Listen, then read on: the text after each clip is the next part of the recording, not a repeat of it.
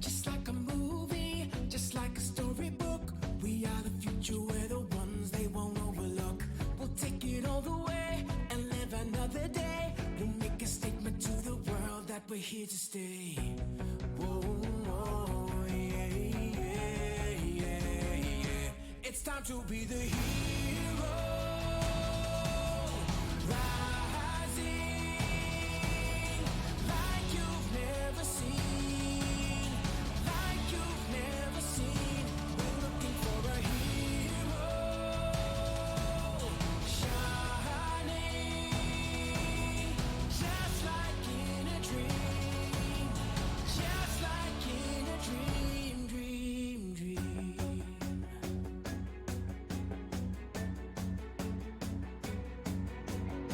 Are we the champions or just the shooting stars? We'll put our courage to the test in the final hour. And do we stand tall and rise above it all? You know we're coming at your heart like a cannonball. Whoa, whoa, yeah, yeah, yeah, yeah. It's time to be the hero, rising like you've never seen, like you've never seen. We're looking for a hero,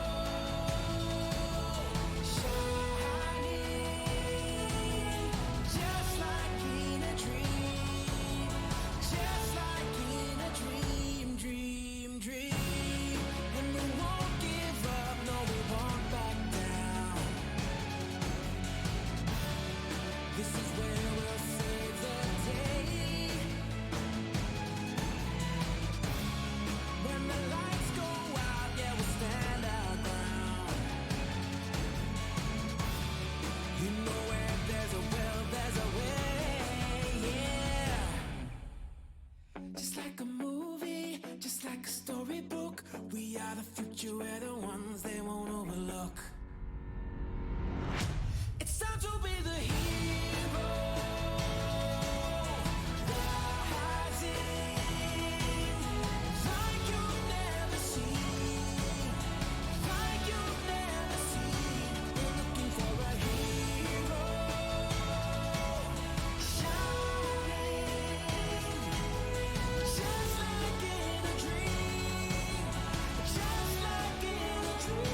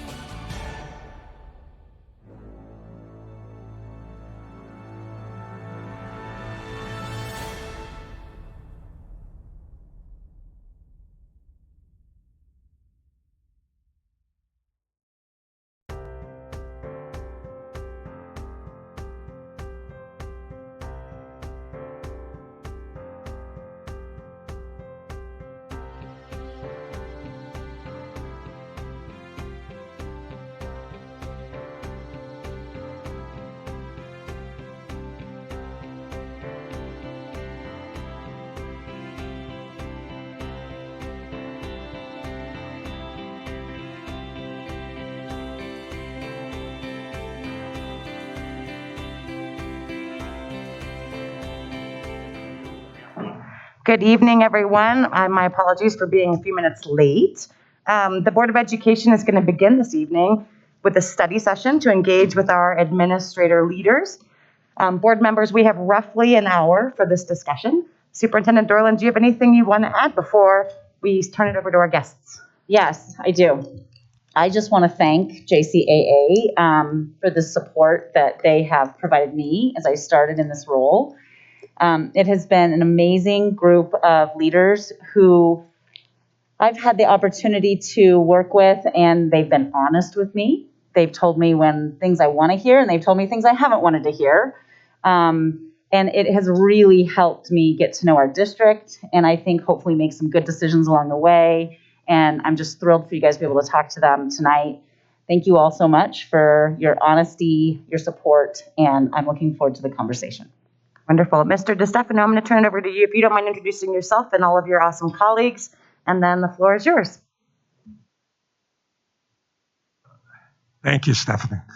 I want the board to know that I did deliver to each board member their Christmas gift from JCA. So,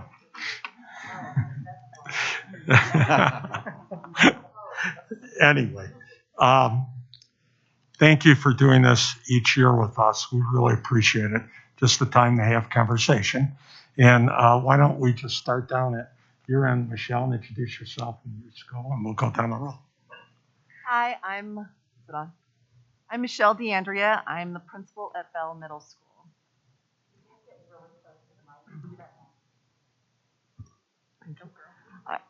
I'm Bell Middle School. I am that too.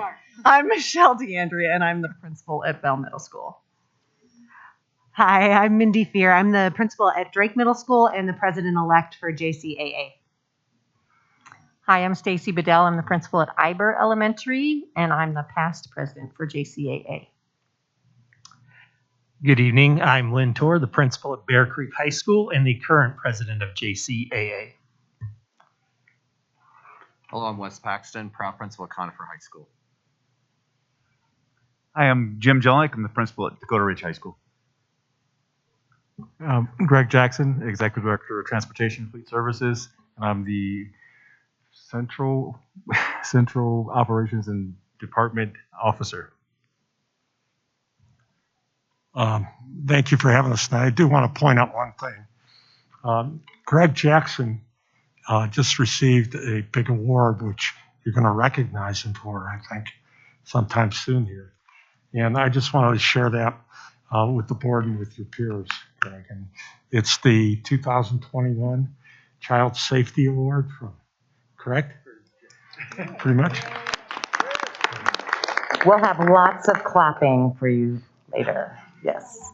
So he's not just up here because he's another pretty face. So anyway, we're going to start with, we want to talk to you about serious topics, and the first one is workloads. And Stacy? Well, first, board, I just want to thank you for your time and your commitment to this work. We know that you put in countless hours, and there's a lot of problems that you have to handle and deal with, and we so appreciate your commitment to do this for our district. So thank you. We always bring this topic to these conversations, and so I'm going to bring workload issues to the forefront for the board this evening. So before the reality of COVID, this was always a topic. How are we managing our buildings? How are we balancing the work that we're asking administrators to do, not just in schools, but even centrally? How are we balancing that workload? So in our current landscape, we often find ourselves in the role of crisis manager, school social worker, and this year, very often, classroom teacher. So in buildings where you have more than one administrator, sometimes you can spread that out over time, although that has led to workload issues other places in the building because you can be down an administrator. In many of your elementary schools where you have one administrator, that leaves no one to do that work that has to happen. So that falls back on often the office staff or gets put off until later in the day. So that's just a current reality for us. Central support has been amazing for helping alleviate some of that work, yet again, that leaves their work undone. And so it creates a workload issue somewhere else. So it feels like we're just moving that ball around on a daily basis. And we do appreciate the support they have provided to us. It's been invaluable for those days that we just feel like we're at the end and can't handle one more thing. We are short in licensed position. We had a board of directors meeting last Thursday, and I just put the question out there, how many of you still have open positions that you have been unable to fill with human beings this year? Every board of director on that call is missing at least one, but many are missing two or more positions that you just cannot find a qualified individual to fill. So it's being filled with a long-term sub, or in some cases, if they're unable to fill it, those sections are being divided into other electives. And so then that becomes a larger class and a different problem that those teachers are handling on a daily basis.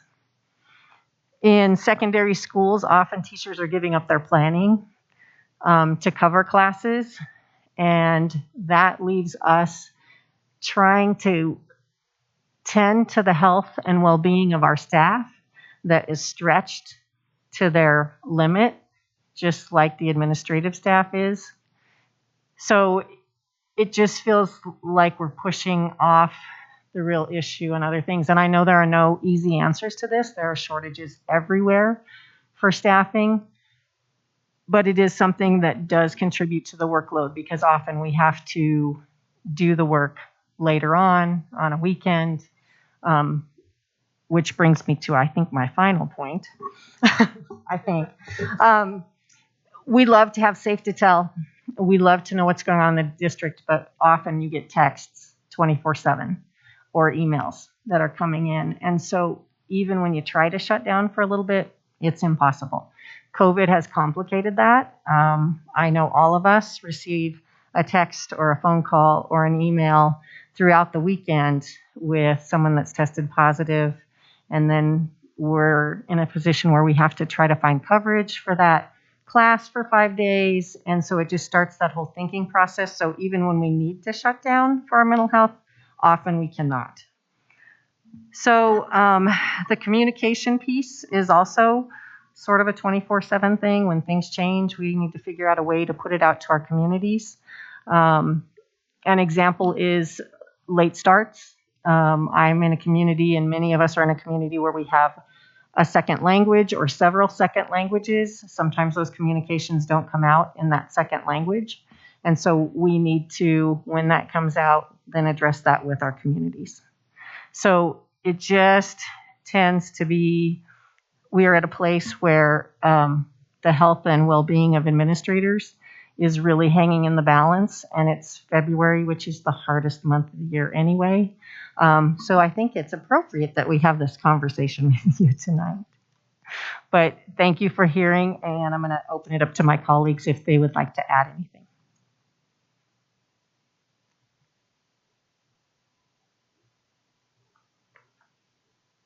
Thank you, and I'm going to turn it over to Lynn because on that list is evaluations, but he has a separate topic.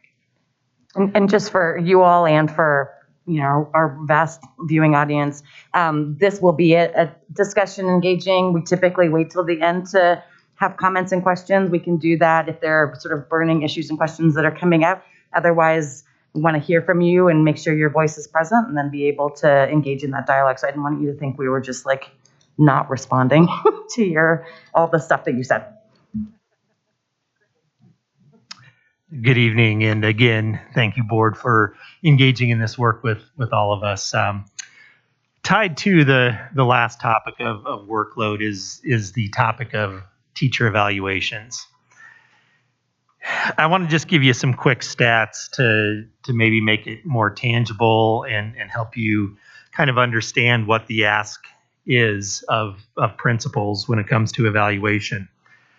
On average, it takes between 4 and 5 hours to do an evaluation cycle with a high-quality teacher. That includes pre-conferencing, observation, post-conferencing, writing an evaluation, and then having an evaluation conference. So, 4 to 5 depending as we go through there. That's for a non-probationary teacher. For a probationary or temporary teacher, that process is more like 6 to 7 hours because you have additional observations that are required for employees in that classification. This is for good quality teachers. Okay, if we have a teacher or two that are struggling and need to be on a performance improvement plan, that process now is doubled or sometimes tripled in terms of the time commitment that it takes to be able to support the teacher through a performance improvement plan. At a high school level, where we have multiple assistant principals, we have about 20-ish teachers that we evaluate. And so if they were all non-probationary and all high quality, you're talking somewhere around 90 plus hours that you're just doing the process itself. We try to divide up our probationary and temporary teachers kind of across our team because they do take longer, and we try to kind of share the workload. We're lucky, though, at the high school level because we do have that administrative team. For my colleagues in elementary schools, some of our elementary schools that do not have assistant principals, they get to do them all. And there's no one to share that workload with.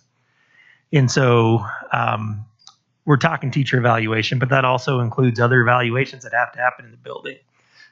As principals, we have to evaluate our assistant principals. We evaluate our secretaries, our facilities managers, and so forth. And so the time commitment in an already strapped world is pretty heavy. And so when we think about what that could look like, where can some relief happen? We would love to be able to consider what it would look like not to have to evaluate every teacher every year. I've worked in previous districts where we had rotations where high quality educators were on a 3-year rotation, and other educators could get pulled into the cycle as needed on an annual basis, but you are at least seeing a third of your teachers every year. And what that allows you to do now is that time that you are utilizing for another component of just completing an evaluation, you can actually do some real work with some of your teachers who require some additional support and coaching. Right now, that's the biggest challenge. Even when we have teachers that need that support, it's a time issue. And so we scramble to try to make that happen.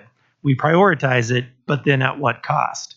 That means other parts of our jobs are not getting done, as Stacy kind of alluded to there. So I'm going to turn it over to Michelle DeAndrea to talk a little bit more. Thanks, Lynn. I actually think Lynn covered almost everything that I was thinking about. I think of the other piece that I think should be addressed is the redundancy of our document, of our evaluation document that we use. There are a lot of redundancies within that I think if we could narrow it down, even within the document itself, I genuinely think that it would help us lower our workload, because you just start repeating yourself for each indicator. So not all of them, but certainly there are some redundancies within that document. And the other thing is, when I think about the non-probationary teachers that I have as highly effective teachers, they're highly effective every year.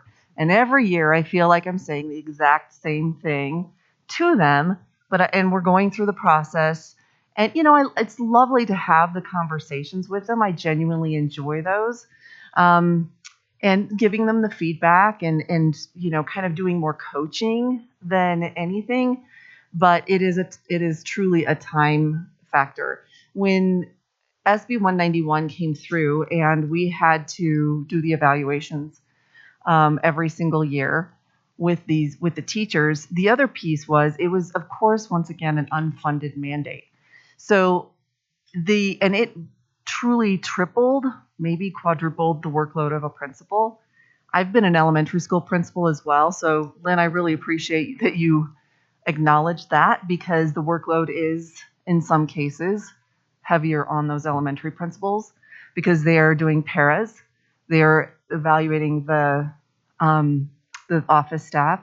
And in an elementary school, you also have, I know it, I was at Kiffin and we had 12 paras. So in addition to, and Kiffin was a larger school.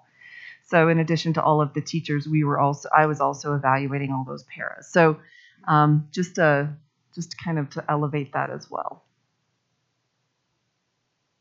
Thank you. I think, is that it?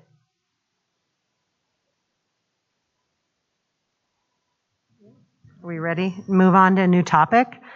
Well, you guys probably haven't heard of this topic. It's the school start times. Just kidding. All right. I know this is a hot topic, and that's one of the reasons we put it on there. We have been doing a lot of pulsing of our colleagues, and we've talked about it a lot in our leadership and kind of seeing where the principals are at. And we had guessed that maybe you guys would also want to hear about that. And for the most part, just in general, I would say we as principals have been, and just as an administration, been talking about this for 6 years, as you know. And it's kind of a joke, like when you hear it, okay, yep, is it really going to happen? And I think people are at the point where if it's going to happen, let's just make it happen. And we're in a place where change is the new normal, unfortunately. And so if we get to settle in here in the next year or two, maybe another change is just, it's time. And the other parts that we've really dug into is, as you know, some inconsistencies in start times, in minutes, all those things as well. And as leaders, we really want to be aligned from school to school to school. And because we hear about it as principals, right? Like, how come the other middle school down the road gets, they work 10 minutes less than us, or they have this extra planning or whatever. We need to be systemic for those reasons and for kids, equity for our kids. So, we're pretty supportive in that way. And again, if we're going to do it, let's just do it. Let's figure it out. I mean, obviously we want to do it well and we want to have it thought out. The other thing that I've been asking my community, I've been talking to my teachers, and I think just another check-in with them around where they're at and what are some roadblocks, right? Not necessarily are you for it or not for it, but what are the roadblocks going to be so that we can plan for those and be ready for when we deliver the package. I'm going to pass it over to Wes because he has a different perspective coming from the mountains, and then Greg. Good evening, board. Thank you very much. Can you hear me? Get a little closer there. Okay. So thank you again for the opportunity to speak to you. Thank you, Superintendent Dorland, for the chance to speak too. So in the mountain community, and Greg can talk to this a little bit too, is we're very unique, and we're probably the one sort of obstacle that needs to be ironed out in addressing the changing start times. Having a large articulation area, which is the South Jeffco area, our students come from very rural areas trying to get to school, and this year has been a little bit of challenge with the loss of bus drivers, which is really challenging our parents and our students to get to school, whether at the elementary, middle school, or high school. It's been a real challenge, and I know that the team is trying to figure out how to address that with the rolling forward. So what I'm presenting are things that we need to look at to make sure it's really implemented effectively so it supports our students and our staff at our schools. In addition, looking at how the change in the start time for the schools in the mountain areas compared to the schools down here in the lower portion of Jeffco, and how making sure that our students have equal access to opportunities when we look at sports and so forth, making sure those after-school activities align so in a way that our students are not greatly impacted by the loss of instructional time or the opportunity to compete at the same level with each other is really important. And the last thing is that because we share families among the different levels, elementary, middle school, and high school, some of the staff have asked questions about, well, how is a change in time going to impact my child who goes to elementary school and my work schedule at the high school and so forth? And so making sure that those things, I know they're looking at those right now, but making sure it supports our teachers because they're stressed as it is right now with all the things that are going on in our schools, and having this stress now put on them is making sure that we try to get those questions answered as soon as possible so we support them and making sure they can make decisions for next year. So thank you. First thing I want to say is my new bus driver here is Wes. Wes got a CDL, and he's been driving athletics for us. So Yes. I have to applaud him for taking that courageous step and working and being our new West area bus driver here. So, and it's the most well-behaved bus we have by far. So, but from the operations standpoint, this is an area where we were looking at it over 6 years, and over 6 years, we got to understand and we got to really look into, is this going to bring efficiencies? And it will bring efficiencies. And again, is this working through the process of looking at Wes's area, which is one of the areas that's one of the tightest areas because of their turnaround. You know, they have a lot of geographic and terrain challenges that we had to create a different format and way of going back and forth and getting students back safely. But also we have to start exploring what opportunities we have up there for the purpose of aftercare, or, you know, as we say, something we've already put into the work that's starting to that continue now with our school bus logistics, which is Robert Jacobus. He just starting work in building some of these hubs and looking at what that looks like in a logistical standpoint. And then down here, we are again starting to rework the work we just did over 2 years ago. So it's now bringing it and bridging that work together to try to see what that looks like. So again, we're going to have whatever challenges we have, but however, looking at the plan from an overall standpoint, it is a great plan for the way for students, because now it gives our opportunity for our older students to be able to have that perfect time for learning, which is later. And then for our younger students, it gives them an option of that earlier time when it's better time for them to learn. And again, reaching out to all stakeholders in this process is what's truly important right now. And again, when we first rolled this out in a lot of surveys we did, we touched on a small portion of our district. We now have to expand this out to a larger area. And as we do so, I think that's where we can start getting voices in of how we move forward and also get the right tweaks that's going to help us to have success with this. So from an operations standpoint, it's just more work we got to do. And again, the sooner we've started working on it, which is now, is moving forward to get it done the right way.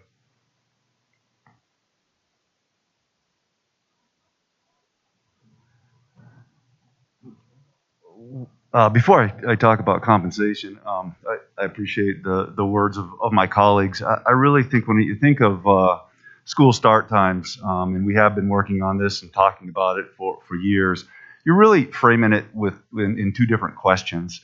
The first is around the research on when kids learn best, and spending 3 decades with secondary students, I absolutely believe that learning later is better for them, and that is the right move to make. I don't know that it's based on they'll get more sleep. I mean, once we knew that we had a snow day early enough, we stay up later because the next day we wouldn't have to get up. So I think they'll probably adjust, and so we wouldn't hold them to a different standard we hold ourselves to. But the research absolutely speaks to a later start, them their brains working better at a later time. I think that's the first question, and how you deal with that. And other districts have already made this move and have already done this, and we can look at those models and work out the issues and the challenges. And I get they are around transportation and after school activities and that sort of thing. But that's the first question. I think the timeline on that can be accomplished by the fall of next year. The second question, in my opinion, is more complex, and that's about how do you deal with the inequities in instruction that bell schedules, as many bell schedules as we have in Jefferson County, can create. And the reason why I think it's a big challenge and a harder question to answer is because it's value laden. What one school defines as important for instructional minutes, as you heard, I think it was Michelle maybe talking about earlier here, or maybe it was Mindy. One school values a certain block of time for instruction. It might be for teacher conversations. It might be for something that an initiative they're putting in place for students. While down the street, another school might view that time not as valuable, yet they have another initiative that they find valuable. That's the one that I think takes deeper, longer, more thoughtful conversations. And there's pros and cons to trying to do it, answer both those questions at once. There's also some pros and cons to answering the first one in the fall, and the second one at a later time down the road, maybe in sometime in the next year. But I applaud the work of the district and my colleagues in taking this challenge on, because I absolutely do believe it is the right work and the right thing that we should be talking about for students in schools. Can I turn to, is that compensation? Okay. For compensation, I want to start first of all from JCAA's perspective.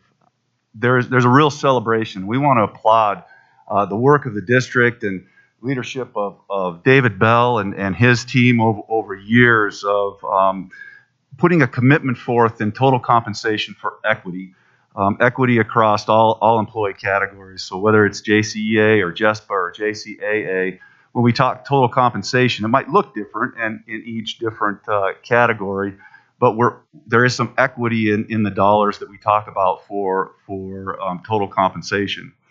Specific to administrator compensation, we've had a long history of different types of compensation strategies.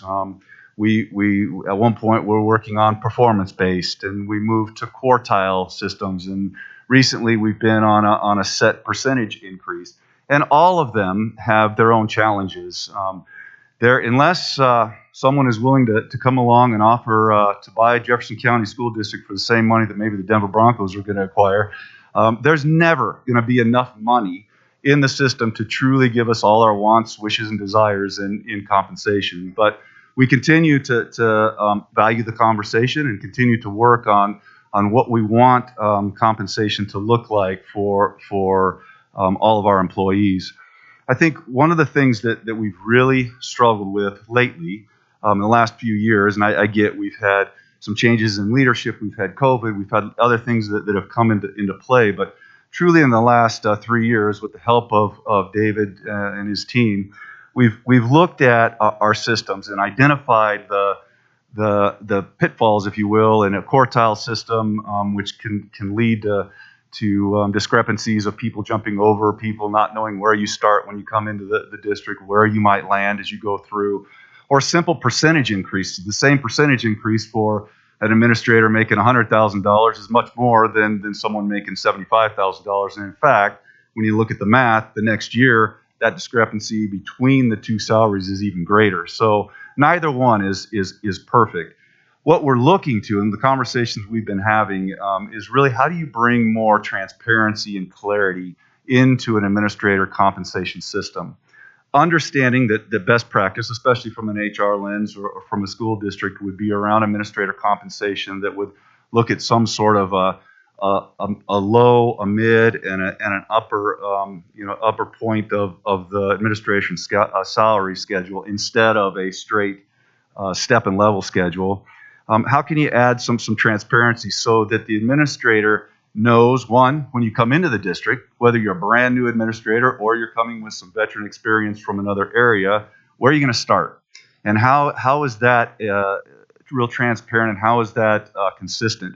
So it's not really left up to your ability to persuade or who you're talking to where you might land, but more of a systemic approach.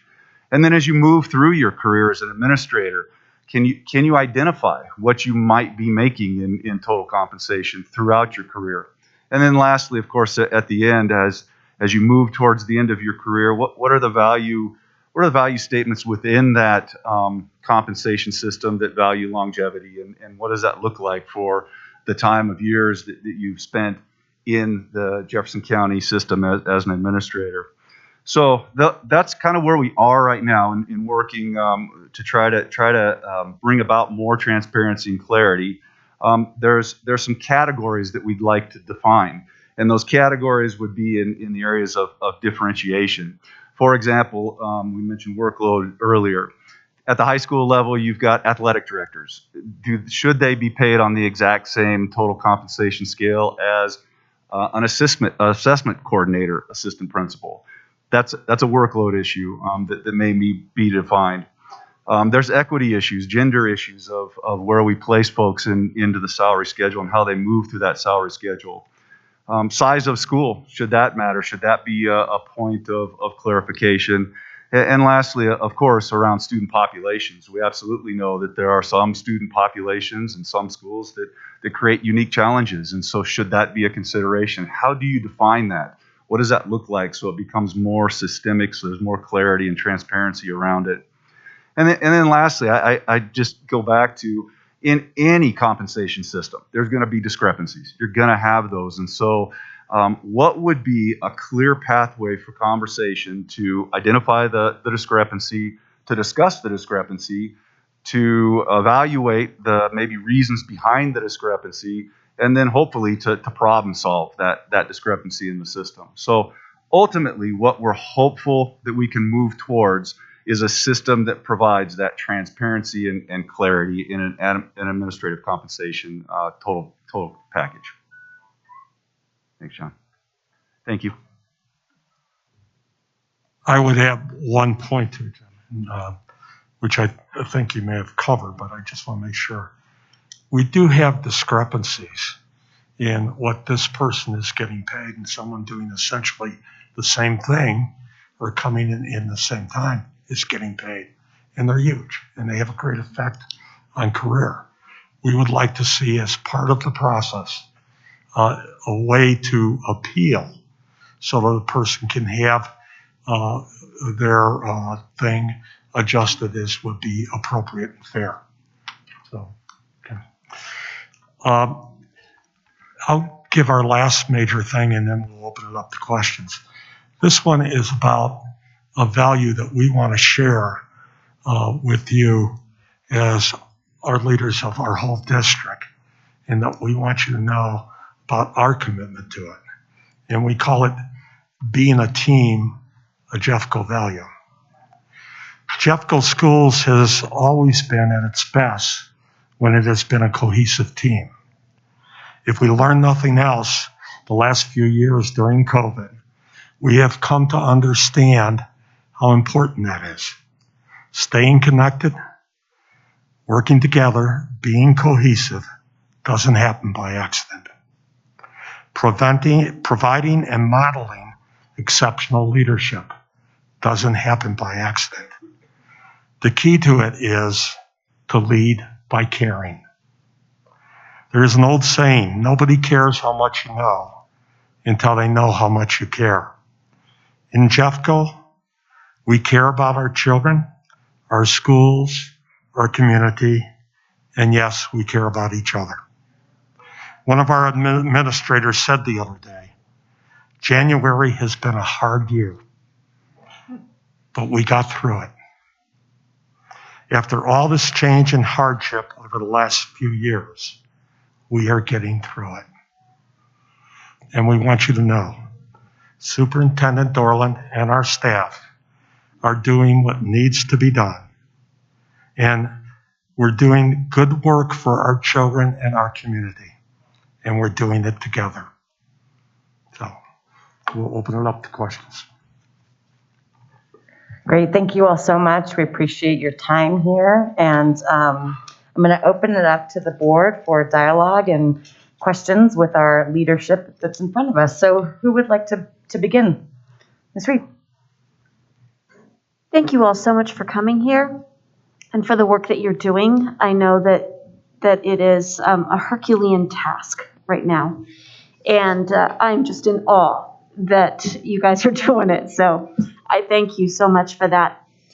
I really want to second what you're talking about with teacher evaluations. Having been a teacher and having been consistently rated highly effective, I can tell you there's two pieces to that from the teacher end of it. One piece is, as lovely as it is to be told that you're doing a great job, it's really not helpful.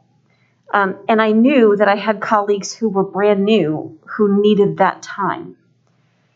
And the fact that we start every teacher at 0 at the beginning of every year, it's a weird thing to be rated highly effective because you start off the year feeling demoralized because you're told that you're going to start at the same level in your evaluation as a brand new teacher, as if you have no track record.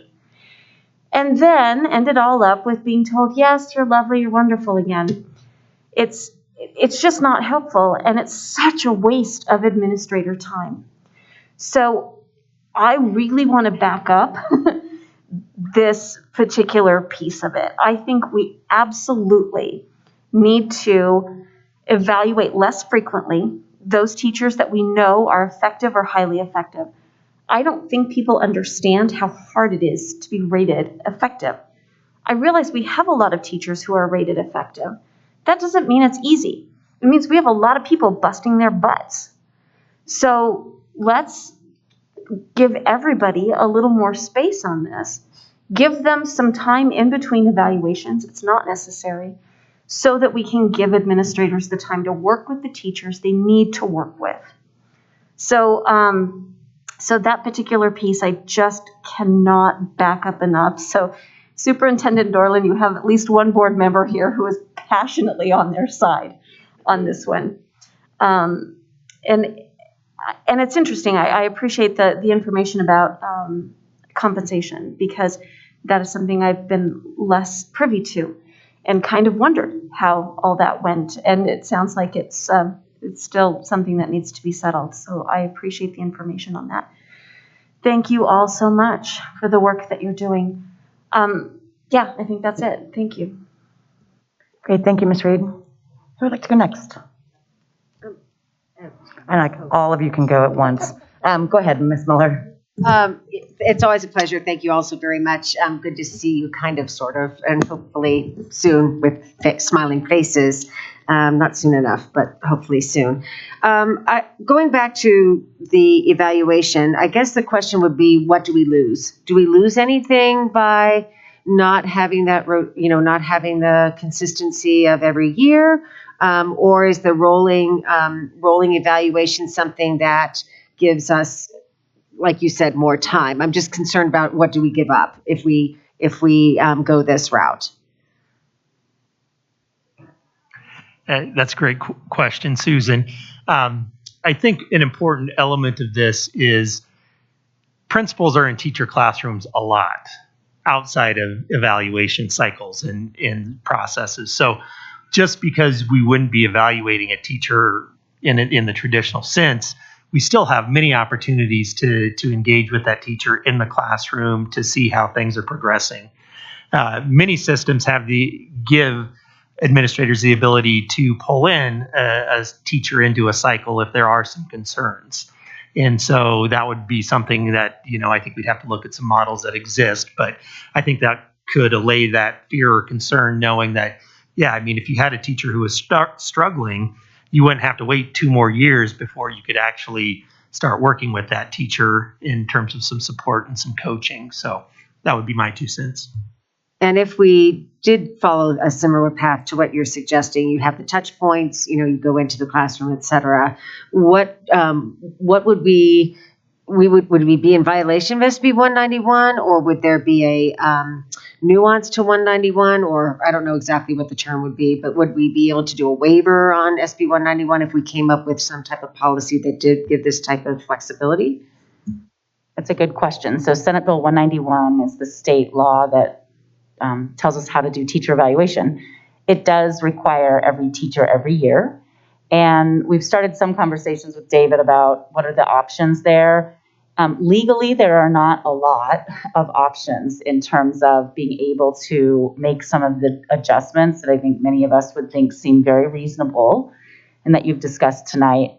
I do know that Senator Story has worked on legislation in the previous years to try to make some changes in this space. I've been, in my history as an educational leader, very involved in a lot of this work, and I'd be happy to talk to the board more about it at a different time. I also think Mr. Bowditch is coming this evening to give us a legislative update, and this could be a question that the board may want to engage Mr. Bowditch on in terms of what might be happening at the state level to make some adjustments to Senate Bill 191. I think that would be great, and I'm a firm believer in SB 191, but I also believe that there needs to be flex, that if we are able to somehow come up with suggestions of, hey, like you were saying, Paula, that there are some that are highly effective. Why do we start at 0 every year? So is there some way we can think about working with you all and ideas about what that could be? And then I just have one question on start time, and I think that's general around here. I thought we were going to have a survey Susan? that was going to go. Oh, sorry. So can Jim just respond to the one thing? So, Maybe I want to hear your question first because I might like that one better than the one I'm going to respond to. Kidding. So I think what you said was appropriate. And when you're doing evaluation with teachers, what you're really trying to calculate is, how do you know students are learning from where they start the semester, 2 weeks later, semester later, year later? How does that teacher know you're actually growing students? High-end kids, mid-range kids, low-performing kids. A new teacher needs quite a bit of structure and quite a bit of benchmarking and a lot of standards to make sure we're reliable across not only the school but across the district. Someone like yourself, Ms. Reed, who was a highly effective teacher, the conversation can begin with, what is it that you can tell me about, that kids are growing? What are the things you're doing in the class? Now this year, rather than all these benchmarks, let's find out time for me to come into your classroom. I'll be another set of eyes. What are the strategies you're working on? What are the things you want to risk and try to see what that does with students? What are the interventions you put into place that you can come back later and look at whether the interventions worked or not? What does data tell you with your formative assessments and the things that you're presenting to students? And how can I support you in that conversation? So it's much more of an open-ended progress and growth than it is a check mark of boxes. So I would encourage us not necessarily to say we don't do evaluations every year for every single person, but the depth and breadth and the kinds of conversations that we're having with individuals, I think keeps us still in the spirit of the law, while also then allowing for some true value and meaningful conversations with professionals.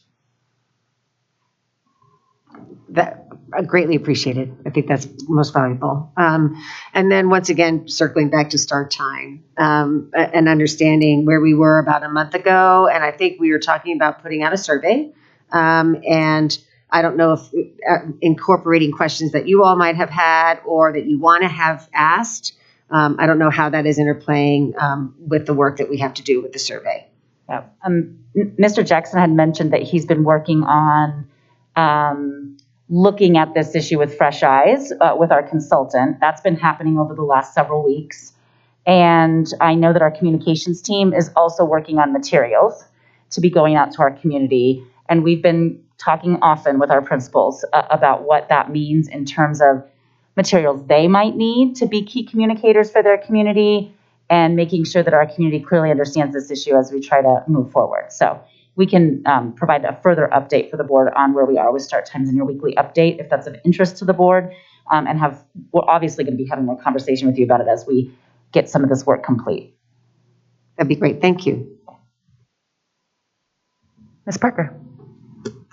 Thank you. Thank you so much for your presentations tonight. It was really helpful. I just want to piggyback on the idea of the teacher evaluations. I was not a fan of SB 191. I thought it was way overbroad and not well thought out and trying to do too many things at once. I appreciate the ideas on what we can do within the law that requires us to stick with the evaluations every year, but we can certainly, I think, I'm just going through it right now, reading through it. I don't think we have to start with teachers back at 0 every year. So we certainly should have some flexibility on the evaluation. So anything the school board or the district can do in that respect, I think would be good. I wanted to ask you about compensation. I always wondered about JCEA because I knew you did not negotiate as JCEA and JESPA do. So I was wondering, is there something, I don't know anything about how your salaries are negotiated every year. Is there something particular that you would like to see done right away? I got it. There is, Mary. We have been working with David Bell for quite a while and headed toward a direction, and we feel real good about where we're headed. And Superintendent Dorland has given us the go-ahead to continue the discussions and bring forward our findings. At the heart of it is, though we don't negotiate, we feel for the sake of consistency and fairness, it would be important to have an MOU that covers a number of things so that every time there is an adjustment in this department or in superintendencies or whatever it is, we're all thrown up in the middle, up in the air again. So we thought that that would meet the spirit of it. And for us, we view our role as different than the other organizations. We believe that we are your partners in leadership in this district. And so it's a different role. Both are important and valuable. And there's a spirit about it in terms of doing it right. And I think we try to do that with the district, and it's reciprocal. Thank you. Dr. Berta. Thank you for being here and all the work you do. I think in terms of workload, anytime we can bring visibility to all the different roles that you play on a day-to-day basis is really important, because I know you're doing way more than any of us really get to see. This might not be the most popular question on evaluations, but I'm a professor at a university and I get evaluated once a year, and I like my evaluation. I like this time I get to spend with my dean, and I get evaluated well, but I like the process sometimes. But but I also think that the things that I'm being asked to report on are helping me be a better professor. So I'm wondering if we're trying to link the evaluations of teachers to our outcomes of kids. I really appreciated your examples here. But like, I'm really wondering about the effectiveness of the actual evaluation, the ways we're evaluating and the tools. And I don't know a lot. I've probably learned more from Paula on this than anything else. But like the fact that we don't have to go into this now, but like I think there's like a checklist that they go through and they have to show all the things in 1 hour, one class, one visit. Blows my mind. I can't see how that's an effective way to evaluate a teacher. So I'd love to hear more over time of how we can better use better measures. And I wonder how they can be time saving also for the amount of time that you're spending. These should be really effective measures, and we should be able to link them to the outcomes of the kids learning. So at some point, I'd love to pick your brains or hear more ideas about how to improve the actual evaluation tools to make them more concise and precise and reliable so that we're actually measuring some of the things you were describing as well. So I think there's a lot of like innovation we could do in redesigning the evaluation tools. So I'd love to, I don't know how much time we have, but at some time I just love to get your ideas on that. And I don't know what influence we really have over that, but it would be, I just love to see that. Ms. Sparta, we are putting together JCAA board liaison groups for you. We haven't done it yet because the board is new and God knows you've had your hands full. But we will be launching that very soon. And that's a great place where our people can have discussions or bring in resources to talk about different things with each of you on that. So It also sounds like there is enough board members here that would like to go deeper and talk more about this issue and figure out sort of the statutory part of it, the part that's more just district policy, the part that is best practice for both teacher effectiveness and for helping our students to succeed. And so I know Ms. Neal takes copious notes of these meetings, and we'll have an opportunity to add that and think about how we can continue and deepen that conversation in partnership with you all and some of our other district partners, if that works, that we can really get into some of the meat of the topic that sounds like we're very interested in exploring. Yeah. Did you have other questions or comments? Wonderful. And so we just have a few minutes left. I don't have any questions for you, but what first of all, thank you, which has been expressed before, but no one can hear that enough, I don't think. It has, not just this year, but in service to our kids, the work that you do is appreciated greatly. And the second thing I just noticed and that I also appreciate and I'm thinking about for the board's work that we'll be continuing on this Saturday when we spend a full day hanging out together is really this rooted in values piece. And so you mentioned values-driven decisions. You mentioned values of JCAA. It's sort of embedded in a lot of the comments that all of you made that as a district, if we have to identify those values before we can make decisions that are consistent with them. And that is really the work moving forward, not as a pie in the sky exercise in futility, but really to be able to ground these decisions, whether it's thinking about start times, teacher evaluations, compensation. There's a values driver behind all of those. And I am excited to be able to move forward with this board and do that work to be able to identify those values and then really make consistent how we connect our decision making to them, because it matters. It matters from every level of our organization. And so thank you for bringing those values to the table and for helping us to carry that conversation forward. I really appreciate it. Superintendent Dorland, is there anything else? And then I'll turn it back if there's any final comments you all would like to share. I just want to thank you for coming. I want to thank you for putting these issues out there. And again, thank you for your partnership and your leadership and all the amazing work that you and all of our other administrators have been doing this school year, especially. So thanks, guys. All right, great. Thank you so much. Enjoy your evenings. We appreciate your time. Good luck with your retreat. Thank you. It's important. Yes. All right.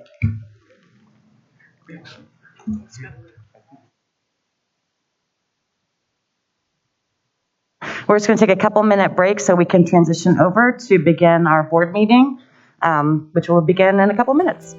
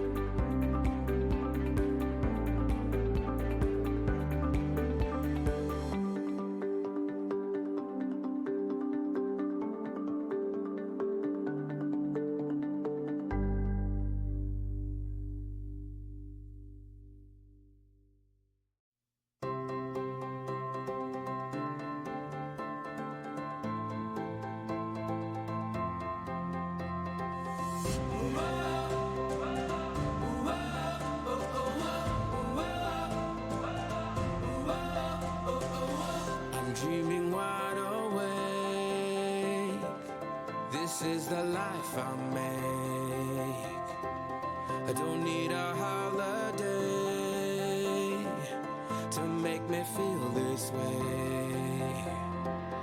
Listen up, take a chance. You can sing, you can dance, you can live like there's no tomorrow. Give it time and you'll find there's a rule, there's a rhyme. Move along and the rest will follow. I want you to know. Oh yeah, we shine like stars. Oh yeah, we shine like stars, like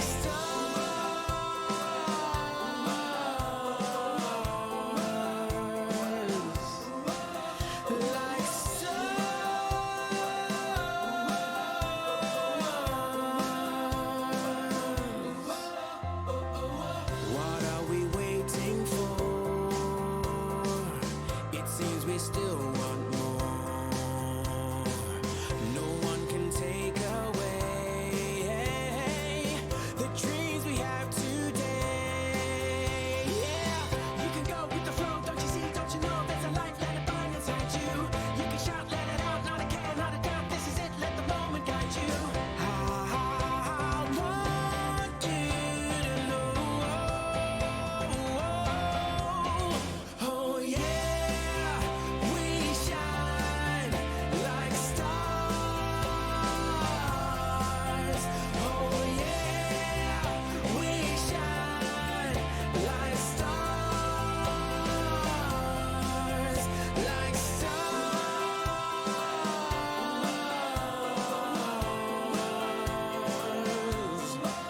like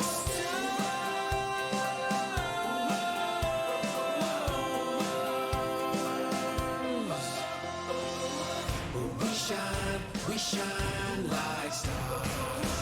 We shine like stars. We shine like stars. We shine. But here we go now. We shine like stars. We shine like stars. We shine like stars. We shine. Oh yeah, we shine like stars. Oh yeah, we shine like stars, like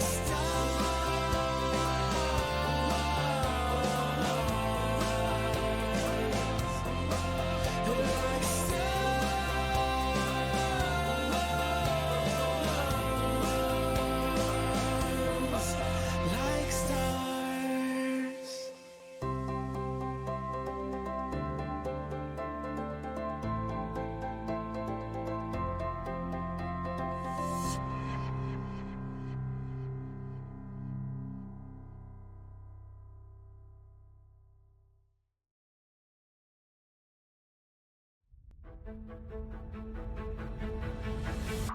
I'm living right here and now, and I don't wanna miss out. Is this what life's all about? The world is calling and I'm listening. Yeah, I'm listening. I feel the freedom inside. Come on, let's go for a ride. I finally opened my eyes and I can see it so clearly. So clearly. Life is but a dream. And isn't it amazing? Oh, life can be amazing. Oh, I feel my heartbeat racing. I'll fly, soaring ever higher. I can light my inner fire, and then we'll see what happens now. What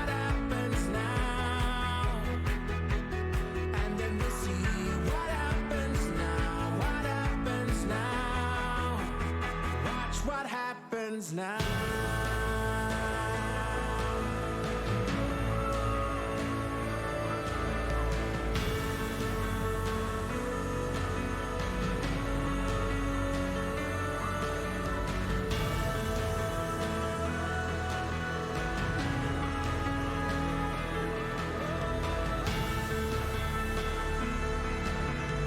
Sometimes we have what it takes, sometimes we make our mistakes, and now the journey awaits, so don't you wanna come with me? Come with me. We'll make our way to the top, we'll never break, never stop, and when we get to the spot, we'll know we made it there together. We'll remember forever that life is but a dream. And isn't it amazing? Oh, life can be amazing. Oh, I feel my heartbeat racing. I'll fly soaring ever higher. I can light my inner fire, and then we'll see what happens now. What happens now? And then we'll see what happens now. What happens now? Watch what happens now.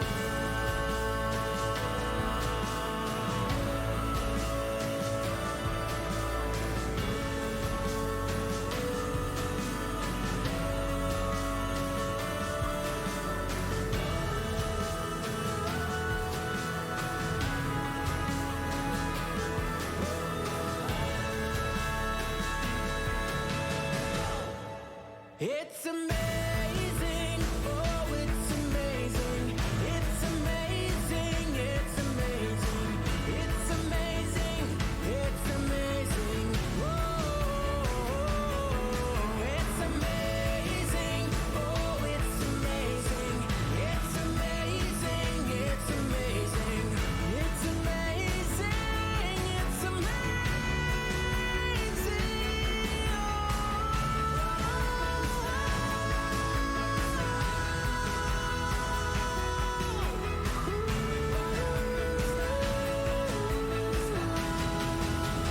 Watch what happens now.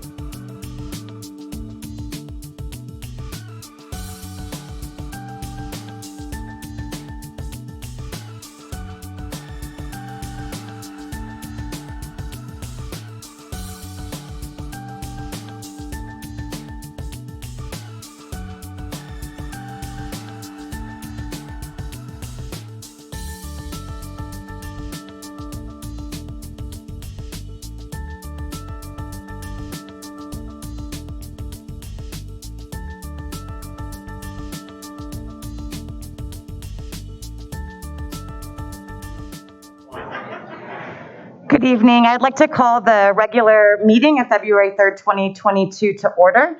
I'd like to thank our live simultaneous Spanish interpreters for joining us tonight. Details to participate are on our website, on board docs, and on tonight's agenda.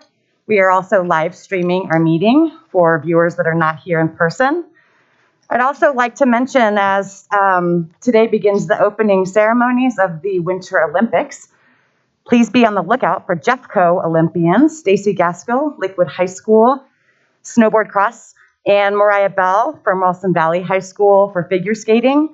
If I have missed anyone, my sincere apologies, best of luck, and send me an email to tell me that I have missed their name, and we will make sure we get notice of their achievements out into the public.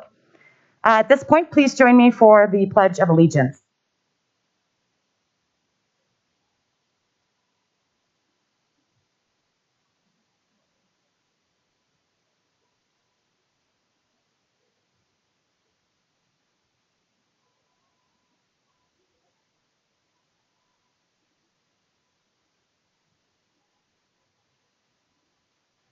All right, roll call, please, Ms. Neal.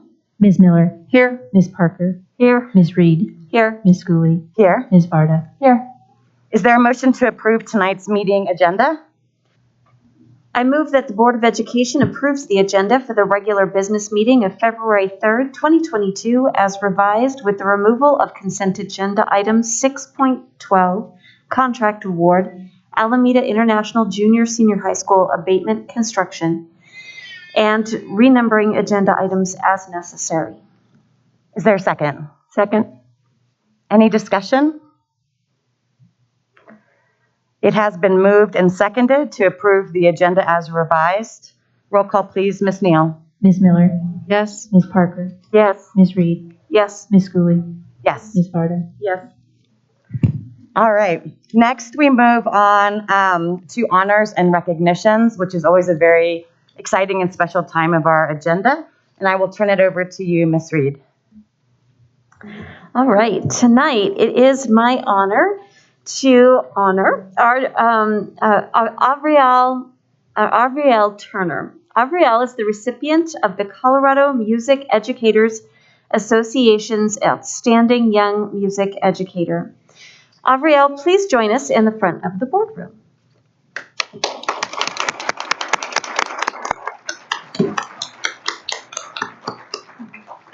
Ordinarily, I would have a certificate to give you tonight, but we don't have those ready yet, so yours will be ready tomorrow. All right. The award for Outstanding Young Music Educator is to honor educators who are in their first 5 years of teaching and have shown significant proficiency in the classroom and respect in their school community. This award recognizes notable commitment to the art of teaching, as well as a demonstrated ability to achieve excellence. Avriel is a third-year music educator who has found her place amongst the youngest of public education's music students at Kiffin Elementary. Prior to Kiffin, she taught for 2 years at Leawood Elementary, where she reignited a choral club, collaborated with cross-curricular teams to create new and exploratory programs, and was nominated 2 years in a row for Jeffco's Values Awards for exemplary performance. Avriel seeks opportunities to expand her repertoire of teaching by taking online courses and seeking communities that specifically target the needs of her current students. She's specifically been focused on communities where equity, inclusion, diversity, and belonging are a top priority.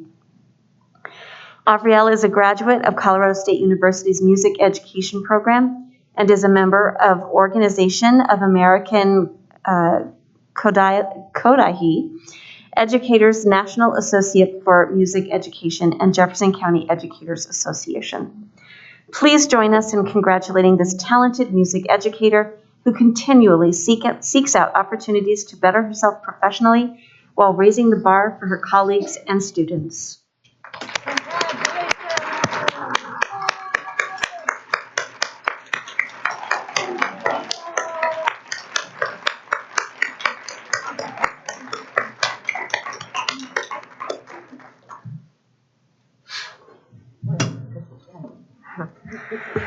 All right, next we are thrilled to recognize Greg Jackson, Executive Director of Transportation and Fleet Services. Mr. Jackson, if you're in the room, come on up so I can talk wonderfully about you to your face. All right, Greg manages hundreds of bus drivers, assistants, supervisors, maintenance staff, mechanics, and support staff as they navigate 773 square miles of Jefferson County, Colorado.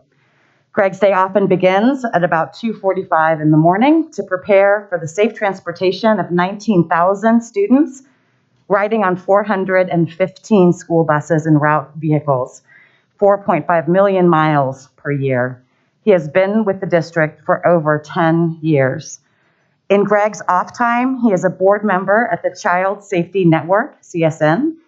He's a senior advisor on school bus transportation and has been sharing his expertise with CSN for 3 years. CSN's mission is to reduce the likelihood of children becoming victims of abuse, abduction, exploitation, youth violence, and preventable injury. The organization's goal is to help parents raise safer, healthier children by developing and implementing child safety programs on a national basis, acting as a true network to bring hundreds of resources to bear. Greg was unanimously selected to receive the prestigious 2021 National Child Safety Award by CSN's senior advisors.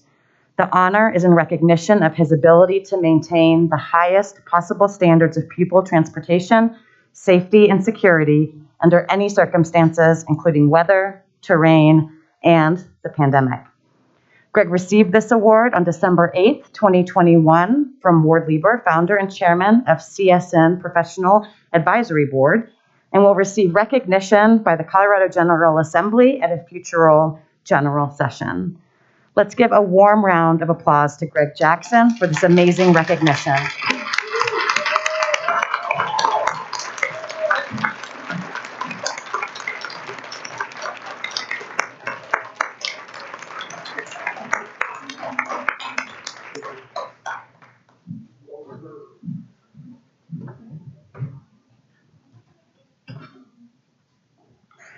Okay.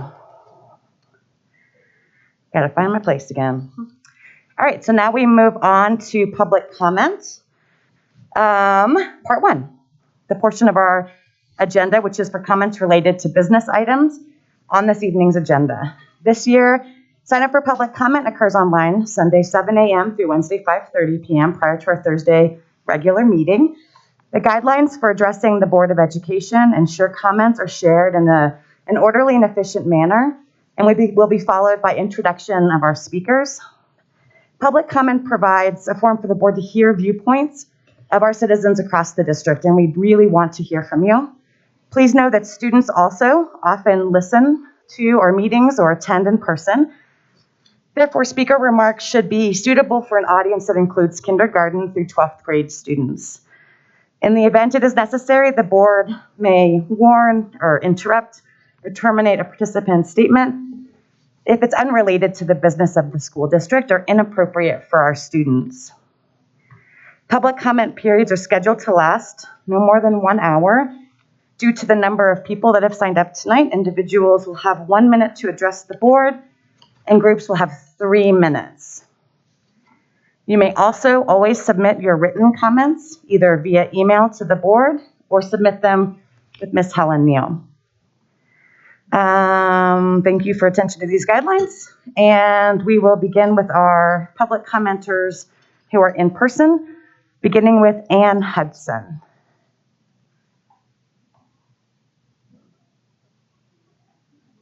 Is Ann Hudson in the building, or at least in this room? Okay, we'll circle back and see if she comes later. Charles Plush.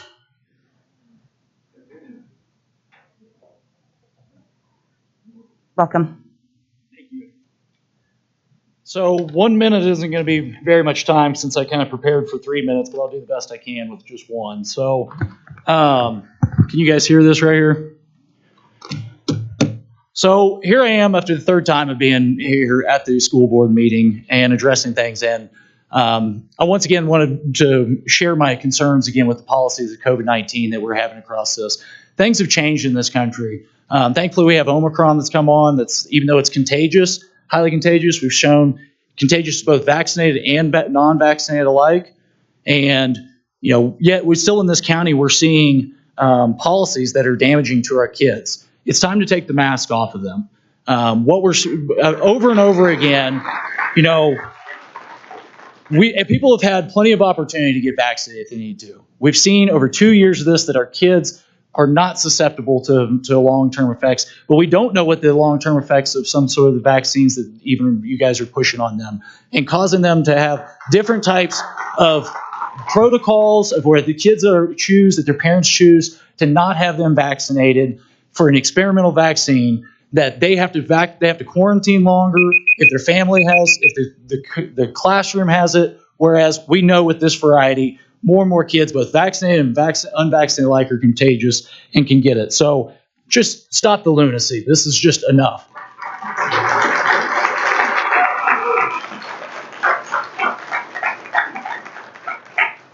So I'll call the next speaker. I would just love to remind you all that it's really great when we can hear the speaker, and it's difficult to hear with the clapping in the background. And I also understand that there's only 1 minute that each of you have to speak. And I understand that's an extraordinarily short amount of time, so we want to maximize the time that you're able to actually talk to us. So if you could hold your applause, that'd be great. Is Valerie Leal or Leo? I'm not sure if I'm pronouncing it correctly. Okay, thank you, welcome.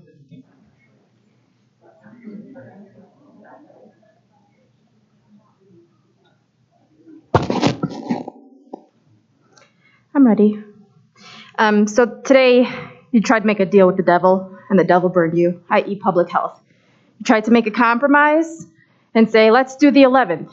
And then they came up with an arbitrary date of the 18th with possibly changing that.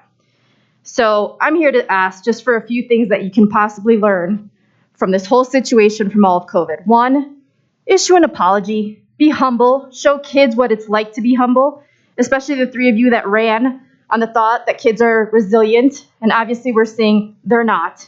And it would be nice as adults to show them, hey, we were wrong. We see your pain now. We want to change that. We want to work. How can you do that? 2, starting Monday, we ask that you institute removing masks during literacy blocks, speech intervention, and language instruction immediately since you're already approved for it. Show it as a sign of good faith to these children that you are planning on taking them off on the 18th, and you will do everything possible to make sure in the meantime you still are able to instruct them. And 3, in the future, do not marginalize us. Use us. We are your assets. We are not an annoyance. Thank you. Thank you. Next up is Catherine Peterson Martin. Is that person here? You couldn't hear me because, Yep. Catherine Peterson Martin.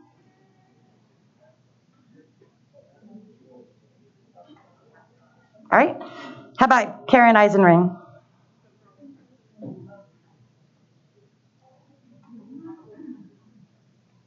Welcome, Ms. Eisenring. Whenever you're ready.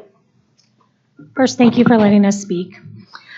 I was encouraged yesterday when I listened to the elected officials forum and Superintendent Dorland said that adults should not unmask prior to our children. In today's Board of Health meeting, we were told that JPS asked for it not to expire before the 11th. Why would you want to keep our children in masks for one more day? They're struggling academically, especially in literacy, lost valuable social skills, and the mental health crisis for our children is at an all-time high.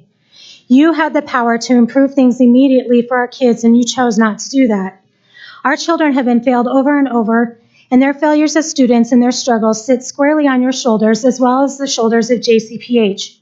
Our children have carried the burdens of adults for almost 2 years. Why would you want to make them continue to carry this burden for one more minute? Why are you able to implement a PHO the night before school starts, but need over a week to end this burden? I am tired of our kids being put last. They should always be first, and I'm extremely disappointed in the leadership of our schools for not putting our children first. Because you chose not to ask for the mandate to expire immediately, our children will be masked for another 2 weeks. The frustrating part is that those who want to continue to mask are free to do just that. All students should have a choice. Our children are paying the price for something that affects them the least, and it needs to stop. Thank you. Thank you. Patty DiLorenzo. Welcome. Hi, my name is Patty DiLorenzo, and I am a retired principal. I worked for Jefferson County Schools for 34 years, and I'm a proud product of a K-12 school system. So when a 7-year-old is asked to draw a picture of his friends and all he puts on their face are 2 eyes, that really tugs at my heart. I strongly believe in the proper role of government. And what the Jefferson County Public Health has done is an example of a group of individuals who have unlawfully put mandates in place that are unconstitutional. Jefferson County Public Health has also played a critical role in making Jefferson County Public Schools look uninformed and unorganized. That has to lead to a lack of clear communication. Jefferson County Public Health is making Jefferson County schools look like mindless followers instead of the strong leaders of our community. A lot has been exposed through the pandemic, and a new parent awakening is taking place. Small grassroots groups are finding the courage and power to use their voices and are changing the ideologies for the betterment of our entire community, especially those who have no voice. I am asking that the Board of Education become the leaders we were once known for. Open up your mind and hearts and go back to our Jefferson County Public Schools roots. Make decisions that are in the best interest of our students. Thank you. Thank you. Christy Fig.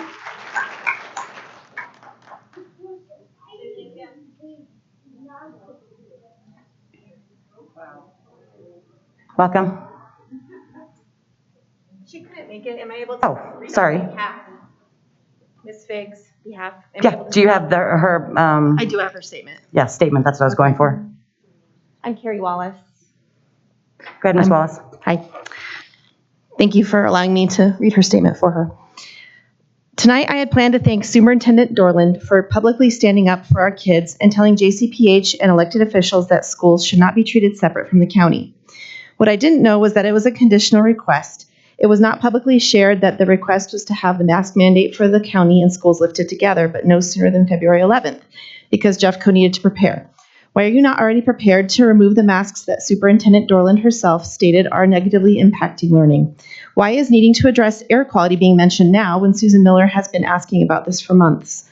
As a result, our kids won't have a school day without masks until February 22nd, and this is only if the Board of Health doesn't change their mind at the next meeting.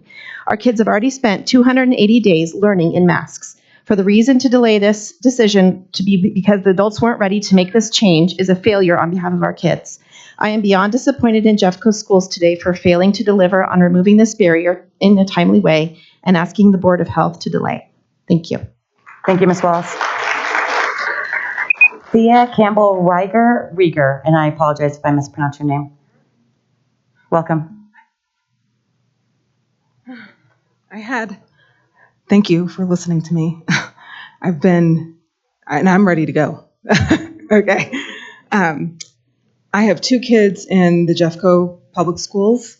My one daughter has 2 enlarged tonsils now, and my son has been complaining of headaches and dizziness for about 7 or 8 months now, and I have just had it. So I'm happy to see that there was an email that got sent that the masks were going to be done as of the 18th. But I agree with all these other people, like, why wait? The kids could definitely benefit from not having them tomorrow. And so I just want to make sure that's true. Like, nobody's going to go back on that on on the 18th and all of that stuff. Like, I hope that we can just be done with it.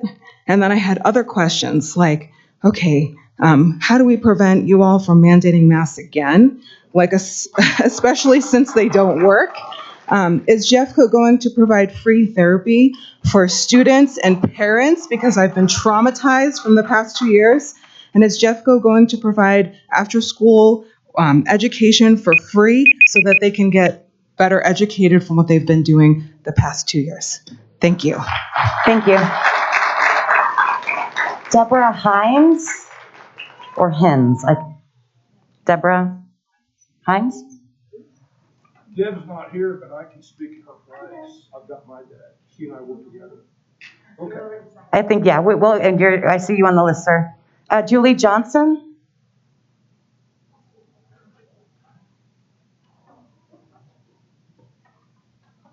Welcome.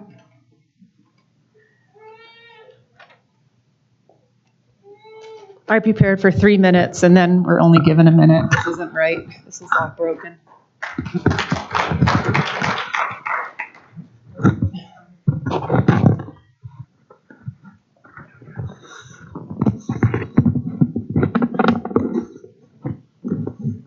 Here, I'll just hold it.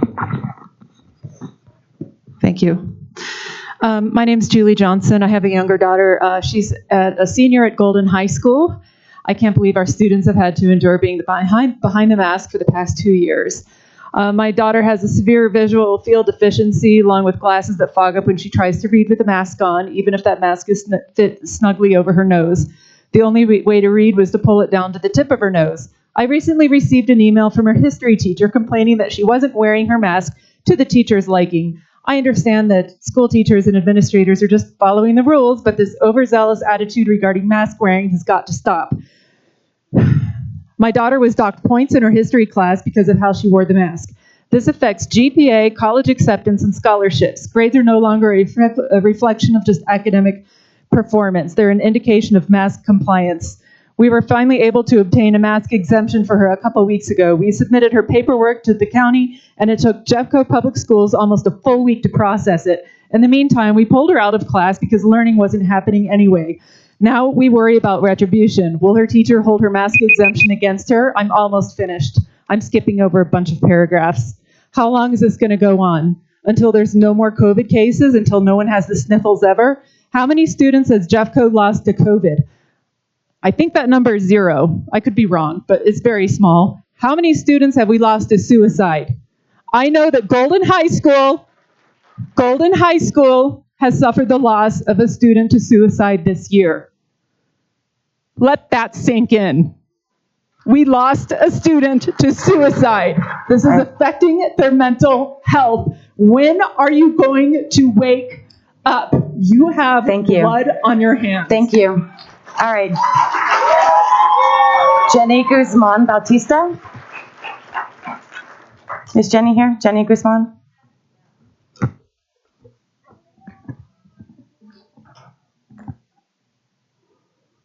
Welcome.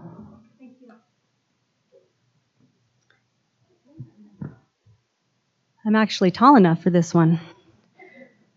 Ready? I'm Jenny. Okay. Board of Health just completely threw you under the bus and justified it as a compromise. The mandate was to be lifted either the 4th or the 11th, and their solution was to extend it to the 18th with the option to rescind if case numbers are not favorable. What does that mean, guys?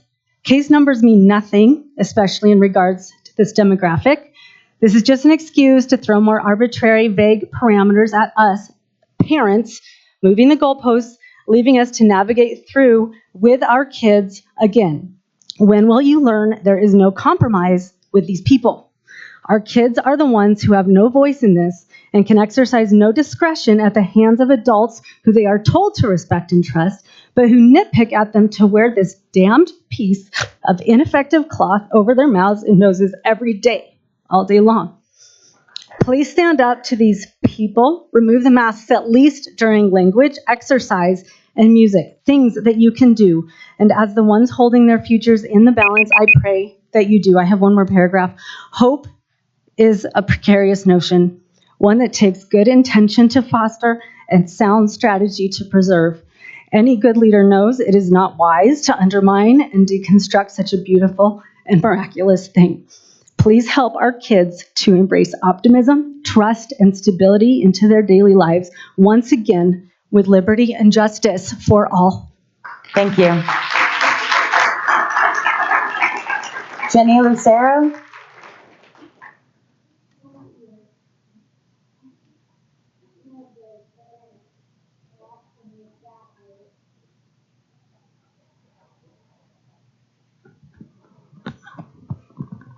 No. So Ms. Lucero is a Jeffco Schools teacher. I helped sign her up. I think I made a glitch. We're in a group. Are you okay to accommodate her tonight? I just need 3. She just needs 3. Yeah, Two of us are not going to speak individually. If we can just combine, that would be wonderful. Yeah, 3 minutes is fine. Do you mind just introducing your group so that we have all of your names down, please? Yep, I'm Lindsay Datko. This is Jenny Lucero, Leslie Reynolds, Keely Carter, and Ashley Reynolds. I'm going to have a hard time making myself talk fast. I work very hard to make myself talk slow in class, but I'll do my best. Oh, that's nice. Okay. Good evening, everyone. I teach middle school math at a Title I school here in Jeffco, and I appreciate the chance to speak regarding my students today. Pre-pandemic, Title I schools had their own unique set of challenges. The consequences of adult responses to the COVID-19 outbreak have been especially taxing on our particular students, and they continue to take an incredible toll. This year, my teaching assignment changed from 7th to 8th grade, giving me the opportunity to work with many kids for 2 years running. During this time, I've seen quiet, shy kids morph into silent, withdrawn students. I've watched willing learners slip into apathy, and reluctant learners embrace hopelessness. When I find myself struggling to move a student forward, I try to avoid thinking about all the things I wish were different, over which I have no control. Instead, I do my best to identify and focus on the things that are in my power to change. What ability do I have to impact my students' learning? What can I myself do? Honestly, tonight, I would rather be almost anywhere than here. But given the emotional and psychological and academic harm that my students are experiencing due to conditions beyond my control, I had to respond to my question, what can I do to help? And so I am here asking you for your help, because you do have the power, the authority, and the ability to relieve burdens that have been placed on my students and on all the students in the county. When reluctant math learners are faced with a difficult concept, one of their go-to avoidance strategies is to ask, when are we ever going to use this? One of my go-to responses is to say, use it now. Use it to grow your brain and make yourself smarter so that you can become a healthy, high-functioning adult who can expertly solve problems and lead the life you choose, instead of the life of an adult with a 14-year-old brain. I then ask them if they know any adults who operate with a 14-year-old brain.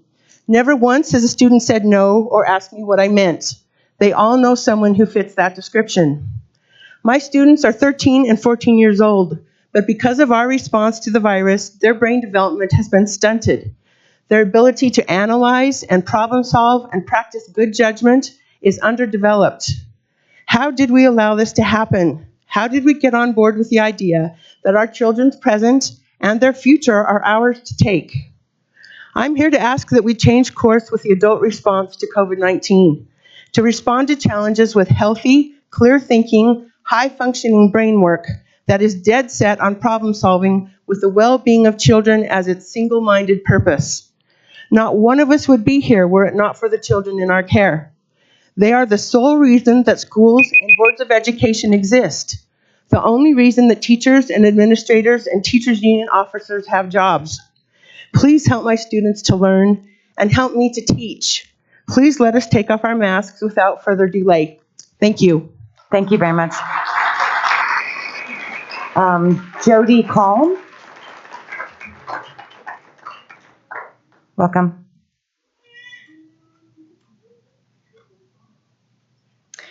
This past weekend, I visited my sister in another state where there are no mandates. I attended a district cheer competition and it felt strangely normal. I saw the faces of these cheerleaders' fun expressions as they cheered, the sadness in their eyes as they lost, and the pure joy in their faces they won. It was something I haven't seen in years. The participants, including my niece, looked out to the crowd and saw excitement and encouragement in their families' faces and smiles. This is starkly different from images I saw in Jeffco from this weekend. Masked musicals and basketball games, selfies from teenagers in classrooms where only their eyes are visible. It was even more apparent to me the sacrifice that our children have made that have largely gone unnoticed by officials in the community, most notably the Board of Health today. It is time for all of Jeffco Schools leadership to stand up for our kids, for all of our kids. Our children have been emotionally manipulated to think that the outcome of this pandemic depends on them. One child does not matter more than another, and over the past 2 years, many children have been ignored, belittled, and told they are resilient to cover up the harm inflicted upon them. Today, I ask Jeffco Schools to stand up to the arbitrary, non-scientific decision made by the Board of Health today. At the very least, I plead with you to make masks optional during speech, literacy, language instruction starting on Monday. Thank you. All right, next we have Bryce Rasmussen. Bryce?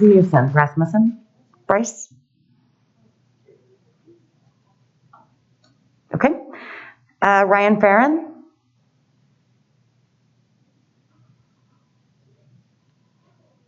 Okay. Amber English. Third time's the charm. Welcome.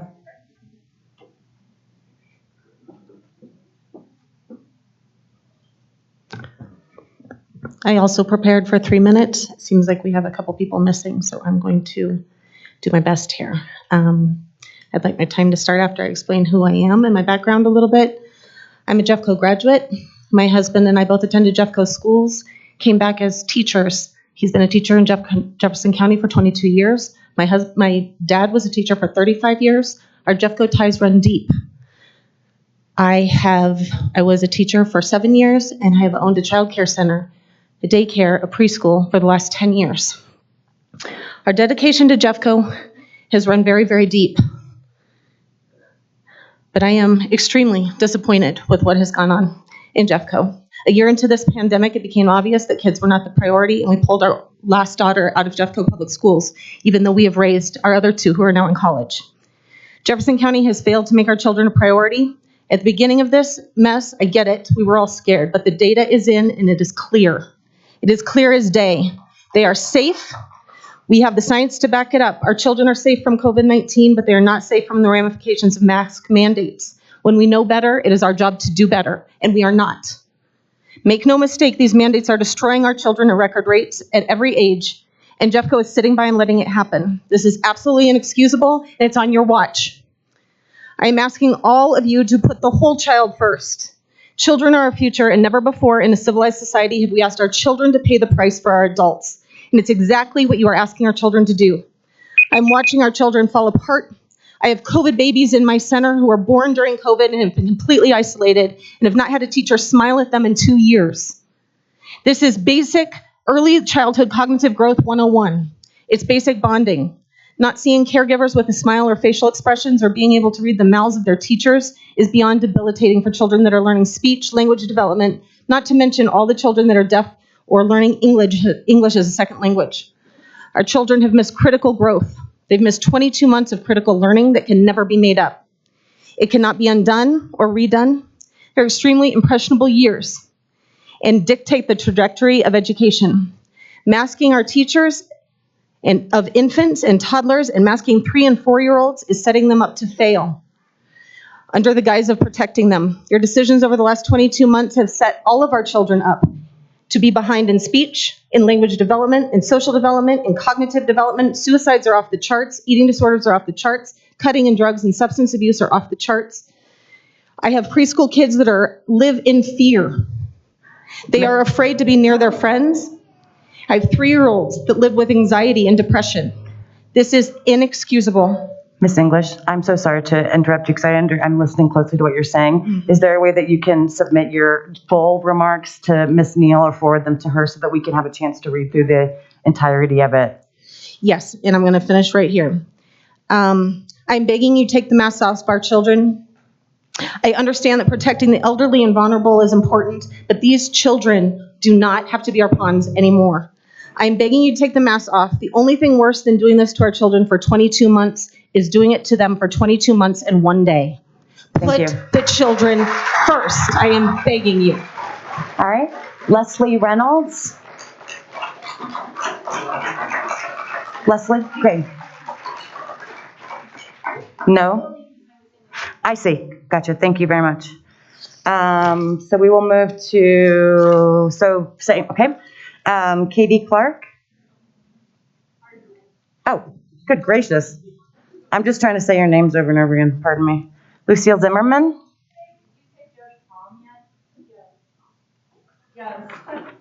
Yes. Who went in your stead? I think I've been talking, people clapping, but that's okay. Okay, go ahead. We'll take you first, and then we can come back to you. Hi, my name is Lucille Zimmerman. I'm a licensed professional counselor. I've been in private practice for almost 18 years. My 2 adult kids were Jeffco students, and I have 2 little grandchildren who are in Jeffco schools. I have a 2-year-old grandson who is speech delayed and what speech therapists are now calling COVID delayed. He doesn't talk.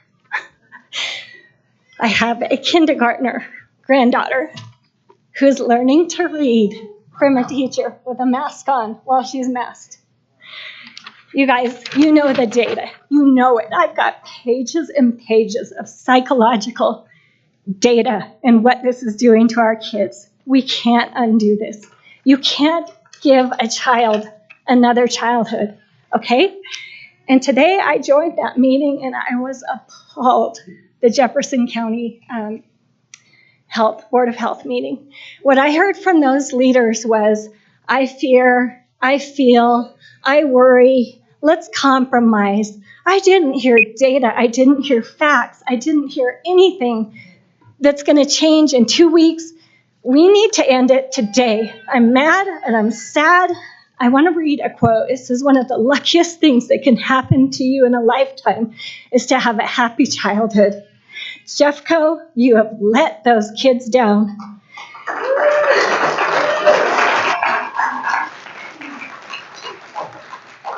I am sorry to the children of Jefferson County because we have allowed them to carry the burdens of all of this, the fears of older people on their little shoulders. And it's got to stop. I'm going to end with this. I would like you to all go and watch a video on YouTube. It's called The Still Face Experiment. And what it does is it takes a mother and they tell her to not respond to her child. Just look at her child. And instantly, this 1-year-old is freaking out. She's like, what, Mommy? And she's crying and she's pulling. And Mommy's like this. And this is what our masks are doing to our children. It's got to stop. Thank you. Jody Calm, if you want to come up with now.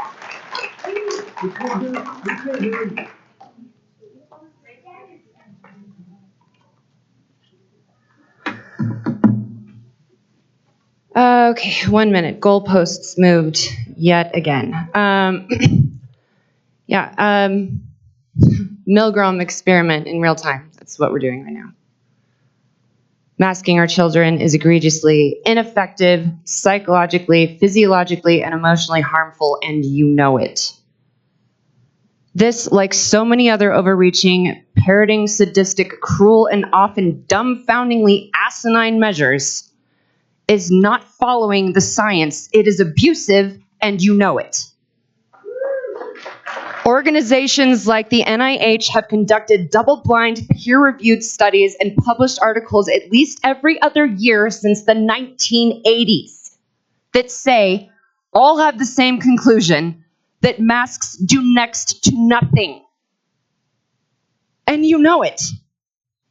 This isn't about public health, and you know it.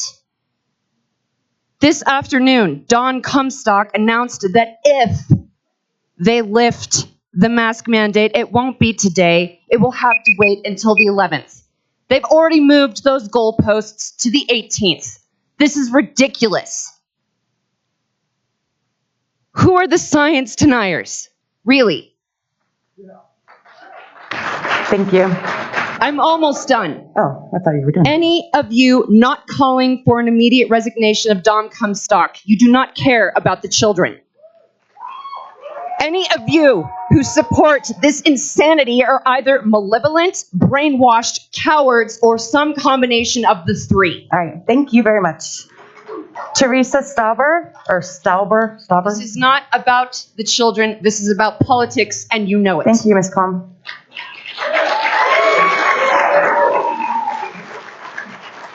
Welcome. I came tonight originally to talk to you about masking our kids, but it's clear now we're not talking to the decision makers. We've all seen what Dawn Comstock will do if schools don't comply with these ridiculous PHOs. My family and I are beyond frustrated, and at this point all we can do is hope that if you're given the option to actually end this nonsense, that you will. Speaking up doesn't seem to work. So don't get me wrong, we won't stop. Ms. Dorland, I appreciate your efforts. My son just told me that when they were handed masks at schools, that they were told, "Mask America's kids. It's time to unmask them." Thank you. Adam Stauber? Welcome.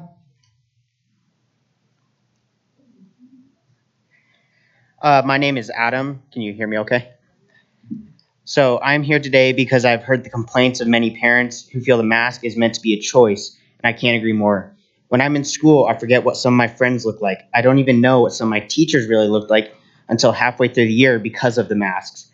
During summer, I, with the rest of the community, was told that masks were a choice. Then 12 hours before school, the first day of school, they were required with zero explanation why, proving that the only reason they've been required is not to keep me and my friends safe, because Dom Comstock had the power to enforce them and abused it. Today alone, I have heard the date for the mask to change and 3 times, and my question is why? What's going to be different now than next Friday or next week after that? When I come home from school, I sometimes have headaches because of the masks. When I went to school after the winter break, I noticed it was substantially harder to breathe during the day, and I was getting lightheaded throughout it. So I ask, when will this really end? When will we have the choice in what we do instead of having some people who weren't even elected to make our decisions? Thank you. Elizabeth Armstrong? I want to add one thing, that everything these people have said is correct. And there's been 1 suicide at my school and already 1 overdose. Thank you. Thank you. Ms. Armstrong? Good evening. I tuck my 9-year-old in every night, and when I put my hand on the doorknob to close it behind me, he says, "Mommy," and he asks me a question designed to stall his bedtime. I call these doorknob questions. When he was 3, it was, "Why doesn't gravity work on floating bath toys?" Last month, it was, "What's the difference between exaggeration and hyperbole?" But now it's, "Will I always have to wear a mask to school? Why do I have to wear a mask if it doesn't protect me?" Or, "When will COVID be over?" It breaks my heart, and that's why I'm here. I moved back to Jeffco for these schools. I wanted my children educated in them, but my patience and faith is not boundless, and it's about gone. So I'm here to ask you a doorknob question. I say a doorknob question because my hand is on the exit door, Jeffco. Why didn't you tell the Board of Health no longer? Why didn't you publicly tell them that they gave you 1 night to implement a mandatory mask mandate and you don't need 1 minute longer to remove it? Why didn't you say that children will be unmasked immediately for all literacy, speech, and language instruction? And when will you say it loud enough for my children to hear? That you acknowledge their sacrifices have been mostly for adults and that you are going to put an end to them without delay? When will you acknowledge that parents, as the experts in our children, have been telling you for months that these restrictions are hurting our children out of any proportion to benefit? We and they need to hear you say loud and clear that our babies are your priority. Not politics, not unions, not placating backroom bullies. Show us where you stand. In front of our children to shield them, not behind to be shielded by them. It is the least you can do. Thank you. Ryan Espinoza? Welcome.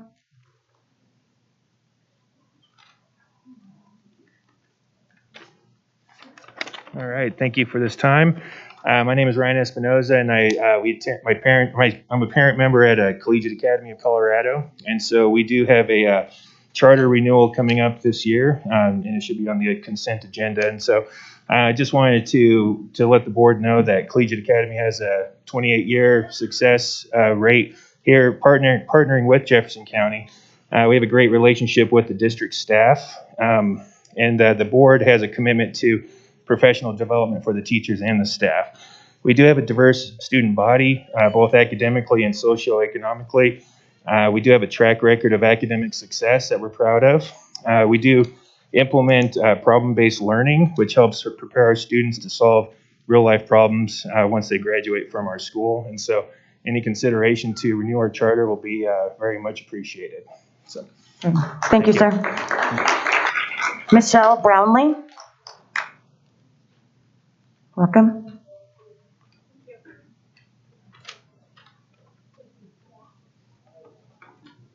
My apologies. I realized on the list I skipped someone. We'll go ahead with you, and then we'll circle back. So if someone's about following the bouncing ball, I missed it. Great. I am a Jeffco parent, a Jeffco educator of 20 years, and this year I'm a mental health provider for Jeffco. I want it to be known that I believe every single individual, no matter their age, should have the choice and opportunity to wear a mask if they so choose. It should be a parent's choice as to whether or not they want their child to wear a face covering. There must be the option of removing the mask. As a current mental health provider, every day I see children and teens who are struggling in ways that leave me speechless and heartbroken. Children see us as these overbearing masked dictators. They see all of us so-called trusted adults as a threat. There is an obvious destructive psychological component that I see children experience every single day. Children need to see the faces of other children and the adults who say they care for them. At least allow our students to remove their masks for literacy instruction at the very minimum. Our students with speech delays and language impairment should be able to look at the teacher without a mask if that teacher so chooses. It is despicable and shameful that I have students in my office hysterical for receiving detentions because their mask is below their nose. This is about power. This is not about common sense or science. This is abuse.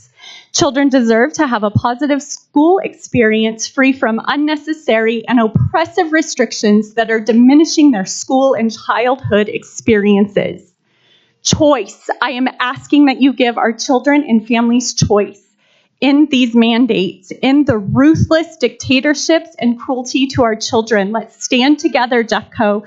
Let's fight our Jefferson County Public Health Department and put an end to this tomorrow. Thank you. Thank you. Gina Siemens? Gina? Oh, thank you. Welcome.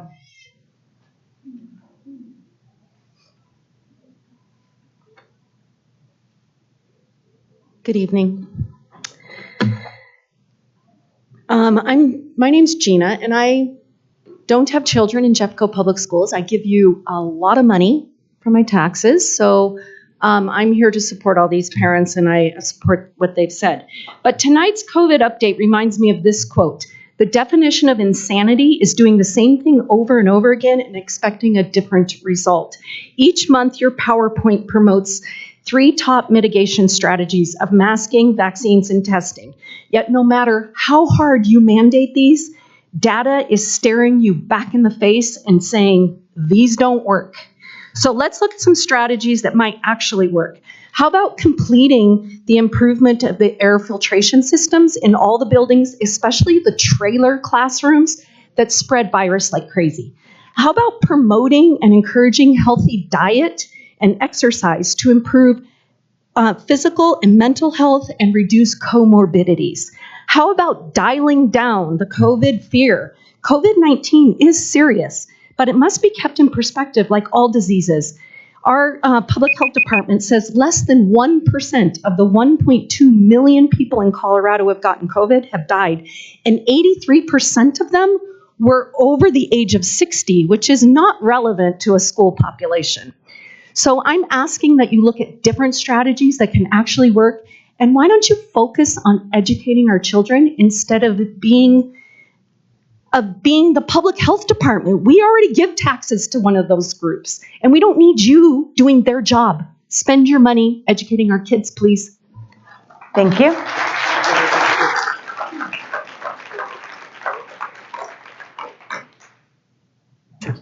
Great. Stacy Michener? I have a slide. Can you put that up? And I'm representing a group of parents from my school. Well, I was oh, about COVID.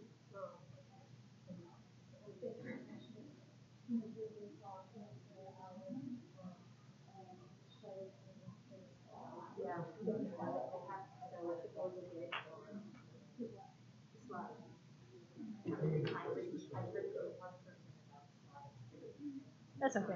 That's okay. They don't have it. They don't have access to it. Anyway, that's okay. I'm representing a group.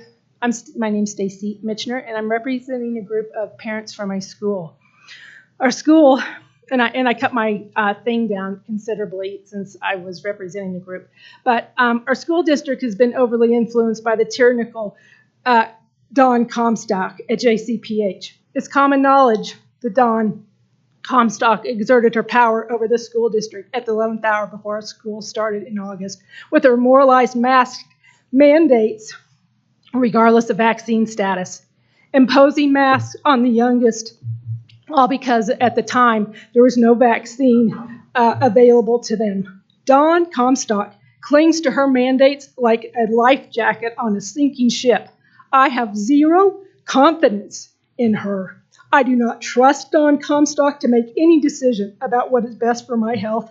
She hides behind executive sessions and takes no public comments and makes decisions about our kids' health. Does she even have kids? I sincerely believe, Superintendent Dorland, that you want to do what's best for our kids. You have the data, you know the damage and negative impacts these masks have had on our youngest.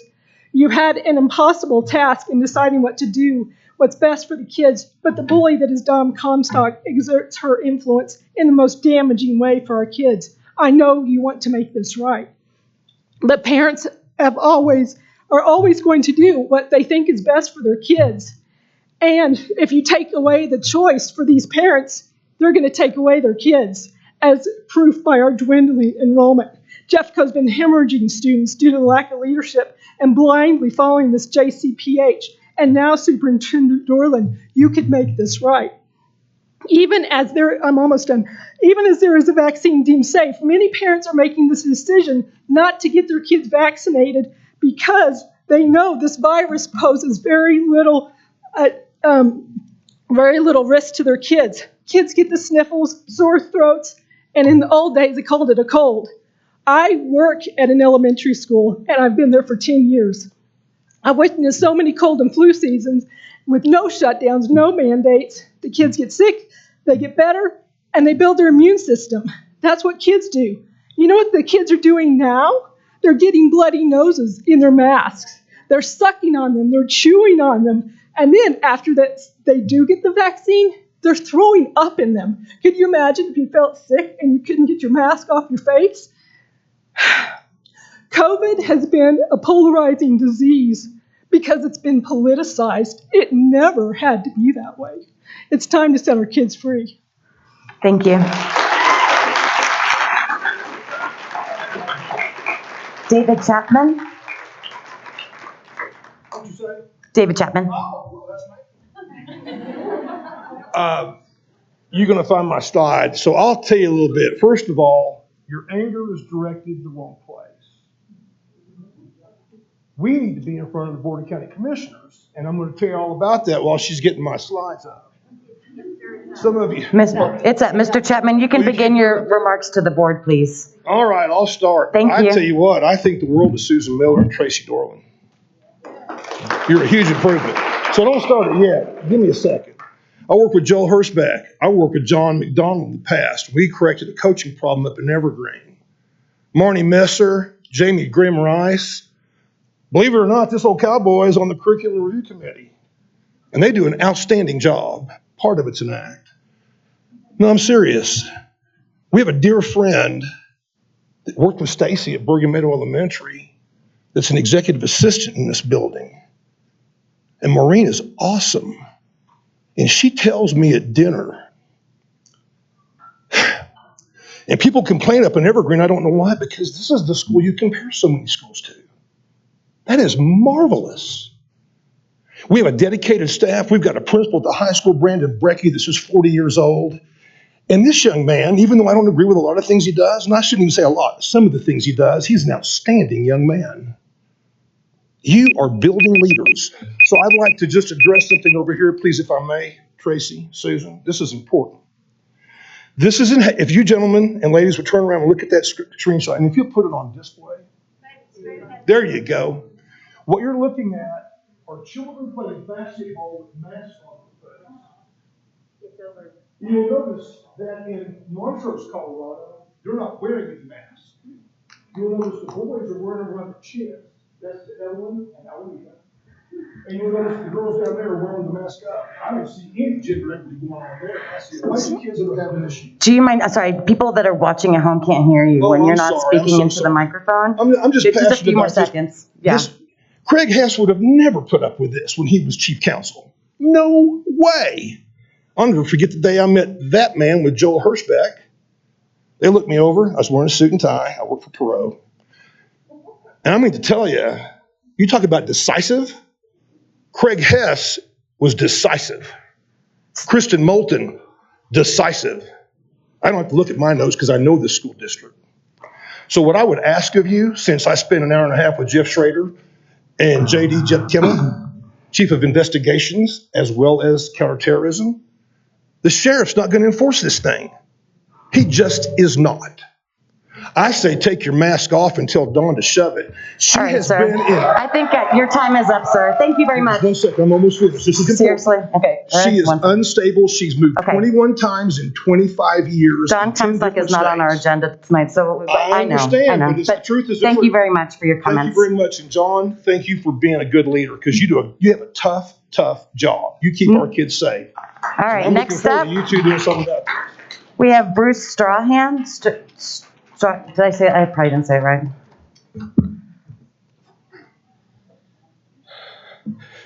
Good evening, ladies. I'm Bruce Strawn from Arvada. Have 2 kids in Jeffco Public Schools. I was unable to attend the Zoom meeting yesterday. Heard all about it on Facebook, though. I heard Superintendent Dorland took a stand to fight for the kids. Thank you. And also, I heard the same about Susan Miller. Thank you. Now, today, the Board of Health, they actually discussed rescinding the mask order entirely today. But they said that you had asked for 1 more week. So they decided to give you a little cushion and make it 2 weeks. For this to go on even 2 more seconds is despicable. You don't need 2 weeks. You could do it in 2 seconds. Watch this.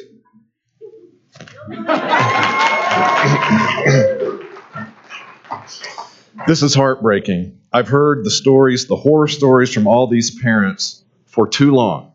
It is heartbreaking. It is absolutely heartbreaking to me, to you, and to you. I know it is heartbreaking. How could it not be? What kind of a person could say, oh, the kids are resilient? It's because that's the kind of people that you are. Okay, thank you. All right, I think we're going to shift over to our online. Yep, okay. And first, Kirsten Ostrom Kondahani. Yes, my name is Kirsten Ostrom Kanajani, and I'm a resident of Evergreen, Colorado. I'm the Vice President of the Rocky Mountain Academy of Evergreen School Board, and I'm speaking to you tonight, and I thank you for your time on behalf of that board regarding our charter renewal application. I'm a parent representative on the RMAE school board, and my son is probably in his 3rd year at RMAE. He, like so many students, has thrived both academically as well as social emotionally during his time at RMAE. RMAE provides a first-rate education to every student that enters our doors. Our education model has proven successful year after year. The core knowledge curriculum generates a sincere love of learning for our students, and our students are excited to share what they have learned with their families. One of our unique qualities as a school is our STAMP team and programming. STAMP stands for our Spanish, Technology, Art, Music, and Physical Education Programming, and that's provided to every student that enters RMAE. In addition, our spiral format for science and social studies gives our students confidence in the material and their understanding of it. All of this creates a commonality among all the different grades within RMAE, which I believe leads to the kindness and mentorship that the older students at our school clearly exhibit to our younger students throughout our school. Please, if you have an opportunity to come and visit We really welcome any visits from Jeffco Board. The environment is what anybody would hope in a mountain school. And I thank you very much for your time. Thank you very much. Next up is Alec Dorkin.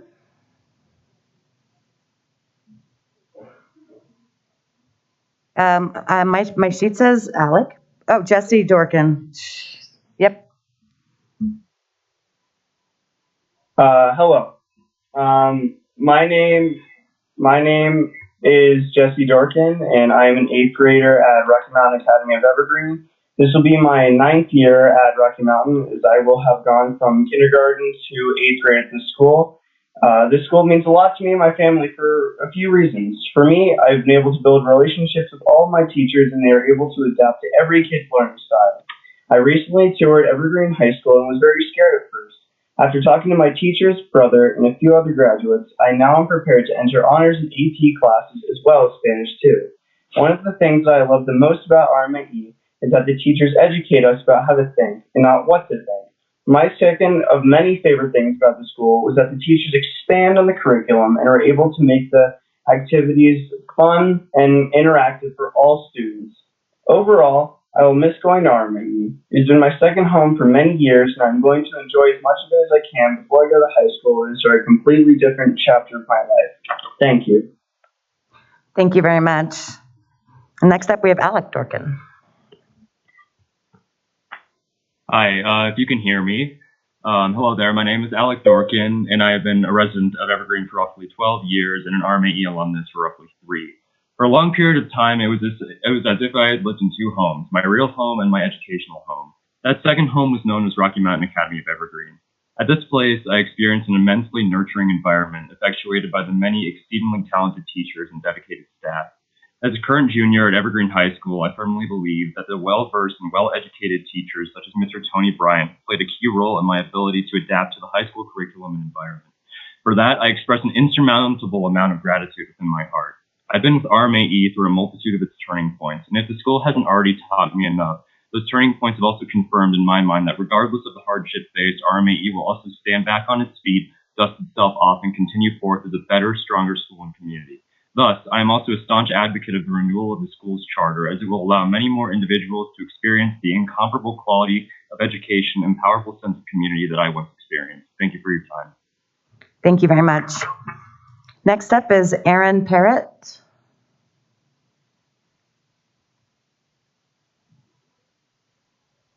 You should be joining us in a second.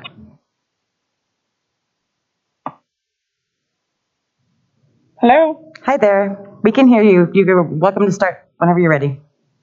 Thank you so much. I just wanted to thank the board for the opportunity to speak today. My name is Aaron Parrott, and I just wanted to speak about Rocky Mountain Academy of Evergreen. I just wanted to convey how important Rocky Mountain Academy is to our family and our community. We picked RMAE for kindergarten 4 years ago when we lived in Jeffco. We selected RMAE due to schools that were much closer to our home, due to its emphasis on building strong character as well as academics. The school also places great importance on our children's safety, physical safety, which is of the utmost importance given the world we live in today. Since we started it in kindergarten at RMAE, we actually moved to Park County, which is nowhere near the school. We continued to have our son attend there. We've had him attend RME even after we've moved the past 2 years. We drive 45 minutes twice a day to make this happen because we feel so strongly that the school is truly a special place. RMAE has been amazing for our son, especially around his needs around reading challenges and his IEP development. And basically, as a Jeffco County employee, I know the high standards Jeffco has in all these areas. So I just wanted to say that I think RMAE meets and exceeds these high standards. Thank you so much. Great, thank you very much. Next up, we have Ines McKenna. Hi there, can you guys hear me? We can, you're welcome to begin.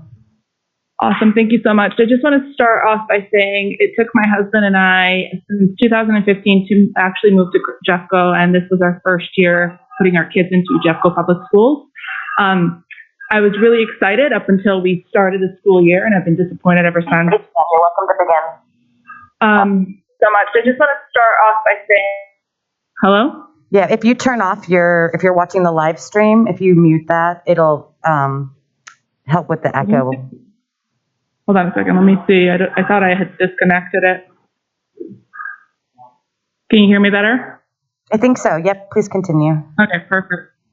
So you say kids are resilient. So for the last 2 years, I've watched my son's speech regress. He started speech therapy when he was 8 years old. He's now 11. Before the pandemic and the lockdown, the mask wearing and all of that stuff, he had mastered his L's. He made huge strides on his S's. His CH and SH sounds were clear, and anybody pretty much could understand him. The rest of us in the house were kind of used to his stutters. We got through last year without much regression. His teacher at 27J was very understanding. This year we started Jeffco. He's also allergic to all Colorado native grasses and trees, and we could not get a mask exemption from his pediatrician. But that's another story. The beginning of the year, he has been bullied by his peers because his mask is under his nose because he can't breathe. His speech has taken a back turn. He can no longer say his L's clearly. His brothers' names are Lucas and Logan, and they go by Wogan and Lucas. These are tangible, measurable results of the policies of our Board of Health. Can I send them speech therapy bills? I won't. I'll take care of my child. But it's not fair that the children are taking on the burden of adults. This virus does not represent a danger to our children or their growth or development, but our bad policies that have taken years of their lives, created trauma and development issues, they do. Kids are resilient, but why are we making them take the brunt of the social burden? I'll tell you why. Because it's the easiest way to control the parents through the love of their children and their futures. Board of Education, we entrust our children to you daily, and we expect you to fight for their well-being and education, and that includes their physical health, their emotional development, and their overall education. Thank you for your time. Thank you very much. Next up is Kelly Anderson. Hello, my name is Kelly Anderson. I'm a resident of Evergreen, Colorado. I'm speaking to address the Rocky Mountain Academy Charter School renewal. I am an alumni parent. I've been involved in the school, with the school since 1999. 4 of my children attended the school. It is, Rocky Mountain Academy is an amazing community asset. It has been critical for my kids, for other students in the community, and in learning the core knowledge curriculum and being 100% prepared for high school, and many kids being ready to test into AP and honors classes. It's been a huge asset to the community in general, offering one more amazing school opportunity. We have great schools up here, but Rocky Mountain Academy and the curriculum has been critical for many, many families. Rocky Mountain Academy has come a long way throughout the years, and I'm hoping that you will take the time to enjoy the charter renewal and approve for a few more years for our school. Thank you very much. Thank you very much. Next we have Carrie Mama, or Muma? Mama, thank you. Mama. Oh, there you go. Hi. Please begin. Absolutely. My name is Carrie Mama. I'm a Littleton resident. I actually graduated from Jeffco High School, and I passionately love this community. I'm sharing my story as a heartbroken mother. These last 2 years have been traumatic, to say the least, for everybody, and everybody has been impacted by COVID. This last year, my daughter self-advocated and was having a severe panic attack at school. She'd started having those panic attacks early this year. She went to the counseling office, as I instructed her to do, and when she got there, she was not met with empathy or a kind heart. She was actually placed in a cool-down room and was inappropriately addressed and basically told to get over it and take some deep breaths. While she was in that cool-down room, my daughter called her grandmother and expressed to her grandmother that she basically wanted to end her life and was left in that room unattended for a very long period of time. Absolutely 100% unacceptable. I share this with you because unlike many families in this community, I find my daughter help. but these mandates have to stop. I could have lost my daughter at school. Thank you. Thank you. Next, we have Julie Edmonds. Hi, my name is Julie Edmonds from Evergreen. Thank you for the opportunity to speak with you this evening. I'm here to ask for your support of the charter renewal for Rocky Mountain Academy of Evergreen. Having the ability to choose a charter school truly allows parents to pick the best learning environment for our kids and helps them to be the best they can be. I have two kids, a 4th grader and a 7th grader, that have attended Rocky Mountain Academy of Evergreen since they were in kindergarten. It has been a place where their teachers have instilled a level of learning and the real life skills to be good people. We especially like the core knowledge curriculum, random acts of kindness program, and critical thinking projects. The teachers tailor the lessons to make sure kids are getting challenged in areas where they need to be challenged and supported where they need extra help. They are encouraging reading their kids by name and know more about them than just being a student. Rocky Mountain Academy of Evergreen is more than a school. It is a community of teachers, parents, and staff that want to do what they can do to support our kids. In the words of my 7th grader, there's always something exciting, fun, and challenging every day. Everyone wants to help each other. That's why I absolutely love RMAE. This is something good for our kids and something we should support and encourage. Thank you for everything you do on behalf of our school district and children. Thanks. Thank you. Next up is Shauna Keeler.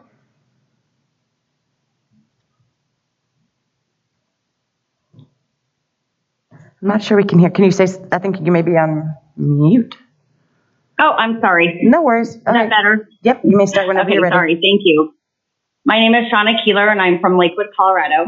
I come before you today as a mother of 3 boys in Jeffco Public Schools, with one of those boys having autism and the other suffering from what I call COVID-induced anxiety. I had a whole speech written about how the masks are slowly destroying our children and their mental state and causing unnecessary anxiety and frustration for my own children, especially my son with autism. However, after listening to the Board of Health meeting again this afternoon, it is evident that nobody on the board, except perhaps Ms. John, seem to care about the mental health of the children. They only care about making sure the COVID numbers fit their agenda of fear and control. There's absolutely no reason to wait 2 more weeks to remove the mask mandate. Removing the mask mandate does not ban mask wearing, so those who feel masks are necessary may continue to wear them. It is time to allow parents to parent and allow us to make the decisions we feel are best for our families. If you cannot bring yourselves to end the mask mandate today, then I ask you to please consider February 11th. It is my understanding Superintendent Dorland and others were in agreement with the state, so I'm asking you to please make that happen for these kids. I also ask that you please allow the mask mandate to end immediately for children during literacy, speech, and language instruction. Please make the right decision for these kids. In the words of Helen Lovejoy, will someone please think of the children? Thank you for your time. Thank you. Next up, we have Lorraine Levins. Hello, can you hear me? We can. You may begin whenever you're ready. Hello, Dr. Dorland and Board of Education. Our county schools need to be a place where our children can breathe freely and see their peers and teachers' faces. Our schools also need to be a place without discrimination based on vaccination status. Our local public health department has instilled so much fear in so many families during this pandemic. It is painful to watch. Instead of empowering and educating families and our children on their incredible capability to boost their health and immunity, public health has chosen ineffective masks for everyone and vaccination for all no matter what. We have lost all trust for our local public health. Some examples of ways to improve their immunity: nutrition, exercise, sunshine, rest, just to name a few. Please stand up for our children and let them finally rejoice mask-free if they so choose. We, the parents, also demand to make the choice with our medical practitioners on whether to give these experimental and ineffective shots to our children. It is our constitutional right to choose, and our children deserve not to be discriminated against, simply to attend school and their beloved activities. Thank you. Thank you very much. Next, we have Megan Harris.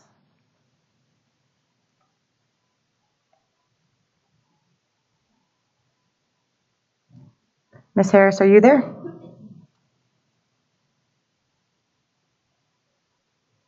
Let's see, Ms. Harris, if you are, well, I can see your name, but we cannot hear you.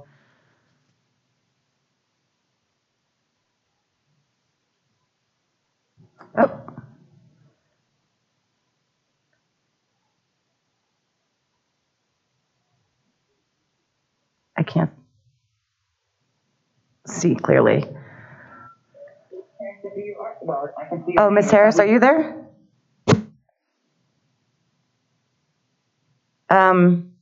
Okay, we're gonna go to the next person and then we'll loop back and hopefully have some of the sound issues worked out for you, Ms. Harris.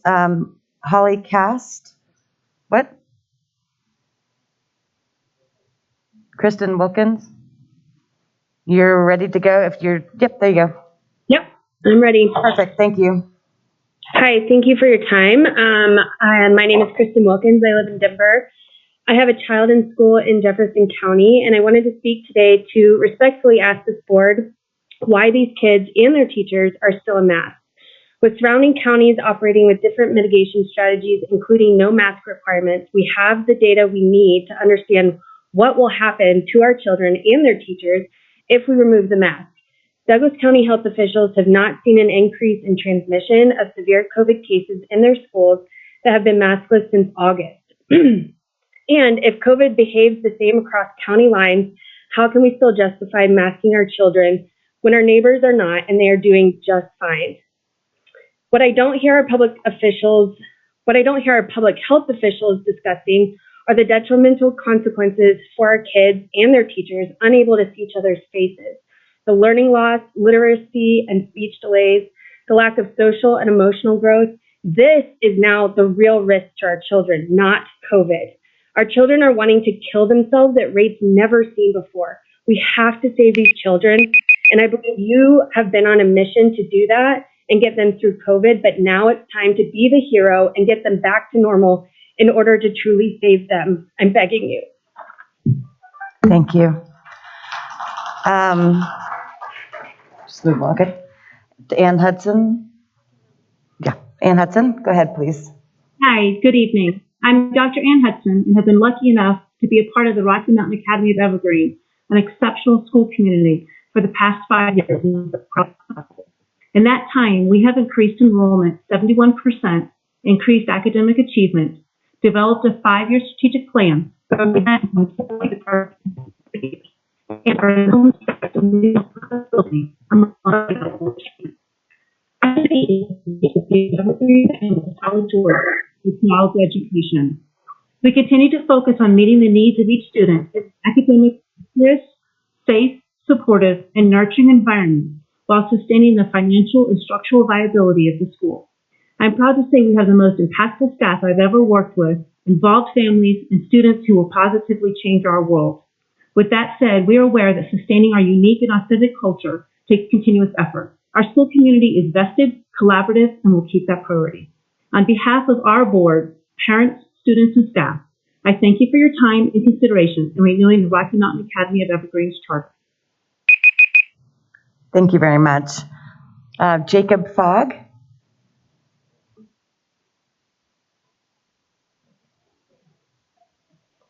Hi there, my name is Jacob Fogg. I'm here to address the charter renewal for Collegiate Academy of Colorado. Our kids have been part of this wonderful charter school for the past 8 years, during which I've spent 6 years involved in the school board, and my wife spent 2 years on the Parent-Teacher Foundation.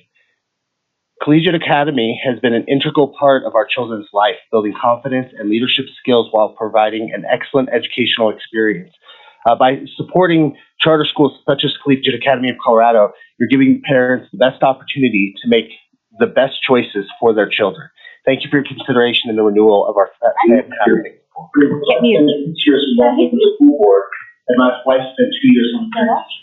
Thank you very much, Mr. Fogg. Next is Erin Myers. Hello? Hi there. We can hear you if you'd like to go ahead whenever you're ready. Yes, thank you. Good evening. I would like to address the Rocky Mountain Academy charter renewal. I just wanted to express how grateful my family and I are to be a part of the Rocky Mountain community. It has been such a blessing to have our kids attend a school with such small classes, dedicated teachers, and a principal and assistant principal who go above and beyond. Not only has Rocky Mountain been amazing for my family, but it has also been for the Evergreen community at large. It is wonderful to have an option outside of traditional public schools, and With so many community events throughout the year, like the Warren Miller event, Rocky Mountain truly is a wonderful and integral part of this amazing mountain community. And also, the masks are stupid. They need to go. Thank you. Thank you. Next, we have James Myers. Hello, can you hear me? Can you guys hear me? Yep, James, is that you? Yep. Okay, please go ahead. Hello, You've got a minute. wonderful people of Jeffco. Sorry, what? Go ahead. You're Can good. you hear me? Okay, thank you. Hello, wonderful people of Jeffco. My name is James, and I'm a 7th grader at RMAE.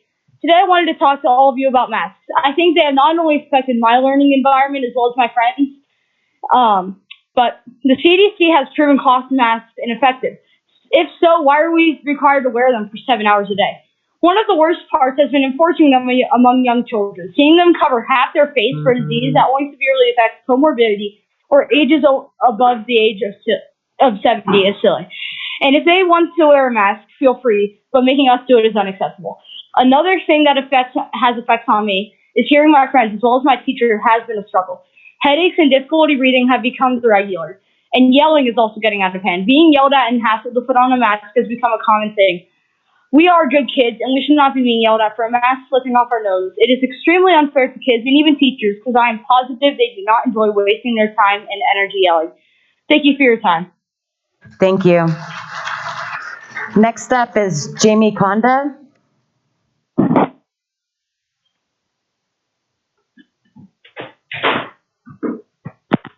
Hi, can you hear me? We can. You're welcome to go ahead whenever you're ready. Thank you.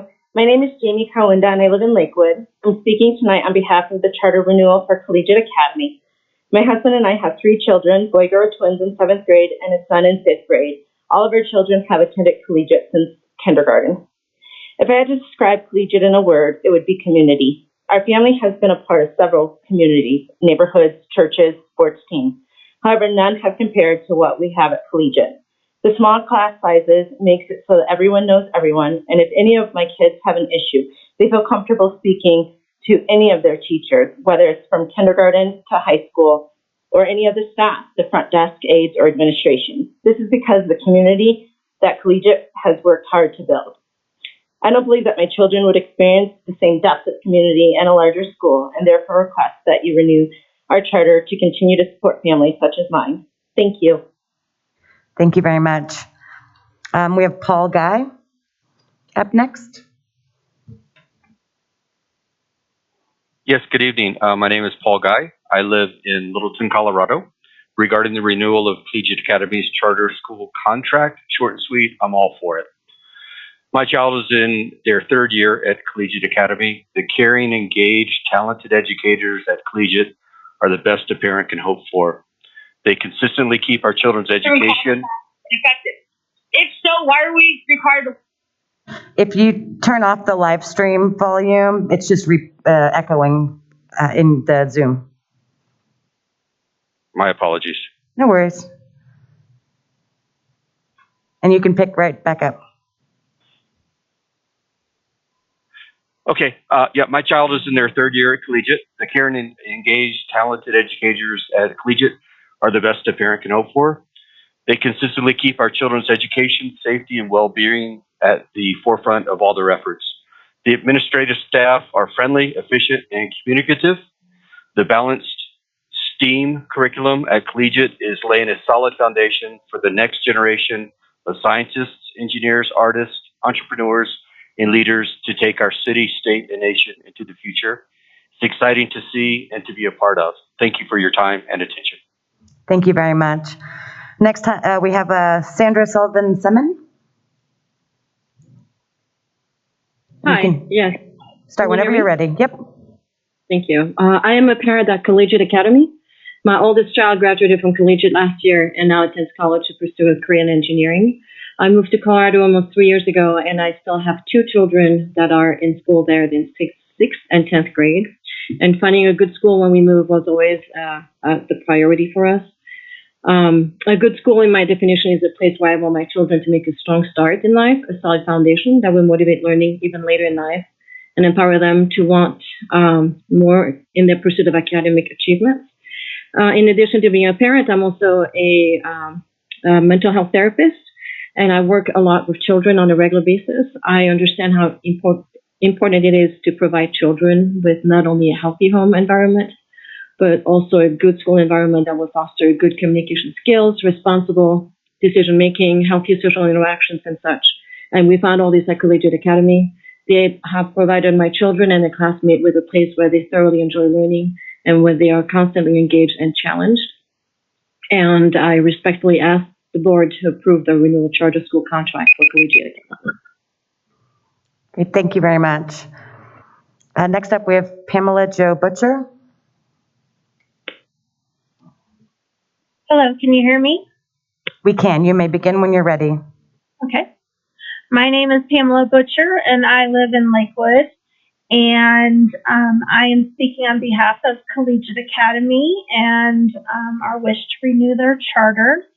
I have two children who have attended Collegiate Academy beginning in kindergarten. They are in 6th and 7th grades, and many of their teachers and staff members have been with Collegiate the entire time that my children have attended.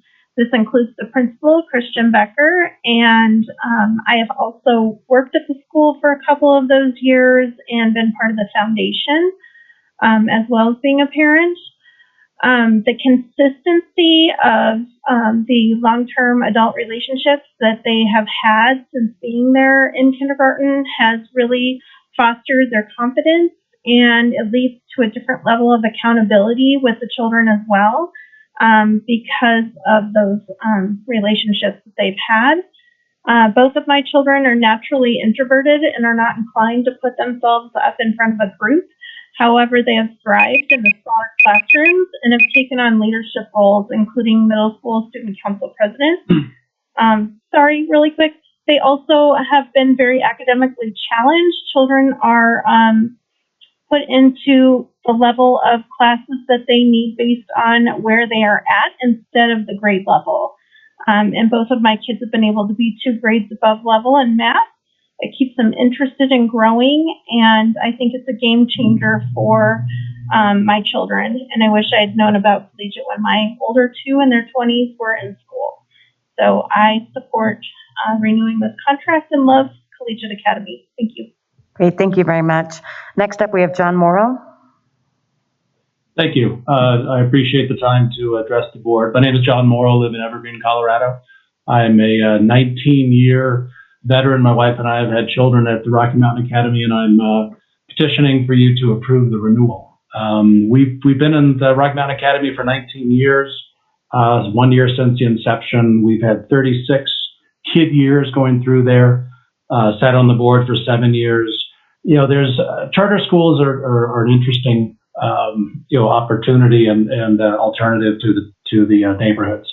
Why do people go there? Because we don't have buses. You know, up until many years, no real cafeteria, no field, no gym, and there's good neighborhood choices here in Evergreen. We chose it because we like the consistent K-8 continuity.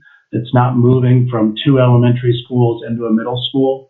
The teachers and the staff are like family. We've been there and gotten to know them all very well. The core knowledge is another reason why I think it's a great alternative, great separate place to find a good education for your kids. So, yeah, we've been extremely happy there. Last few years, we've been very pleased to have Dr. Hudson. It's never been in a better position with enrollment. Thank you to the Jeffco School Board for supporting charters, starting with John Peary years ago. And now in your hands, we're looking very positive. So we appreciate your support, and thank you for your time. Thank you. Next up, we have Cameron Walker. Hello. Hi there. You can start whenever you're ready. Okay. My name is Cameron Walker, and I live in Littleton.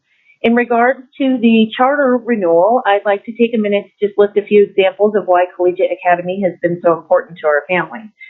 One of the reasons we chose Collegiate was for their curriculum. My husband and I really wanted our boys to be taught traditional facts and math. And switching from Common Core-based curriculum, we've noticed a significant difference in their attitude towards math and willingness to learn.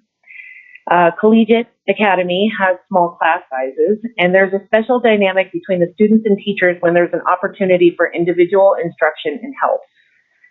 I really appreciate Collegiate's call for families to volunteer. I personally volunteer 2 afternoons a week in the library and school store. Being on campus so often has given me a front row seat to how the staff is conducting themselves, and in turn, how the students behave. There is respect, integrity, and accountability on all sides. The vice principal has an open door policy. Students can see her at any time they need to for any reason, and in such a welcoming environment, it really helps with problem solving and emotional support. Every morning, even in freezing conditions, the principal and the vice principal are front and center at the drop-off line, welcoming each student with a warm greeting and helping set the tone for the day. Finally, our oldest son heard that I was going to talk about why the school was important to us and asked that I would tell you all that he feels heard for the first time since switching to Collegiate Academy this year. And I believe that says a lot. Thank you for your time. Thank you. Next up, we have Carrie Weicker. Hello, I am Carrie Weicker, and I reside in Morrison, Colorado. Thank you for continuing to support choice enrollment by supporting charter schools. The Jeffco homepage states Jeffco Public Schools believes that charter schools strengthen our goal to provide great educational choices for Jeffco families. Jeffco Open School reiterates this statement by reminding families that school choice has been a core feature of Jeffco schools since the 1990s, offering students multiple options. I am fortunate enough to work at Rocky Mountain Academy of Evergreen, ranked number 7 of Jeffco's charter schools by niche.com. For those that are new to Jeffco or maybe wondering why choice enrollment is so vital, I would like to share a bit of my history. I am a product of Jeffco schools, transferring here in elementary school and remaining until graduating high school. Growing up in the 80s, I was bused from my house to the closest school with an opening. There was no such thing as priority enrollment in your neighborhood school. You were stuck with whatever school would take you. Having no choice in my school was challenging as a twice exceptional learner.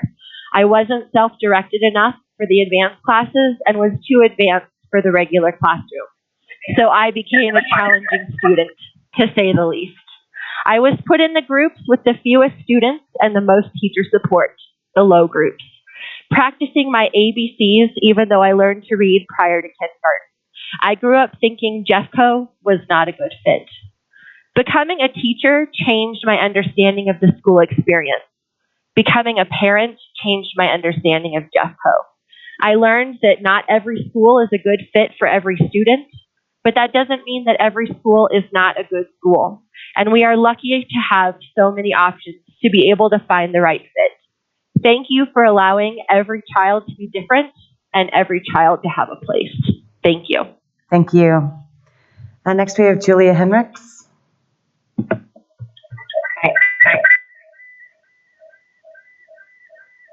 Is your live stream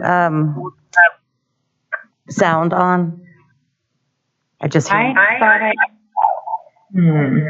If you turn off your live stream, it will help, because otherwise it'll keep hearing my really deep voice through your speakers.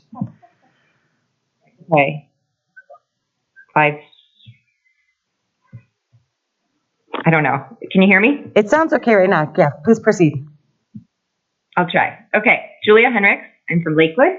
I'm a social emotional learning specialist at Jeffco and a parent of 3 in Jeffco. And my 6-year-old twins have a genetic condition that causes imbalance, eye movement or nystagmus, and speech language delays.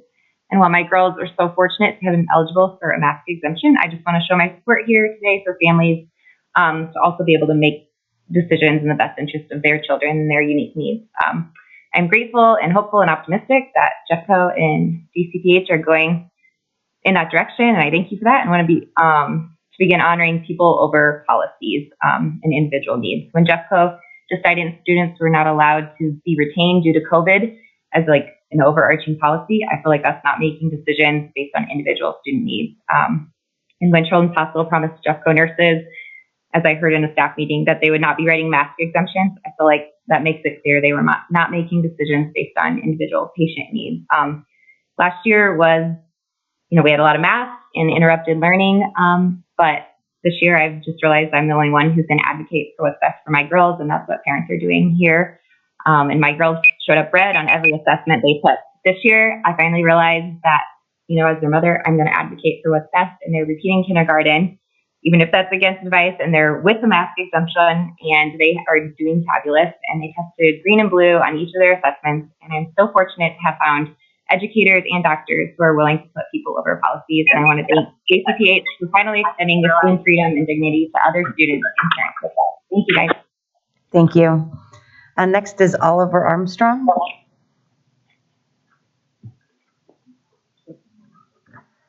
Right, Oliver. Go ahead. My name is Oliver Armstrong. I am 9 years old. Math has been a problem for me and for a few reasons. I don't get to see my friends or teachers' faces. And it's not just masks. Your rules have made it so I can't do something I've been wanting to do since second grade, to walk my brother out of school. I can't even walk through the school building to get to my brother's classroom. And now I have less than a semester to do it before I can't do it anymore. Masks. When the teachers and students talk, I can't understand what they're saying. It sounds like a troll talking with a pillow in his mouth. Masks that collect germs and keep them up against my face all day. How is that a good idea? I see kids dropping masks on bathroom floors and putting them back on, or sometimes they'll have a lovely feast on the streets. Why is it number one priority that the people like me who are blessedly the least vulnerable wear masks? This county's kids don't need to sacrifice one more bit of our lives to protect adults with everything we have already done for them. I am speaking today with many others to say we have had enough. Please don't make us wait another 2. Thank you, Oliver. Next up, we have Amanda Officer.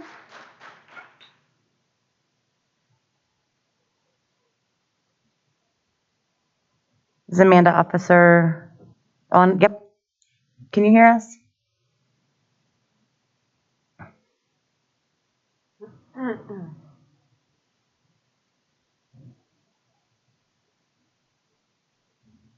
Looks like Amanda's trying to connect to audio. Hi, Amanda, can you hear us? Yes, I can. Great. You can get started whenever you're ready. So, the reason that that my husband and I like collegiate or choose this for our child is because it is a community school. We focus a lot on not just what we can do for their education, but who they are as people. And I feel like the school really does care for developing skills in our kids that can help them in the long haul of their lives, and developing relationships and caring attitudes, things that we want to instill in them, along with the smaller class sizes that we find that help our kids with getting a little bit more like independent kind of help when they need it, and they're always available for extra help with kids. Great. Were you finished? You can finish your thought if you weren't done yet. No, I'm sorry. That's it. Okay, thank you so much. Appreciate it. Next up is Bryn Go. Hello, can you hear me? Yes, please proceed. Thank you. Okay, my name is Bryn Go, and I live in Kittredge, Colorado. I have 2 kids in Jefferson County, and I'm also a Jeffco graduate. I have one question for you today. Why are these kids still in these masks? Neighboring counties are making the decision to remove these masks for all and not discriminate based on age. Masks should have ended today, and the choice should be the parents on whether their child wears a mask or not. Saying these kids are resilient is disregarding and pushing aside the damage that is being done to them. We've heard from educators tonight. We've heard from parents. We've heard from a sales teacher who knows, who's been able to see the damage that this is doing to kids. I'm sure psychologists would agree that the damage is being done, it has been done, and it needs to end. At the very least, masks need to be removed during speech, language, and literacy, starting immediately. This is where our kids we're failing them. They're not getting the instruction that they need, and they're not being educated the way they should. And one final note, Dawn Comstock needs to be removed from her position. She does not qualify for that position. Please take the mask off the kids. It's time. They've paid the price, and they've been through this enough. It's time. They deserve this. Thank you. Thank you.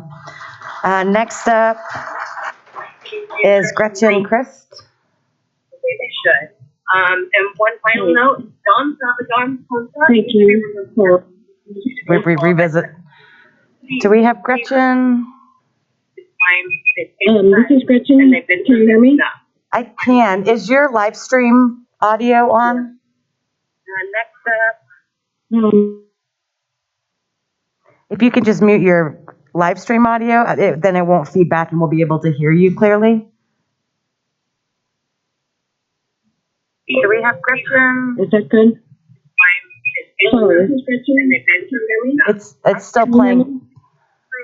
Audio on. Could you pause the live stream maybe?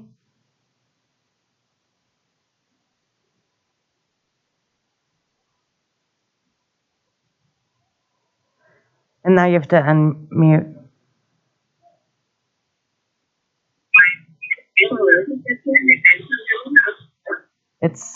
I think it's still on maybe. Pause the live stream. How about now?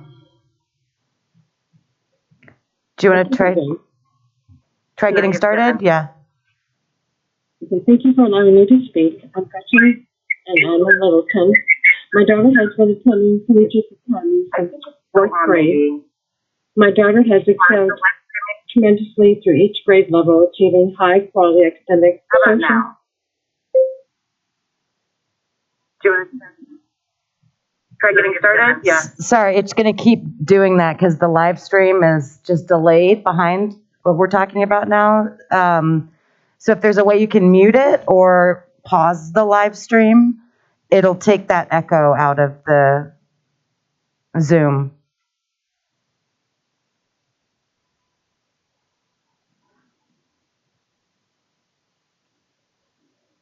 Yeah, I know this is kind of, do you want to unmute and see if we've got it?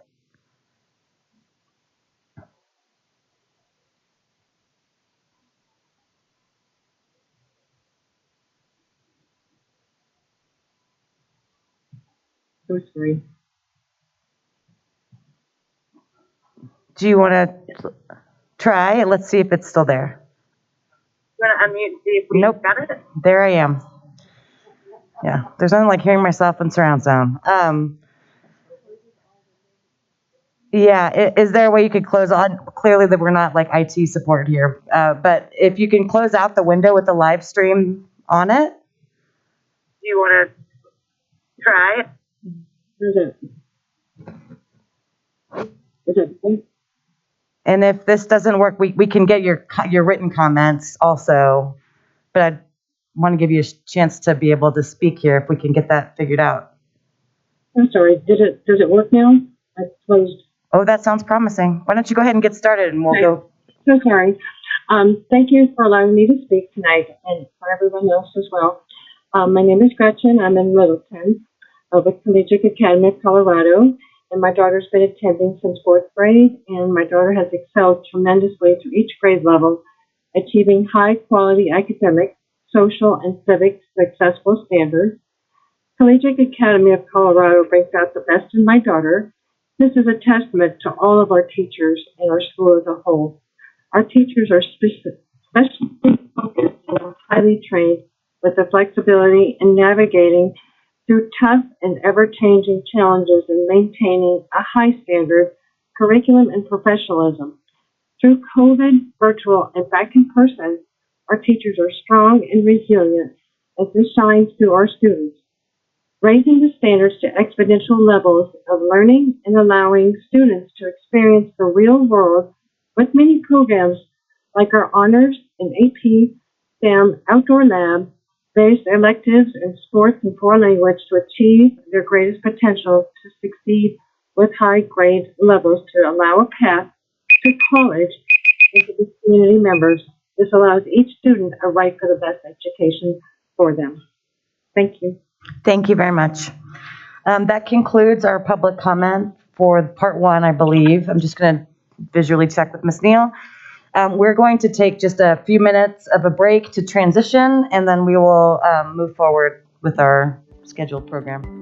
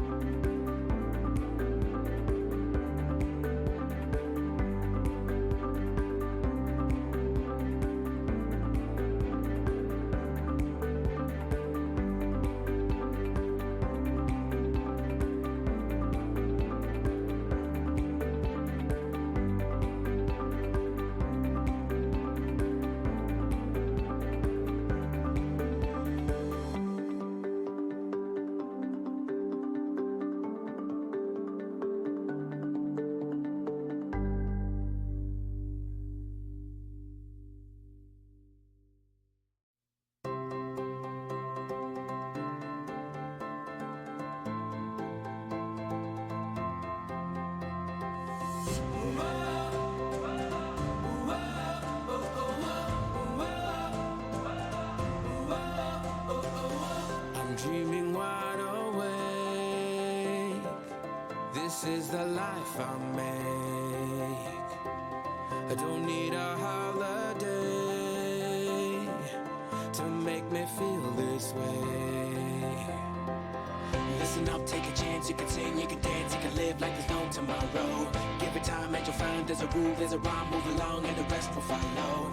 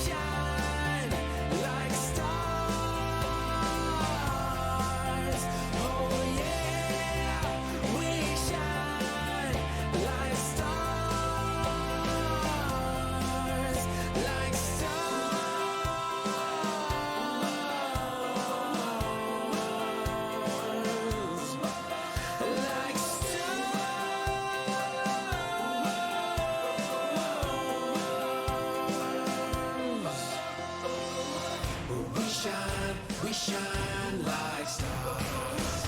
We shine like stars. We shine like stars. We shine. But here we go now. We shine like stars. We shine like stars. We shine like stars. We shine. Oh yeah, we shine like stars. Oh yeah, we shine like stars. Like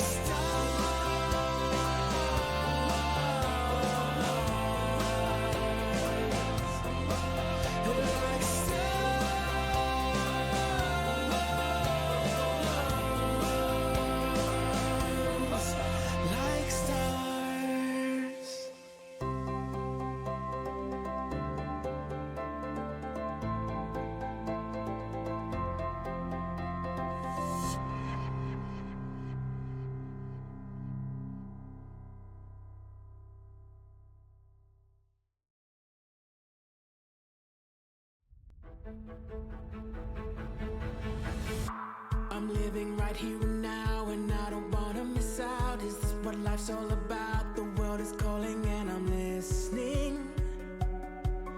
Yeah, I'm listening. I feel the freedom inside. Come on, let's go for a ride. I finally opened my eyes and I can see it so clearly. So clearly. Life is but a dream. And isn't it amazing? Oh, life can be amazing. Oh, I feel my heartbeat racing. I'll fly soaring ever higher. I can light my inner fire, and then we'll see what happens now. What happens now? And then we'll see what happens now. What happens now? Watch what happens now.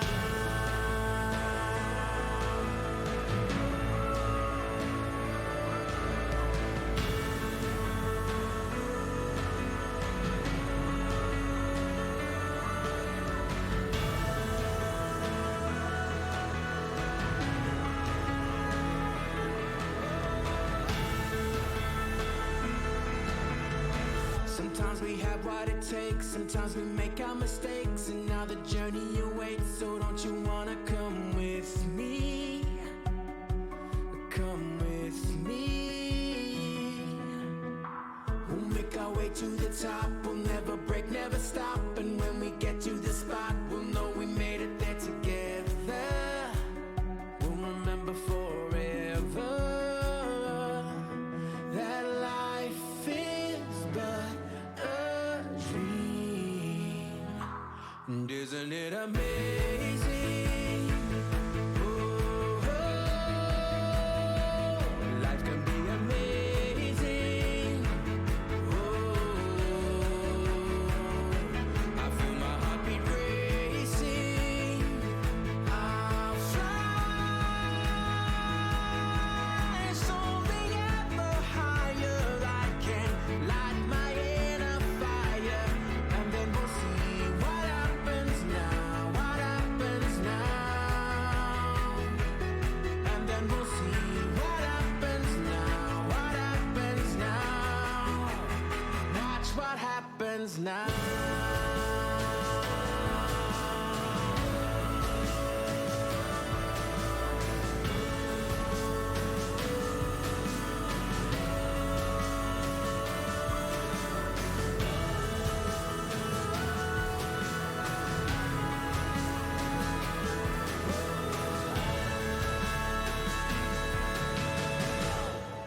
It's amazing, oh, it's amazing, it's amazing.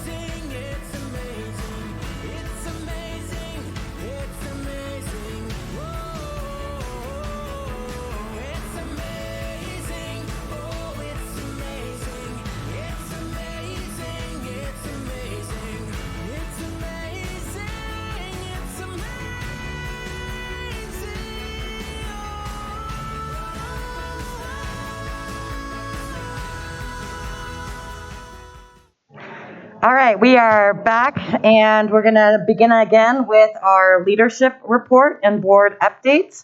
Ms. Dorland, would you like to begin? Yes, thank you, President Schooley. I'm very excited to be here with you all tonight. And, my comments tonight really are just going to be a bit of a reflection on January. As you heard from JCAA leadership, January was a really challenging month.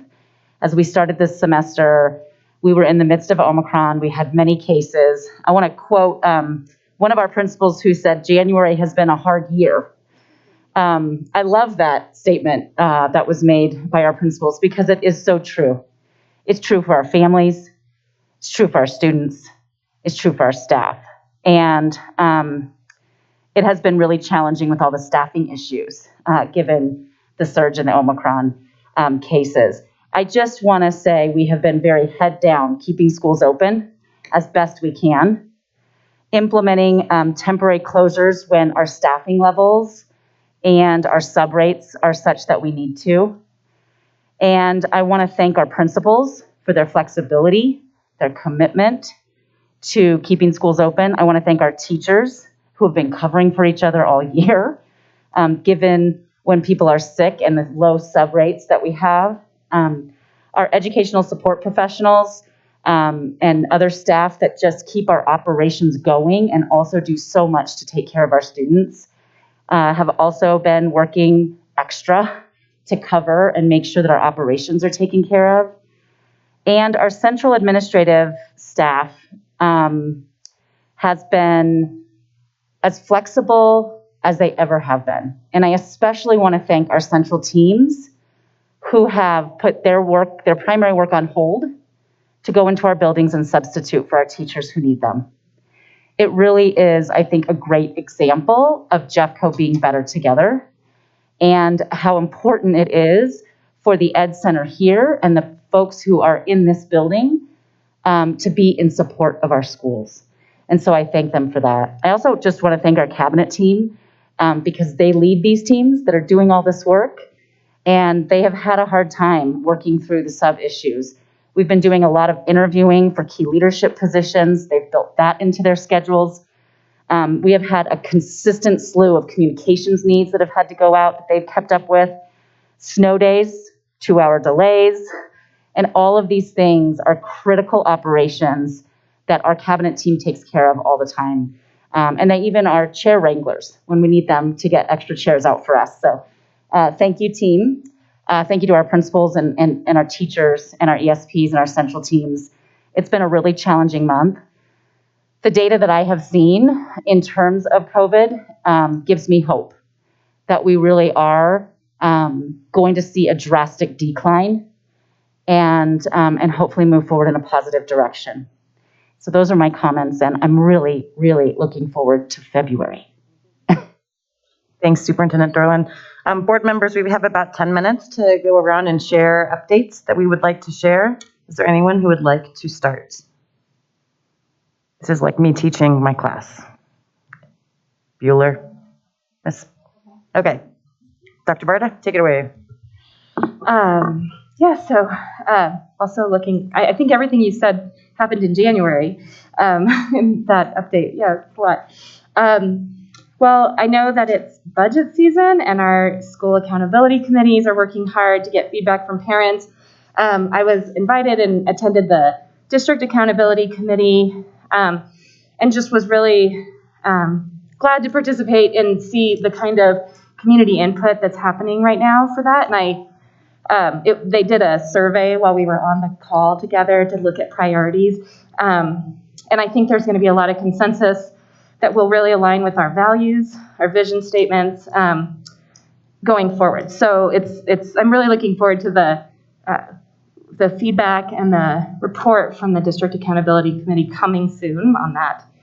I just wanted to take a minute to thank our counselors and social emotional learning coaches, all the staff who are spending time every day really supporting our kids. We've all heard, and I think we all are feeling the mental health strain on our kids and our families. This is something I work on professionally and have devoted my career to. And we are in a mental health staff shortage across the state, across the country. And I've heard so many stories right now about especially counselors and other people stepping up to really do the hard work to support our kids. So I just wanted to say thank you to organizations like Jefferson Center, Community First Foundation that are really supporting and partnering with our schools to get through these times. And lastly, after our last board meeting, to follow up, Ms. Schooley and I got to go to Fitzmaurice and see the school and talk to some of the staff there, and that was really enlightening. And I wanted to thank Abby McAdams, who spoke last time about the need for menstrual and feminine products in schools. I think that we're hearing that. I think our community is hearing it, and I've been contacted by some really amazing community members who really want to support that effort. And so I think we'll be seeing some good stuff around that we can really support as a board and a school district for our kids in schools. That's it. Thanks. Great. Thank you. Ms. Parker, you want to go next? Sure. Thank you very much. I accomplished quite a few things since the last meeting. I did get COVID, so I need a button. Also, I attended the Powderhorn Accountability meeting. It was wonderful. They have such a vibrant community there, and so many active participants, not just from the parents, but also from the school staff. I thought that was wonderful. Also, I attended the online electric school bus seminar they had last week. That was fascinating. And I'm hoping anyway, that we will get some of the grant money that is available coming to all the school districts around the country to get us a couple of electric school buses. Also, I will say, this is a point of personal pride, that the #1 county in the United States for electric school buses right now is Montgomery County, Maryland, and that's where I went to school, and that's where my kids went. So the other thing I did was attend JeffCon 2022 last week. That's the seminar, the day-long group of presentations to foster interest in IT. And I was a computer systems analyst for 21 years for Hewlett Packard, so it was really fun for me to go to it. It was very well attended, however, not by girls. So I really hope that we can do something to encourage the girls in the county to get interested in IT. And then finally, I would like to announce that February 1 through February 7 is National Gun Violence Survivor Week. And this week is chosen because it's at this point in the year where the United States has as many gun deaths as our peer countries do in a year. So I have been active with Moms Demand Action, with Everytown for Gun Violence Prevention, and this is a near and dear topic to my heart. We have more than 100 people killed every day in the United States, and more than 200 people are injured. And a gun violence survivor is not just someone who was actually shot. It is also parents, siblings, children, friends. We know we have a gun violence survivor from Columbine High School from 1999, and my own granddaughter was sitting under a table, hiding under a table at the Belmar shootings in December. So that was the most recent experience that we had in our family. I just want to say that the statistics show 58% of Americans know somebody who has been touched by gun violence. And this is something that I hope we can work on. Most of the gun deaths in the United States are suicide. We heard some testimony tonight about the suicides in our schools. We must address these issues, and guns will be a big part of that. Thanks. Thank you, Ms. Parker. Ms. Miller, would you like to go next? I was busy with a lot of other school districts this past month, candidly. going to their board meetings in California with the work that I've been doing. So I have not been as faithful going to the schools and visiting with our communities, although I am very active with a lot of parents that have been contacting us and emailing us and talking on the phone and picking up the phone when they call. And I just want to say that I really appreciate voices that are coming to the table, and I echo your concerns about gun violence and suicide. And our hospital right now, the psychiatric ward is full in Colorado, in Denver. So this is our job. Our job is to focus on children and their educational experiences so that they ideally do not go down that path of mental illness that causes them to think about even taking their lives. And so we stay focused on the children, and I appreciate the parents' voices coming forward, and as well as all the teachers and the principals and people that have commented and given us the stories and the anecdotes that are important for us to hear. I also want to talk about Abby.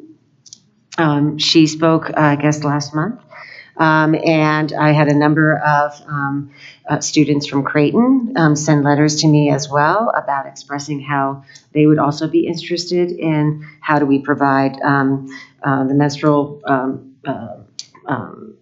products, thank you, for our children. And I'd be excited if, Abby could be a catalyst for helping garner that interest if the rest of the board is interested in something like that. So not that I want to volunteer, Abby, we should be talking again this evening, but I think it's something that we do have grant money that's been made by the state that we should be thinking about. And so I'd like to explore that with you, with Abby, with whomever. So thank you. Thank you, Ms. Miller. Ms. Reed. All right, well, first I'd like to start off by acknowledging that it's Black History Month and that Black history is American history. And I do hope that our students are getting a chance to really hear in our schools about the contributions that Black Americans have made to our nation, and and are having a chance to grapple some with the ways in which we have lost out on contributions because of a lack of opportunity, and the hope that is not something that continues to occur in this country. I also want to second Ms. Parker's acknowledgement of Jeffcon. It was really fascinating, and I too would really love to see more girls come. But hey, it was a good start for sure, and it was just wonderful to see kids here. I miss kids, so having them packed in the halls here while I was here kind of felt like passing period again, and I was kind of into it. On January 14th, I had the chance to attend the All-County Middle School Honor Band and Orchestra concert. It was phenomenal. Those kids they're so young and so talented. And I just thoroughly enjoyed it and thought, gosh, what a treat that I get to go do this. So I was very pleased to be able to do that. In the last couple of weeks, I've had the opportunity to meet with I'm pretty sure most of the cabinet here in the Education Center. It's been an education for sure, and I really have gained an appreciation for all of the hats that people wear here and for the massive operations that they're overseeing, and the fact that they do keep kids at the center of it. And I know sometimes we look at things and we don't necessarily agree with how something is being done. And the assumption can be that that's because somebody doesn't care about kids, that they have a different priority. And what I would like to suggest is that sometimes people can both really care about kids and come to different conclusions about where priorities lie. But my experience so far has been that the people in this district care deeply about kids, and it's been truly gratifying. I had a chance to meet with folks at Ralston Elementary School. Got to hear two kids sing their little number from the musical, and they did a lovely job. And I cannot think of anything more intimidating to a child than to be standing in the middle of a hallway in school, not on a stage with the sets and everything, and singing for a little group of adults. And yet they were so amazing. And so that was terrific. Visited Dunstan Middle School, had a chance to look at their STEM programs, what they're doing with sustainable energy engineering and robotics. That was cool. And then I'd also like to point out that in February, our PTA and all of our employee associations participate in something called Grub Club. And it's part of the Jeffco Action Center. And what it does is it allows us to make sure that our homeless and emancipated teens here in Jefferson County get food every week and get the hygiene products that they need. And I feel, and I've participated in this for years now, I feel such pride when I see our community come together to take care of our most vulnerable kids. And so I do want to point out that that's going on. And if you haven't had a chance to participate yet, you should feel free to do that because it's important to our kids. Thank you. Thank you, Ms. Reed. So we'll round this out. Just echoing, I went to the high school all-county band and orchestra at Arvada High School and took my youngest child with me, who was just extraordinarily impressed, both of us were, with the skill of all of these high school students from across Jeffco. They did an amazing job. And the guest conductors that came in, it was one of those bucket-filling moments. Thank you all board members for raising all of these important kind of dates recognition and adding something else for us to be able to talk about and see how we want to move it forward that's coming directly from our students.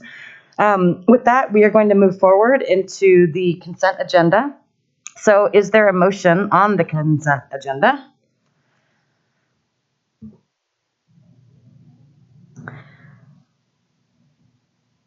I move that the items on the consent agenda be approved as revised. Is there a second? Second. Discussion.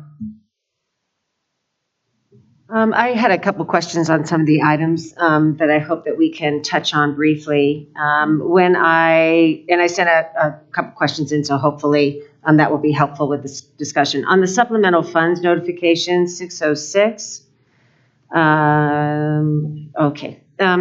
There is a grant that came in from the Community First Foundation for $100,000 for the health clinic over at Alameda that had been a part of that community for a long time. And then when we had the revisiting of Alameda, it was not included in the plan. And so I believe Mr. Weiss has gone to seek out funding for it so that we could at least start to be talking about that. And I know he raised, I think that's the contribution that we have right now, the $100,000. So I'd be curious as to what is the bogey for what we're trying to hit, so to speak, in terms of the amount of money that's going to be needed, and what is the thought process and how we go about setting that course.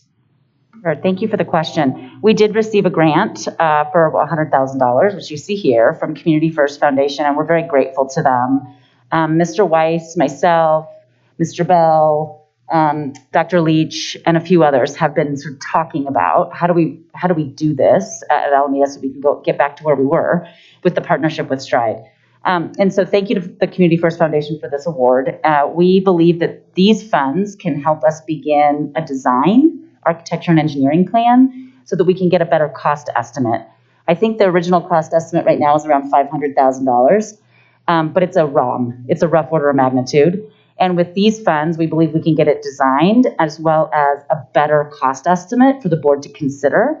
This project was on the CIP quarterly update in October. It was on the list of needs that we presented to the board as one of the possible needs. So my hope is that once we can get these funds supporting a design and better cost estimates, we can then come back to the board and have a conversation as part of most likely a broader prioritization conversation that we're working towards.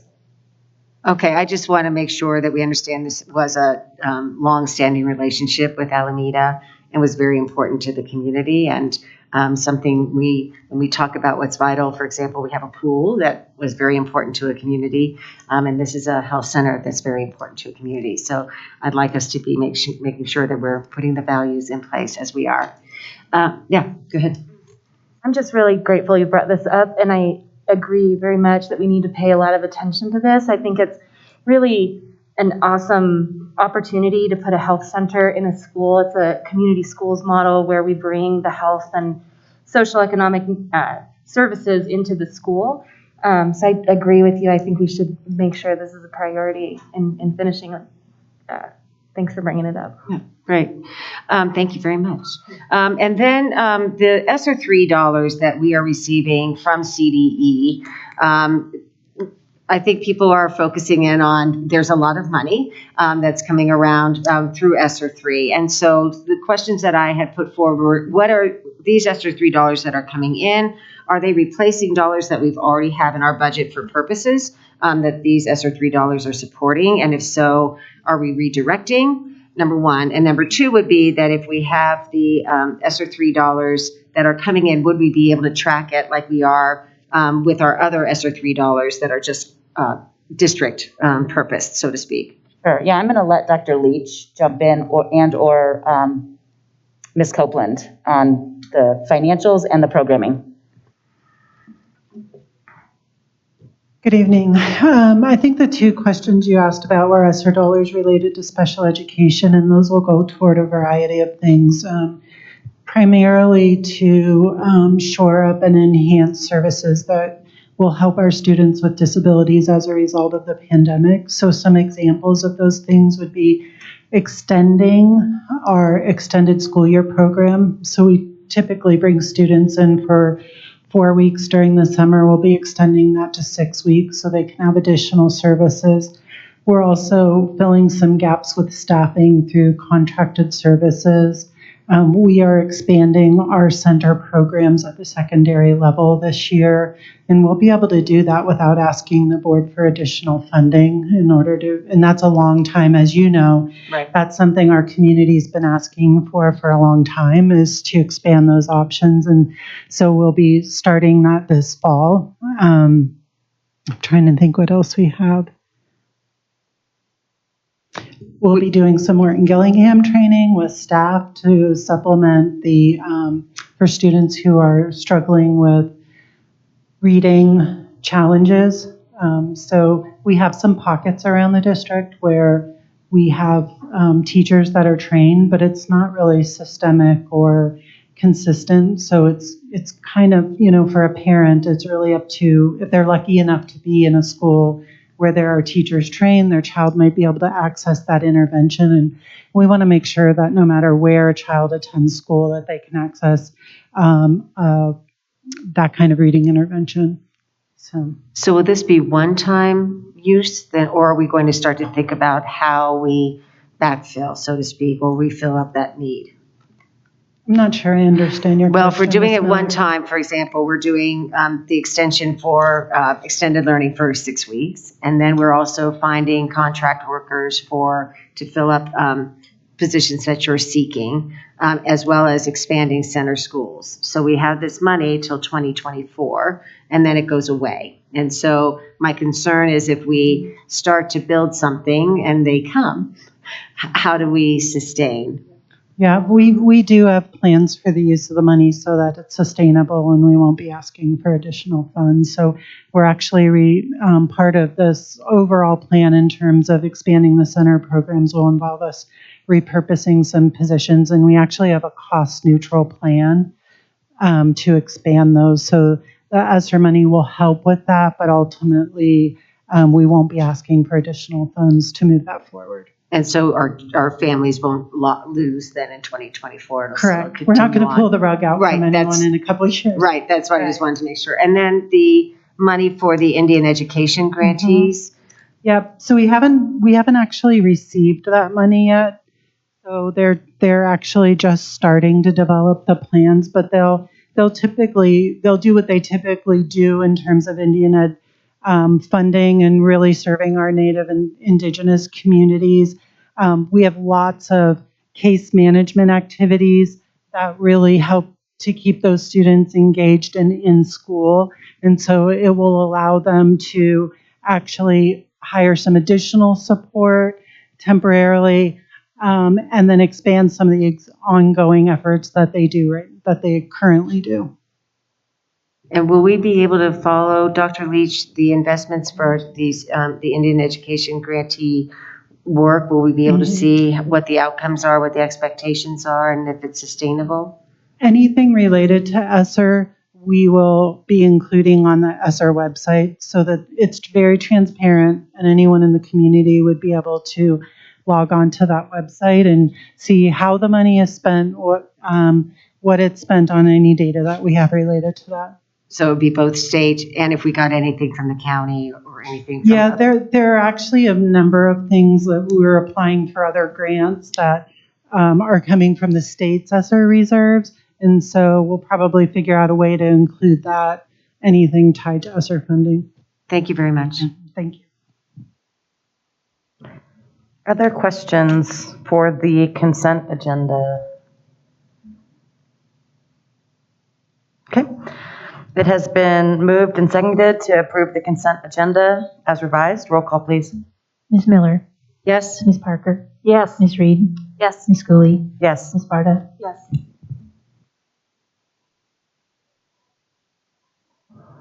Now we'll move on to our update on the district steps to implement public health guidance mitigation strategies to keep students learning in person in our schools and staff and our community safe. We have scheduled about 30 minutes for this presentation, and you taking it away from here. All right, Superintendent Dorland. Great, I'll welcome as our team comes up and prepares to host the conversation with the board. I know. I will begin. As it was noted earlier tonight, and as most of you know, today the Jefferson County Public Health Board of Directors made a motion to rescind Public Health Order 21-006, lifting the mask mandate for all in our county, including our schools, on February 18th. We did send a message this afternoon letting our community know, which you all have a copy of, that as of that date, on February 18th, we will no longer require masks. Masks are welcome in our schools, but will no longer be required on the 18th. Additionally, if the public health trends and data continue to improve and the Jefferson County Public Health decides to do something earlier than the 18th, we have been working over the since January to just be ready. We know from COVID that things change quickly and that we need to be flexible. So we will be ready to implement this whenever they rescind the public health order. The data is changing very quickly these days. And so I think it will be interesting to see even what happens in the next few days. So I just wanted to make sure that that was an update. You know, it was a very busy day with the public health meeting earlier today, and started receiving lots of emails and text messages and just correspondence from stakeholders and reaction to that meeting, and lots of different reactions, much of which you've heard this evening. And so we're paying close attention and we're preparing to make sure that we can make the shift when the PHO is rescinded. You're going to hear a lot more about that from the team today, and just a general update as well about where we are with COVID, mitigation strategies in our schools, and we're looking forward to sharing more information with you. So thank you, Ms. Yoder and Mr. Simpson, for being here. It's very nice to have you this evening, and I'll let you take it over from here. Thank you, and thank you, board. I did a very quick adjustment to the presentation that was originally posted based on today's Board of Health meeting, and it was challenging to kind of put that together and bring that back to this venue. I do want to take time to thank our community. As we heard tonight, we have a diverse community. We have a lot of passion. I've been in a unique position, like all of you, to receive many communications and people reaching out to me. I value the fact people want to be heard and listened to. And due to that, I've really been able to embrace this role, and very thankful that this community has been willing to take risks at times to share their thinking with us. So to all of our community here and listening, thank you so very much. The health order updates. CDPHE issued new recommendations for schools offering a test-to-stay option along with continuing our mobile health surveillance testing, and I'll explain what that program is in a few slides. On January 28th, CDPHE published their revisions to Public Health Order 2038. Much remained the same, but the portion that impacts us that was removed, we no longer have any restrictions put in place for our indoor events larger than 500 people. And so we celebrate that. Mr. Simpson will talk about that shortly. And then the update from the Board of Health meeting today. The mask order is to be rescinded as everyone received the email. The Board of Health has made the motion looking at 218. They will have one of their regular Board of Health meetings on the 15th to take a look at data. We have been planning proactively. So one thing, if you listened to the meeting today, was that we needed more time to plan. We are planned, and I have communicated to the Board of Health that we do have a plan ready to put into place. So the cabinet and with input from all the departments have been working to look at the pieces we were concerned about. We know we're moving forward to honor parent and personal choice and responsibility. We will be stopping all employee testing requirements as of Monday, February 7th. Review and we'll be enforcing the code of conduct messaging regarding harassment. So we do have a number of people in our community reaching out, and they're worried about mask shaming, vaccination status shaming. Either way, we will be bringing the code of conduct back to make sure we're looking at that instead of just the first of the year. We'll be going over it with our principals, and it will be important that they're not just reviewing, but have a commitment to enforce. This falls into the bullying categories. Thank you, Pam. I think that's a really important thing to note. And I do want to just emphasize and express gratitude to CDPHE. So we just this week, I believe, had a meeting with CDPHE and other school districts where they rolled out a new Test to Stay program as a state. And with the removal of masks, when that happens for us, we feel strongly that for unvaccinated students, we need an option for them so they don't have to quarantine. And so I'm just so grateful that the state has stepped up, and I thank CDPHE and the governor's office for providing this program for us so we don't have to figure it out on our own. And we're really excited to get that in place as soon as possible so that our unvaccinated students, when the masks are removed, are not as exposed to quarantine as they might be if we didn't have a Test to Stay program. So thank you, Pam, for working on that. Thank you. Our preschool will align with K-12. We know it's been difficult for our preschoolers to be wearing masks. We've had some not coming to school. So in meeting with that department for early childhood, our pre-K will be in alignment with the masks and the choices as well. Masking related accommodations for students with disabilities, as we were concerned about that fragile community, will be made on an individual basis by a 504 or IEP team knowledgeable about the student. So all of those families have a way to approach what they need for their students. We will begin K-3 literacy, SLP, and ESL instruction with mask breaks, 15 minutes of small group instruction with 3 feet of distancing. It will begin on Monday, which is the 7th. This is the data that was shared today during the Board of Health meeting. Our numbers are going the right direction. I'm not going to go into detail on this as you have it, plus you have the previous ones in the appendix to compare to, but again, reiterating that we are going the right direction. Our collaborative monitoring committee met again a few weeks ago. They took a look at everything that we were proposing. We have continued to talk with that group about the impact of absences on school operations. We've had a decrease in absences, and we've been able to keep working in our schools in operations as needed. They highlight the impact of the social, emotional, and academic learning, which we've heard many people discuss. We know we're all very concerned about that as well, and they agreed that we start unmasking our K-3 students for literacy instruction. The other things on here, continuing to impact or monitor the impact on staff workload as any new guidelines come through. testing and clinics. So we do support and encourage testing no matter the vaccination status. It's available at our mobile health hubs. That continues to be the same. If you're asymptomatic staff or student, you may access 1 time a week at any of our hubs for testing. CDPHE is rolling out the new Test to Stay program. It's similar to what we tried with Evergreen Middle School, but they have made it a lot easier. They want to lessen the exposure and quarantine impact on students. They'll be working with our leaders and nurses to discuss how to operationalize this with minimum impact on staff. So we really keep coming at this from how does it work in our schools?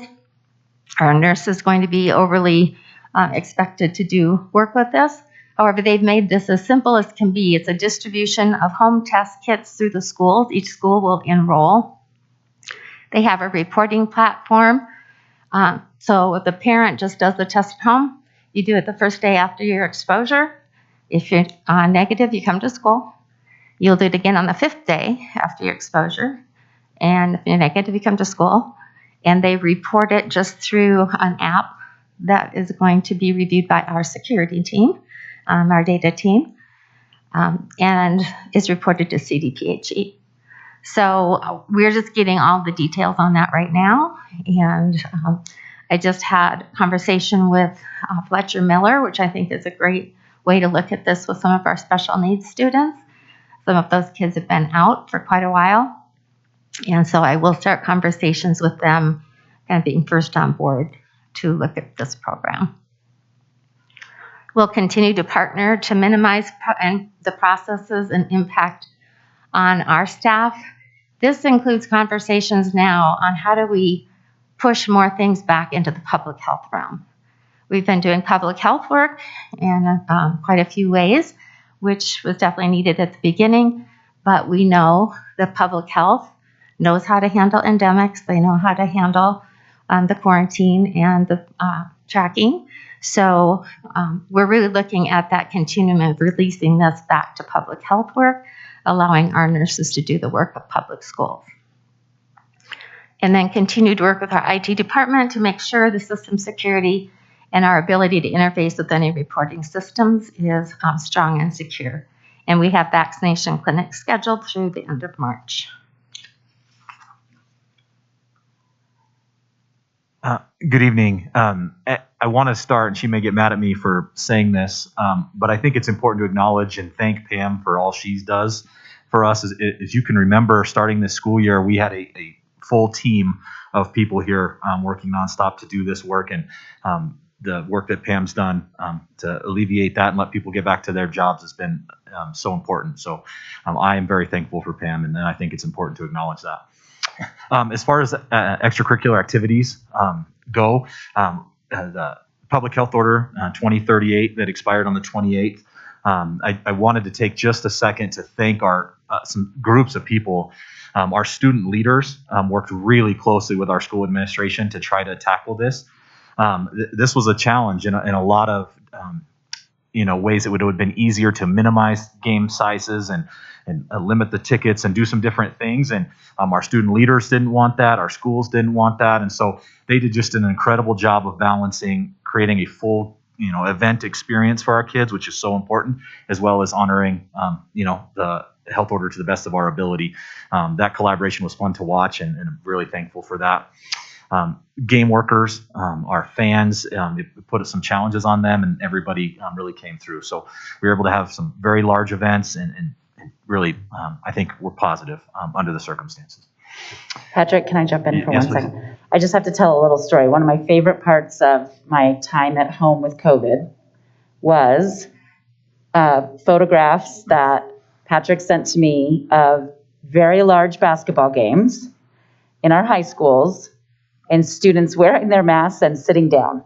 And I didn't know that it was possible for us to pull this off, but I have to give credit to our amazing students and our amazing student leaders who were very respectful of the protocols and who made it happen so that we didn't have to limit attendance for our students to these very important activities in our schools. So thank you to our students.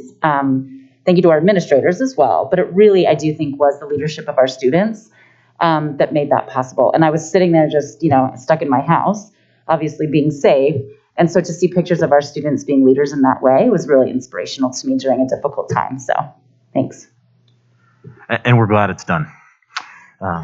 So just to kind of where we are currently, we're wrapping up winter sports here in the next few weeks. We're preparing for theater performances, and our spring sports are all getting ready to go. Our spring musicals and those things are all preparing. We are, as Pam outlined earlier, we are ready to go with messaging around adherence to the district overall policy about masks when those are gone. We have a lot of out-of-building coaches that don't always necessarily receive the communication, and so I have communication ready to support whatever comes in order for us to be very aligned in that. So we are ready to go for all of those different events. Schools are also moving forward, in kind of a worst-case scenario that things don't change and they're ready to go. So with the past month, as Superintendent Dorland outlined a little bit ago, has had some challenges with the COVID surge a little bit. So we have lost some athletics events due to quarantines and some different things. Fortunately, it was a minimal number, and our schools have been able to reschedule, and so we've been able to keep things going in the right direction, which is great. And with numbers trending back in a good direction, we have seen obviously no rescheduling as a result of that over the last week. So again, a celebration. I put this on there every month, and it just because it's important to me.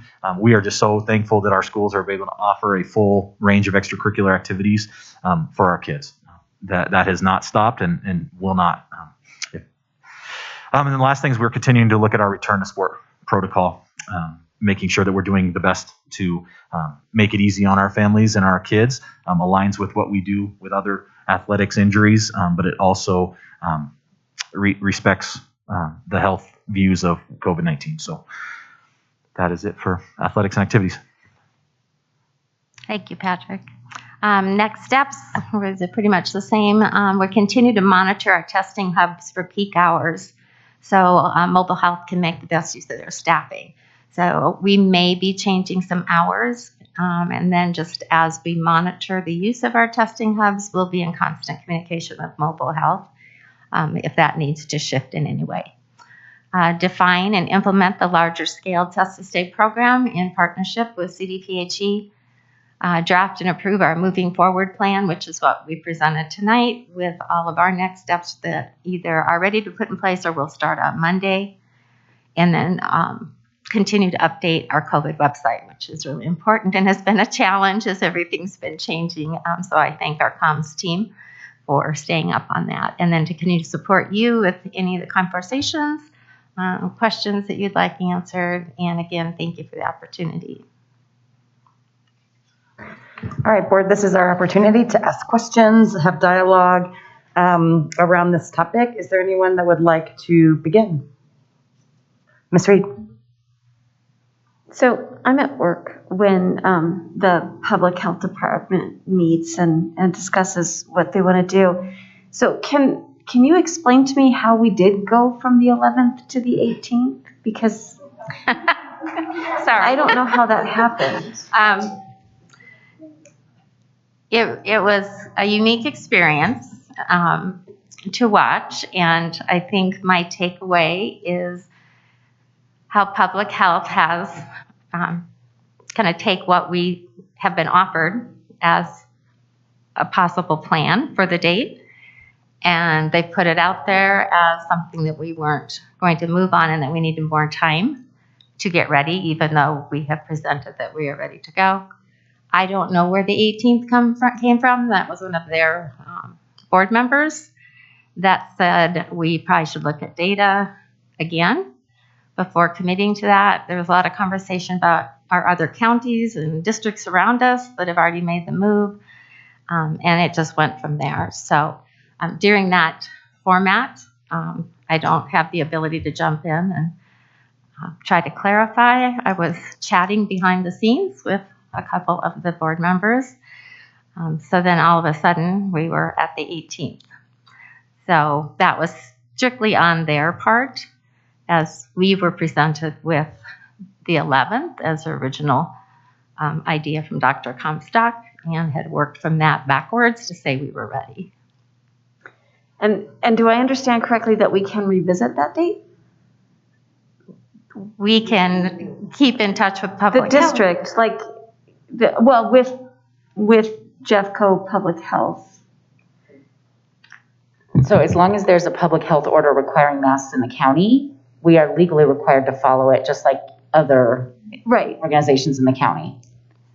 So I think the question you may be asking is, are we collaboratively re-looking at that? And I think the answer I would provide, though I am not on the Board of Health or have anything to do with those decisions, is that we have provided some feedback as Ms. Yoder has gone through and expressed how we could be prepared and anticipation of something happening on the 11th. The Board of Health could make a different decision when they meet next week. They could decide that they want to remove masks the next day. If they can make that decision. We have no decision-making authority there. Oh, I know that. But they could. I just wondered. Okay. And then I commend the district for understanding the need to revisit, code of conduct and to talk about bullying. I just feel like at this point, it's important to note the rhetoric that happens for people who feel passionately about this. And I have certainly gotten a number of letters from folks. And some of those letters are impassioned pleas to get rid of masks because they've been very hard on kids emotionally. And I have no question that that is true. And impassioned pleas that we not get rid of masks because family members have suffered losses there as well, and kids are traumatized by that as well. We've heard teachers talk about how it's made it more difficult to teach. And I've heard from teachers saying when we are out in large numbers because we are all getting sick, this is not helping kids' education. We have too many substitutes, or we're dispersing kids among classes and losing instructional time. And so this is how I come back to the idea that we can look at a situation and be deeply invested in kids and come to different conclusions. So my hope is that our community, not just sitting the kids down and saying, code of conduct says you will be nice to each other, but that our community can come together and say, you know what, we don't know each other's stories. And so if you see somebody wearing a mask, please don't assume that they're afraid, that their families are cowardly, that they're not following the science, and make fun of them. And if you see a kid who's not wearing a mask, please don't assume that their families don't care about people, or that they're being reckless, or that they're not following the science. What kids hear their parents say at the dining room table and in the living room carries into how they treat each other in the classroom. And whether a kid is wearing a mask or not wearing a mask, they can look into each other's eyes and see each other's humanity. And I would really like to see our whole community come together to take care of our kids and to help them see each other as people whose stories we don't all know. Nobody owns the science. Nobody owns the moral high road here. Let's give each other a little grace and space. Thank you. Ms. Parker? First of all, I'd like to echo what Ms. Reed just said about coming together and giving each other grace and space. I would like to follow up too on this idea of can it be changed from the 18th to the 11th and so forth. I know that the JCPH holds weekly elected officials meetings on Wednesdays, and I would like to open it up to the school board to see if we cannot publish this ourselves so that it's a public meeting so that we are all free to attend. We don't have to worry about sunshine rules if we publish it, and we don't have to worry about coordinating who's going to be there and who can't. And so if we could do that, then I know they'll have a meeting next Wednesday, and we could give feedback, because that's what they're trying to do, hear from elected officials. So. Great. Yeah, I think if other board members, and this has been a challenge with trying to make sure we're not breaking any sunshine laws or by having us have a meeting unintentionally.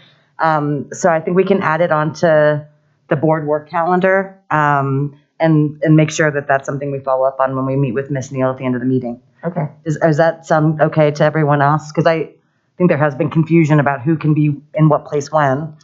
But I do want to echo that if all of us want to be there. I've been going to those meetings in the past, and so I went to one this Wednesday and did not speak as on behalf of the board, but just as myself.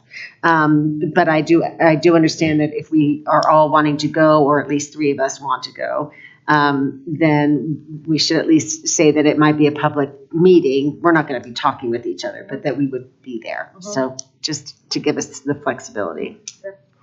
Yep, and we can talk about that when we circle back. Yep, thank you. Okay, and then I have one more question about the plan for the medically fragile students and working through the IEPs. Do you anticipate that there will need to be some kind of remote option for some students who don't feel comfortable coming back if they're going to be in a classroom where other students will not be masked? I don't know what the demand will be there right now. I think we can ask Dr. Leach if she has any sense. Every decision that we make about students with disabilities is done on a case-by-case basis. So we would really take every individual student and look at a number of factors to decide.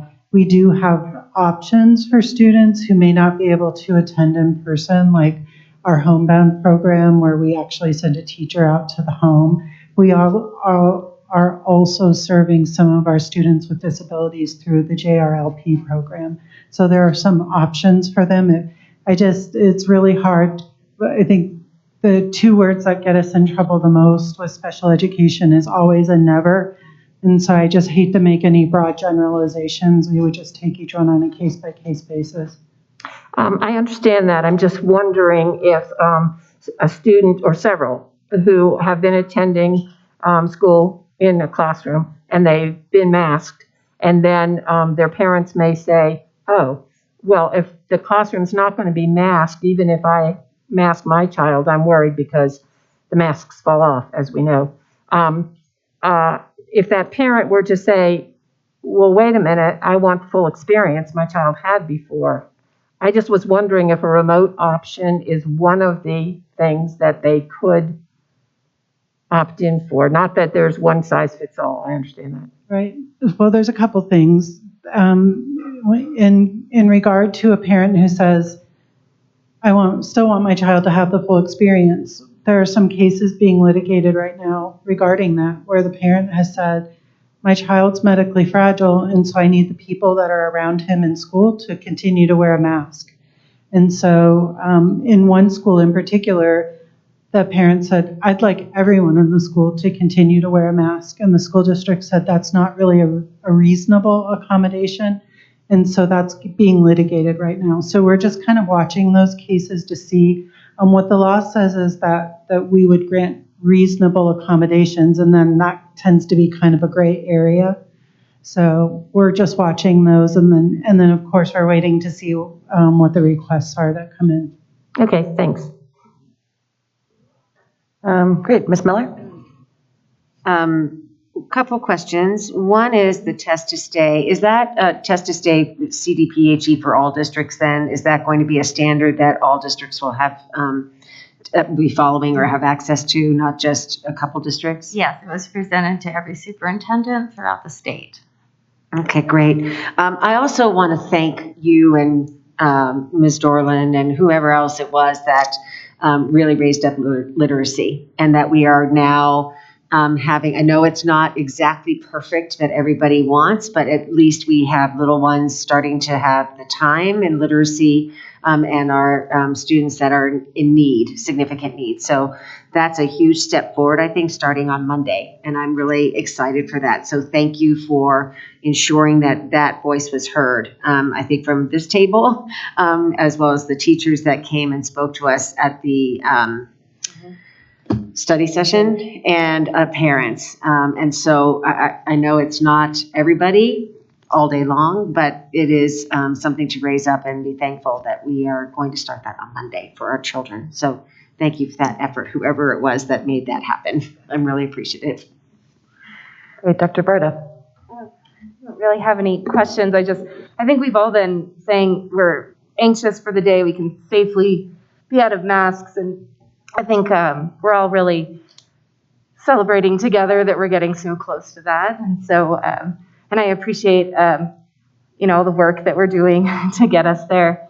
I do know last week I spoke to a lot of folks, like parents and pediatricians, and I did get to speak to groups of middle school students and elementary school students, and I talked to them about this, and they have so many questions. The most common question they asked me was, does that mean that we're safe now? Questions about that. And it just was really great to see like their little hearts think about others, and they've just really expressed caring and compassion for others. And they're just such good little role models for us and how we can care for others, those values that they show. So I think it's important that we think about those questions that the kids are going to have. I mean, they've been in masks for so long, and they kind of want to understand the transition. I think we can really support them in being good adults and helping them understand what it means and why we're doing this, and things like that. And I just wanted to say thank you, Paula. That was just one of the most smart things I've heard an adult say in a long time about this issue. And this won't probably surprise anyone. I'd really like to encourage the district to continue our vaccine clinics, especially helping parents who don't have easy access, especially those of our most at-risk and vulnerable families who it's most challenging to get vaccines, to have that opportunity. I continue to wish that we were more public and we communicated the vaccine clinics more regularly for families so that they could have that opportunity. And now that our 12 plus can get boosters, I think that's another opportunity to expand vaccines across the district. So I hope that we can continue to really push on that as we make this transition. So thank you for all your work and the updates. Thank you. Yeah, that's okay. I was just going to do some comments. Go ahead. It's just, you said the thing about the vaccines, and it made me remember something else I was going to ask. I really do hope that we also make sure that we have high quality KN95 and KF94 and similar masks available without charge to our staff and our students. Once we do go to masks being optional, just to make sure that people have that should something happen to their mask or whatever, that we keep people protected.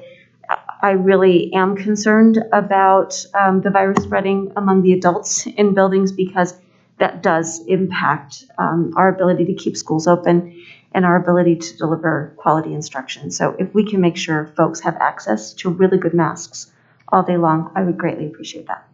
So we've already shipped masks to every school, and every teacher has one. They've been put in everyone's boxes. We have not been able to successfully order student size. However, there is a Colorado program that many of our schools have sent an order for their school. They are waiting to get those in, but that's definitely something our warehouse is on top of. So every teacher, any volunteer coming into a building has access to a 95 mask. Great, thanks. I just have one question and then just a comment. The comment is, I appreciate that, and I think I heard this on the Board of Health call as well, and I know there was advocacy for this coming from the district. Whatever happens in our community, whatever date the Board of Health ends up choosing, the consistency across our community is so critically important to make sure that what's happening with our kids and what's happening with our adults is based on the same data, is based on the same rationale for why we do or do not do something. And so I look forward to being able to have some sort of consistency around that. And I don't know if you heard something different than that, but I did hear that come up, and I hope that that is the direction that we move in terms of decision making, or that they move in terms of decision making. The other thing I have a question for you about is the panorama guidelines for student athletes. Did those change and become a little bit more strict during COVID in terms of like needing a brain scan, or I'm just like making things up now, or a heart scan? There was something that was like an additional layer for athletes to return to be able to play. Is that always consistent regardless of COVID?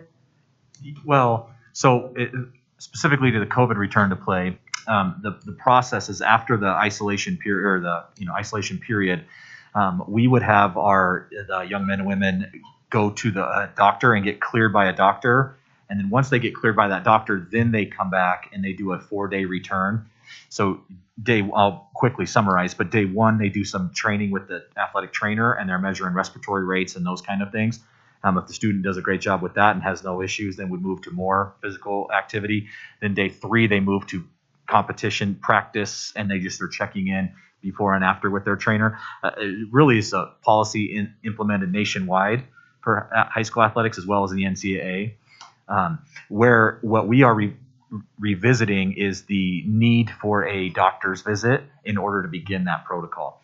And the reason for that is if you take a different injury, for instance, a dislocated elbow. If the kid comes back and is exhibiting issues, the trainer will stop them at that point, and then we send them to get cleared by a doctor, rather than get cleared by a doctor before coming back.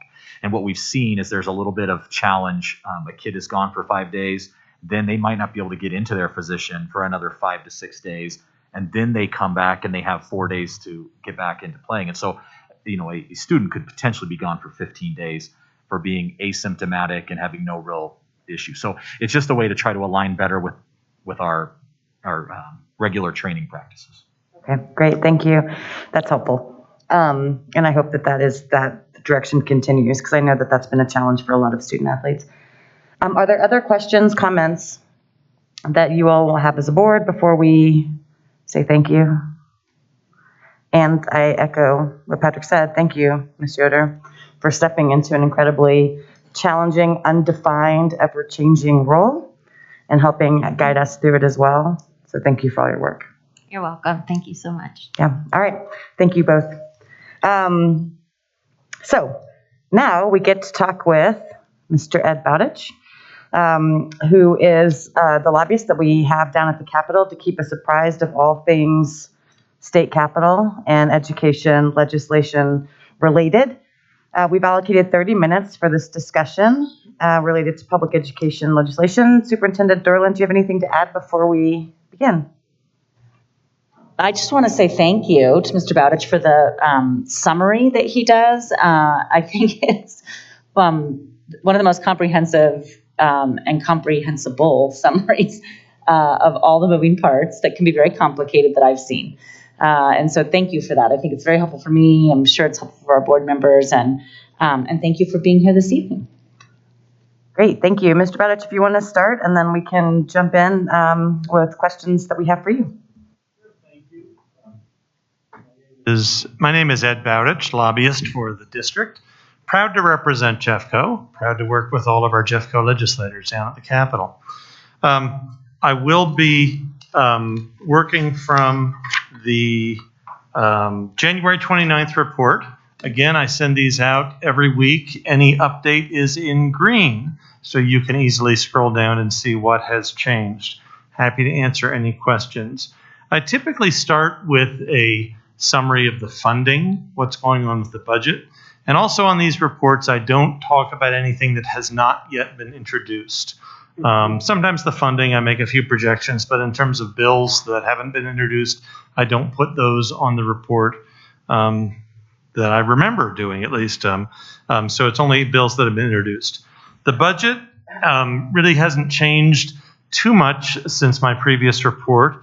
The governor's budget was submitted on November 1st For next year, the governor requested a budget stabilization factor buy down of $155 million.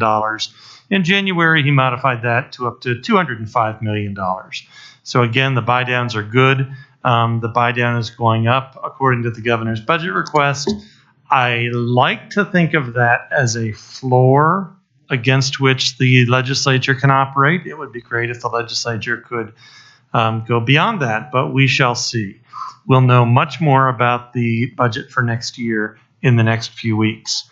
Now, this year's budget to address the undercount in at-risk students. As you remember, at-risk students are determined by those students who qualify for free and reduced lunch. This year, the federal government is paying for free and reduced lunch, so families aren't enthusiastic about filling out forms. So the Joint Budget Committee approved the governor's request to provide $91 million of one-time money for this year to address the undercount. Of that amount, Jeffco will get about $2 million. Now that's less than our normal kind of share of funding. We're typically at about 9% of anything that goes on in the state. But that's because our undercount was really deemed to be less than many other districts. So for whatever reason, Jeffco, we had more accurate counts of at-risk students. The School Finance Interim Committee has formally approved the two bills we've discussed in the past. They deal with enhancement of special education funding. That bill has a fairly sizable price tag, but it does seem to be a priority of the Interim Committee to provide more state funds for the provision of special education, and a longer-term process to develop a new measure to mechanism for measuring and determining at-risk students. This will be a multi-year effort. Those bills have been formally approved and will be introduced in the next couple of weeks. In terms of moving away from the budget, unless there are any questions on the budget, in terms of priority legislation, I have listed for this week the CASE and the CASB positions on bills. I don't always have tons of information about why CASE or CASB ended up at a particular position, but just to provide that as perspective. I can also provide verbally updates on when I know other districts have taken positions on bills. On this first one, 1029, the state missed one of its balloon payments to PERA back when COVID first hit, and there were lots of cuts in the state budget. This bill would reinstate that, in effect, plus interest, plus recognizing the market gains that would have been made since the payment had been met, since the payment would have occurred.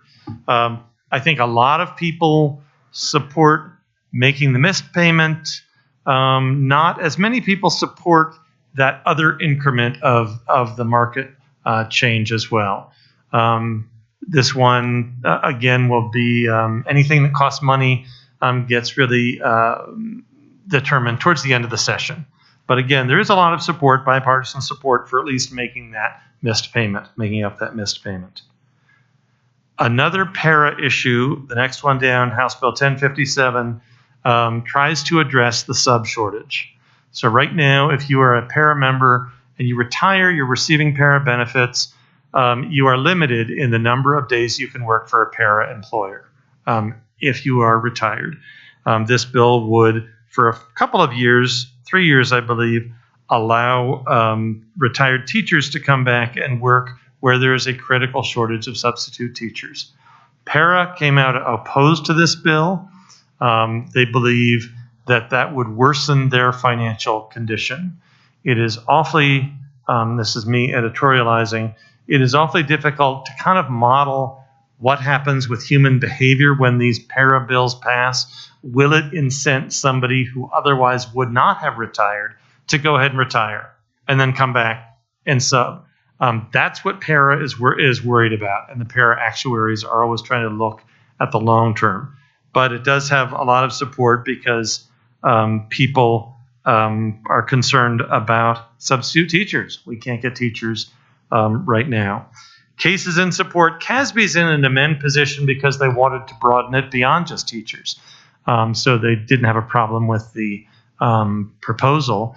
They just wanted to make it more broad, but of course, PARA would push back against that. This next one is a big old fight that's going on at the Capitol. House Bill 1064, trying to address vaping issues. This would prohibit flavored tobacco and nicotine products in Colorado as July 1, 2022. You may have remembered that the Denver City Council passed a ban. The mayor vetoed the ban, saying it doesn't make sense to do this on an individual city basis. This is really a statewide issue. Well, this bill was introduced to try and make it a statewide ban. At this point, Case and CASB both support this. At this point, I'm not aware of any other school districts that have taken positions on this issue. But certainly Case and CASB as the statewide organizations. Many public health organizations have obviously taken positions in support of this. And then there's all sorts of people on the other side who don't think it's the role of government to determine that and are opposed for other reasons. Keep going down the list. 1066 at this point does not have much support outside of the sponsor that I'm aware of. Certainly no Democrats have signed on. I think this one will have a tough time requiring the posting of all sorts of curriculum, professional development information. Both Case and CASB are opposed.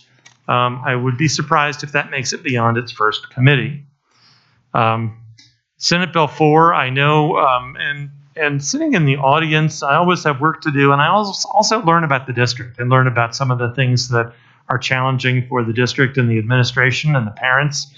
So it's often helpful. I heard you talking about reading earlier. This has been an issue, an ongoing issue for a number of legislators about how does the state move the needle on young students in reading proficiency. The state set up a big reading program about 10 years ago, came back after a number of years and really had not moved the needle at all. This year's attempt is Senate Bill 4.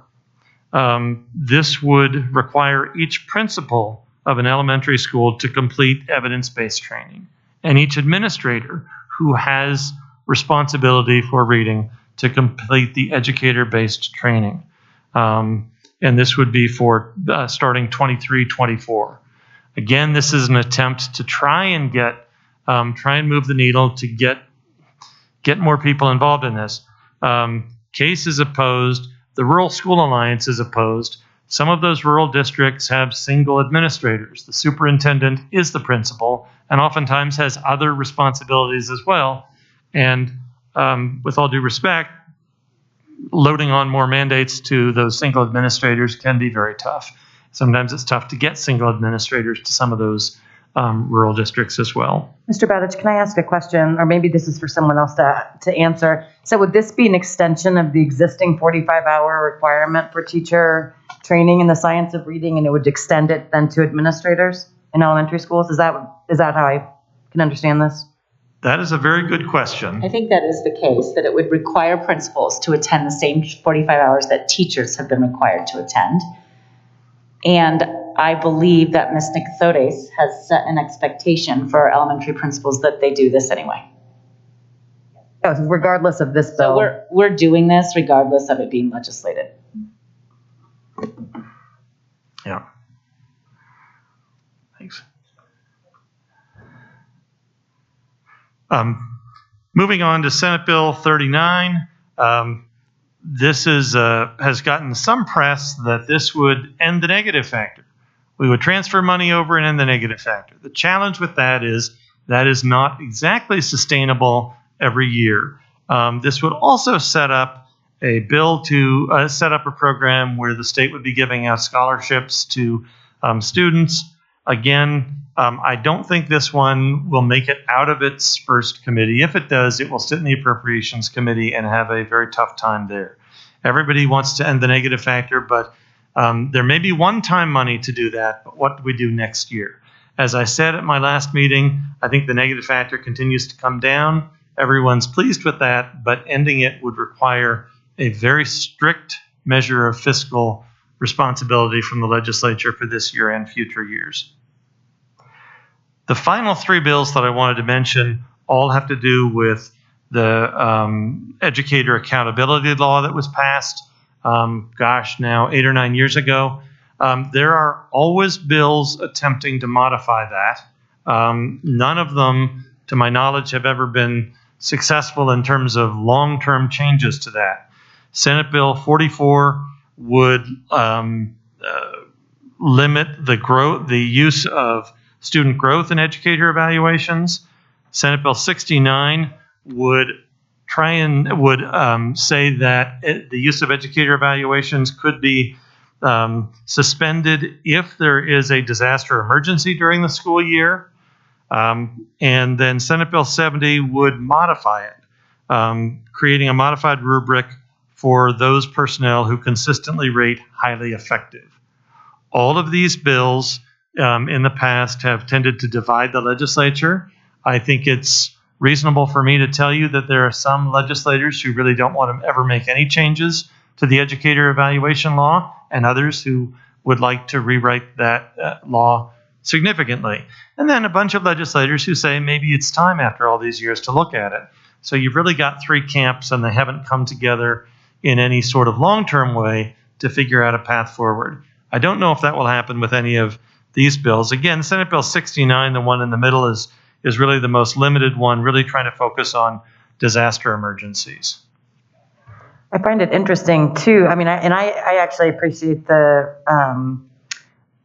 position statement, word for Case and Casby on here. I just find it to be an interesting context when I look at some of these.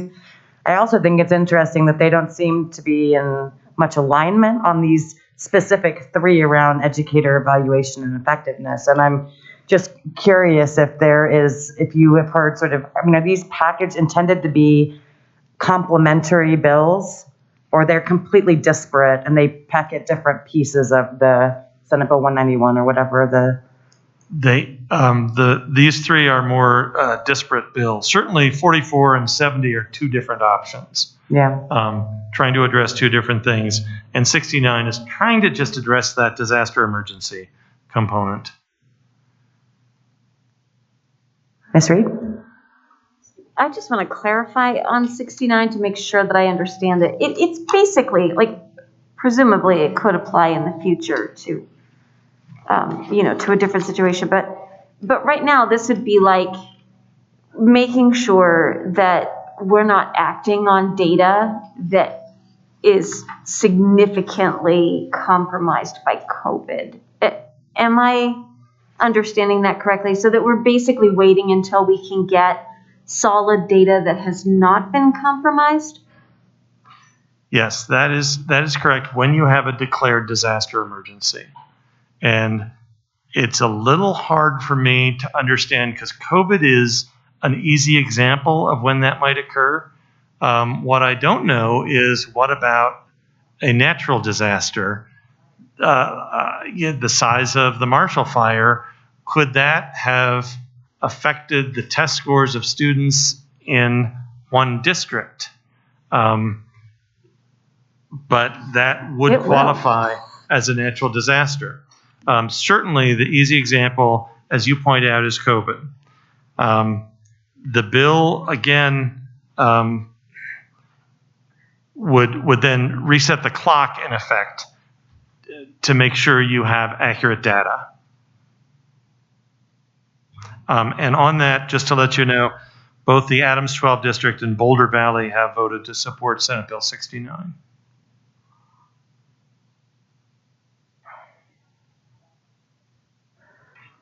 Okay, questions from the board? I'm not cutting you off, Mr. Bowditch. I just wanted to see if there were other questions about what we've discussed so far that seem to be the primary bills that you've highlighted for us. Yeah, Ms. Miller. I have a real quick question. We had JCAA this evening talking about, and I don't know how these would blend, and in terms of this SB 191, right? 191. How you don't want to make it weak so that it doesn't do the job that it was intended to do. But I think listening to Ms. Reed this evening that says, hey, I'm highly effective. I've been that way for 3 or 4 years. I don't know how you get up to highly effective in terms of how many years you have to be evaluated that way. But it does seem that if you've gotten to that point and, do I have to do it every year and start at zero again? Or is there a way to kind of talk with the legislature and see if there's something to honor the teachers that have achieved that and continue to show growth for their kids and they're implementing great programming, et cetera, that they don't have to, the rubric doesn't put them back at the very beginning again. It's not to say that 3 or 4 years in, I don't need to be tweaked or helped, I think what one of the principals was saying this evening was like, how do I help you even get better? But it does seem that if we're always starting from zero, that can be frustrating. And I would know in my own job that if somebody said, okay, now you're back to where you were last year at this time, it'd be, wait a minute, I've been doing all this work. I've gotten so far from that. So I don't know where that would fit in these 3 bills, but it is something, or at least maybe the growth educator evaluation that Senator Story, but the modified rubric is in 70. What I'm wondering, because this was an area where there seemed to be a lot of board interest in having a conversation about what would those specific, whether it's just a tweak or a full kind of suggestion for something different. What I'm wondering, Mr. Bowditch, is what would you suggest in terms of if we're able to have that conversation as a board to help inform advocacy to include those things, or if it's too far down the process of the bill being introduced to be able to make those kinds of changes, or public testimony that would provide some context for some of these things. I'm wondering if you have suggestions on like how we can best help advocate for some of those changes.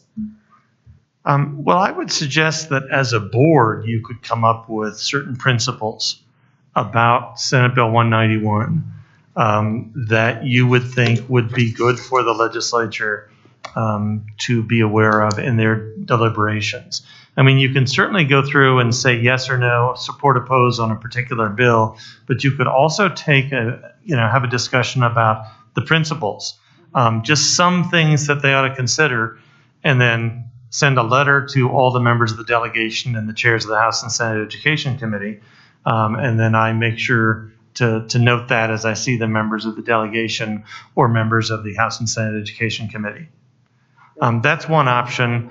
I know that in the past we've broadened that to have a broader set of legislative principles, but this would at least focus that discussion on an issue that comes up every year and an issue that will be coming up at least through these 3 bills. Mm-hmm.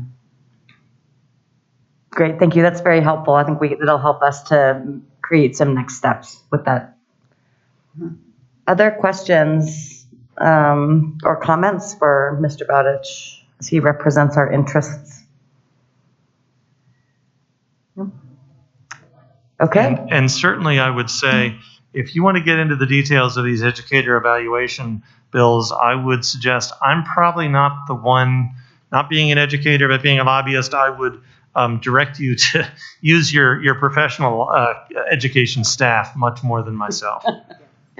I'm married to a teacher, but that's You're like, does that count? Is that that's good? it. Not a Jeffco teacher, but yeah. It does. Yeah. Yes. I play one on TV. Great. Did you have more to present? I didn't know if my timing. Okay. Wonderful. Well, thank you so much. I'm so sorry, Dr. Freda. Go ahead. I just have a question because I'm new to this. You've mentioned a few ways that we could do things. What are all the ways that as a board we can be involved in this conversation? Just process-wise, I'm curious. The board can do a couple of things. It can take a position on any of the bills that you would like, and that's my formal way of notifying legislators that the Jeffco board has voted to support, oppose, or amend a particular bill. And sometimes the boards have done that, and other times they have been more not as engaged at that level. We have done meetings at the Capitol with the full board and the superintendent and invited the full delegation. We can try to do that again, and I've been talking to Miss Neal about the possibility of doing that. The Capitol, they're still frowning on groups coming into the Capitol. You can meet across the street. I was with a group last week. We had 5 of the 12 kind of invited legislators, and one was only there for 3 minutes. So it was really 4 out of the 12. So we have to weigh, I don't want to say is it worth it, but it is, out of your day and all of that to try and come down. But that's something we can do. It is a little tough this time of year to get legislators to come out to Jeffco. We had that meeting, I think, at Warren Tech in November, maybe it was after the election. So there's a variety of ways. I'm happy if you guys, if the board members want to talk on an individual basis, so it may not be coming as a board position to their legislators, and board members want to know, is this particular bill going anywhere, or what's can I explain this bill? I'm happy to spend time on the phone with individual board members as well. Again, knowing that that's coming from an individual member, those conversations, but that's another way that board members can weigh in. Wonderful. And Miss Neal, who's been here, with all due respect, maybe a little longer than I have, probably has other methods that other boards have used as well. Yeah. She endorses your plan. Okay. Great. Thank you so much, Mr. Batch. We look forward to continuing the conversation when we meet with you next. Thank you. And thanks for advocating for our interests. Yeah. All right.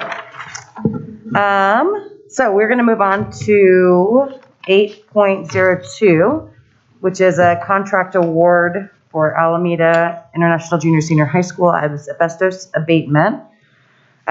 This item was removed from the consent agenda for deeper discussion around the details. We have allocated about 10 minutes to be able to dig into this one. And welcome, Mr. Bell and Mr. Reed.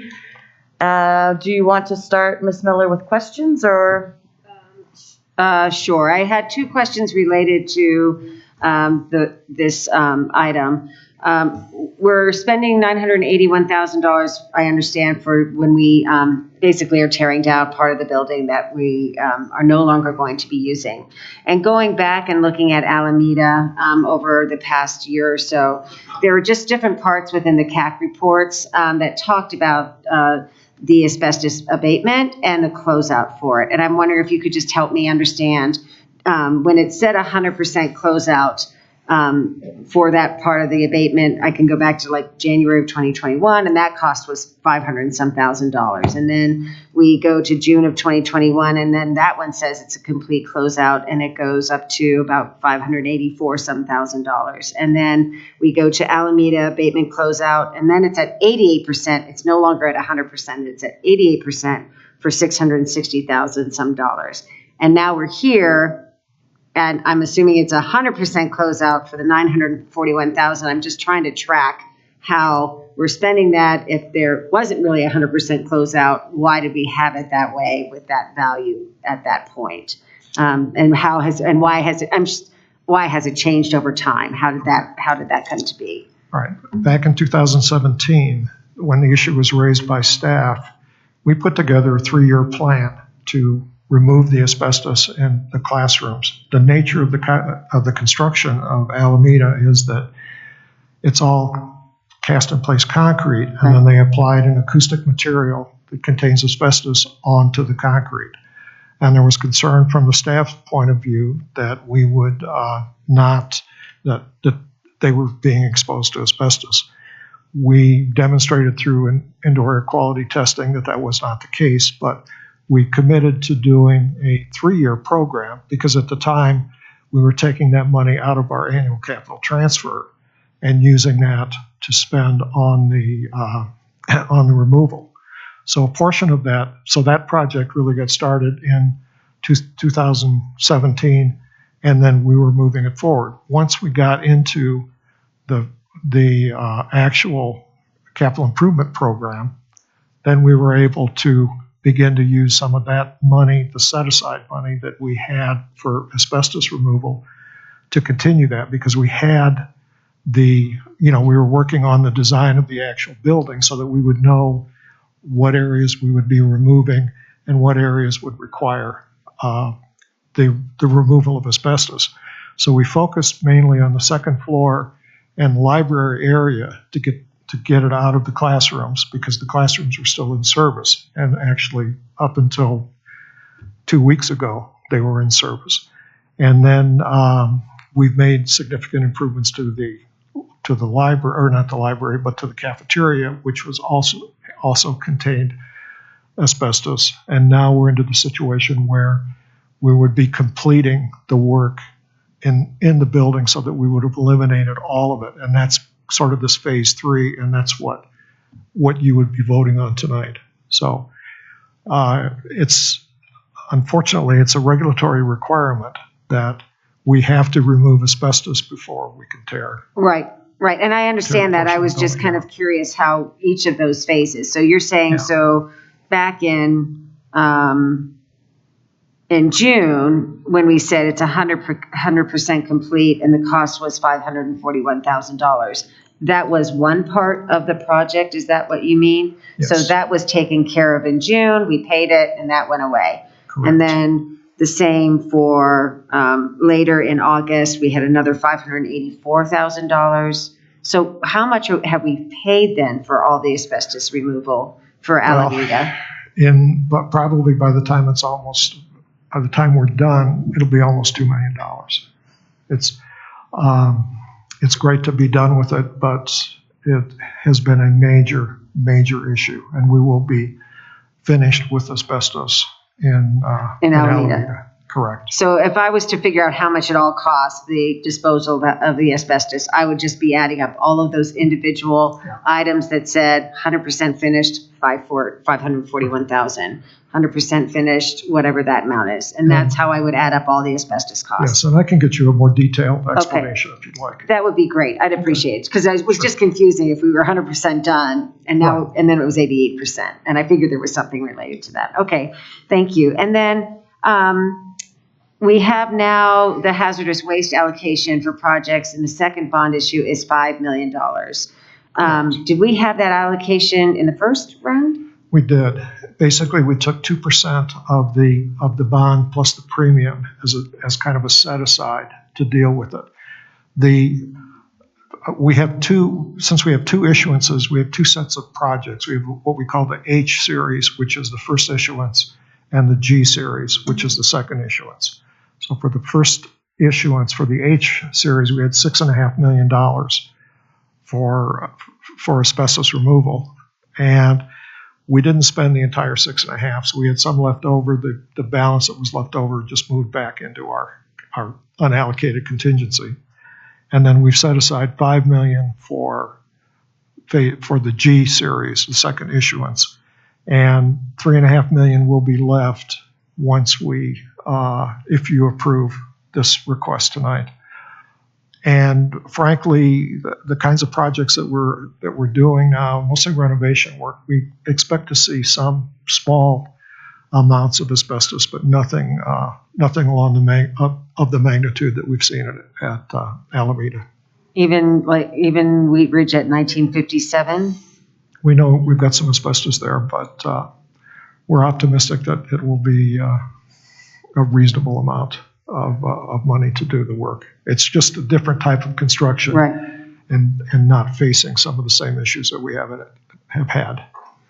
So I don't remember, and I should go back and look, but I don't remember different asbestos approvals for these other parts of the asbestos removal. Was that just part of what we approved back in, was it May or April of 20?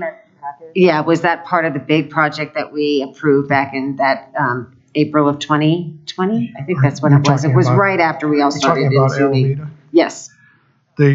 Because the asbestos contracts are always directly with us. They're not associated with the general contractor. Then it would have been brought to you. Now, I don't know. Like I said, I will go back and research what the original contract was. My guess is it did not exceed $500,000.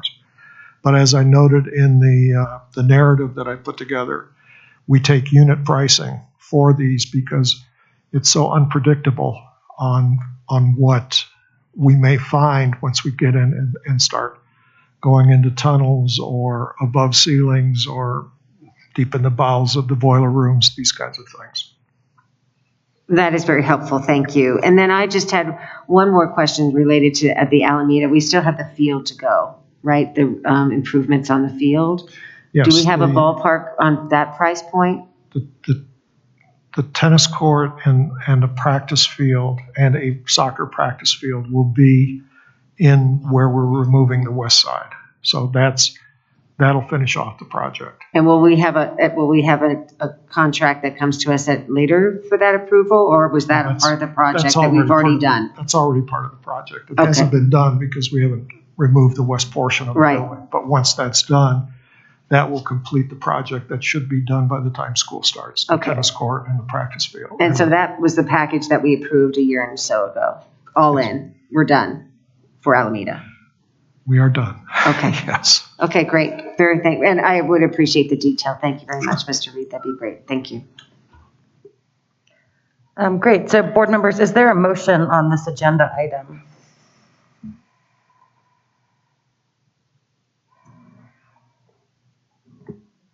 I move that the board approve the award of contract to Earth Services and abatement in the amount of $981,488 for the Alameda International Junior Senior High School abatement project, and to authorize the executive director, facilities and construction management, to execute the contract documents. Is there a second? Second. Any other discussion? All right, it has been moved and seconded. Roll call, please, Ms. Neal. Ms. Miller? Yes. Ms. Parker? Yes. Ms. Reed? Yes. Ms. Schooley? Yes. Ms. Varda? Yes. Thank you, gentlemen, for Thank helping you. us dive into there. Okay, we'll now move into public comment part 2.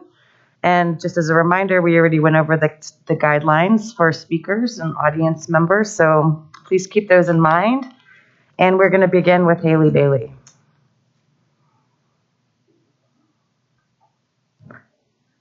Welcome, Ms. Bailey. You have 3 minutes. Did I miss the portion where you guys were going over the charters for the charter schools, charter renewals? They've been approved. Both of them? Yeah. Okay. That was part of why I was here to speak. Hi, my name's Haley. If you were in the meeting for the Board of Health on Wednesday, you've probably already heard a little bit of my story in regards to my children, one of whom is a 9-year-old who wants to kill herself, thanks to masks. So basically, I came here for multiple reasons, one of which, and the largest of which, was to vouch for Collegiate Academy. See, I grew up in California where public schools are, well, awful. In particular, Los Angeles County Public Schools was my district. And as a result, I was sent to private school for basically my entire life. After having an unfortunate experience with Jefferson County, unfortunately not catching on to my 2E kid being gifted and completely overlooking her and tossing her aside, I had actually gone under the expectation that my children would follow suit. And we did end up having to pay for 2 years of private school just so my kid, who already knew how to read at 3, could actually learn something she didn't already know.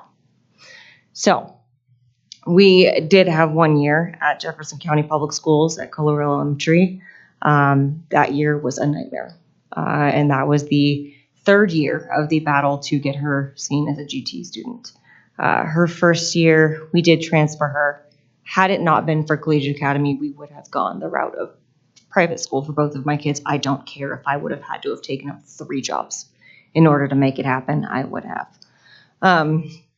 We did move to Collegiate, and it has been a lifesaver and a great experience. For the most part, the board does care very much about the parents, and the parents are involved in the school, as is part of their model. There is one board member who I hope to soon be replacing, who does not feel that parents' voices should be heard. That's unfortunate, but those are things that can be changed. The school as a whole has been great. But I do have to say that they are still under the mask mandates that obviously all of Jefferson County is. I did have something to say about the mask mandates, but I watched you guys sit here and discuss your shock and dismay as to hearing from the Board of Health basically saying that you guys were asking for no sooner than the 11th, and that seemed surprising to some of you and unacceptable as well. And I appreciate you guys fighting for our children. I am one of those unfortunate, medically fragile people who is unable to also get a vaccine. I had a stroke at 30 because I have a blood clotting disorder. And for the last 2 years, I have watched people who don't know me or my children use me as ammo against them. My own children, without knowing who they are or what they are. We did get COVID in Christmas this last year. It was a cold, and I'm grateful to see that the board is actually speaking up, because honestly, it's not worth the mental health struggles or the constant rash on my son's face or the twice having to be treated for staff for basically what's a cold for them. So I just wanted to say thank you for standing up for our kids. I can't get a mask mandate because their doctor is afraid of Comstock. So thank you. Thank you, Ms. Bailey. Abby McAdams. Welcome, Ms. McAdams.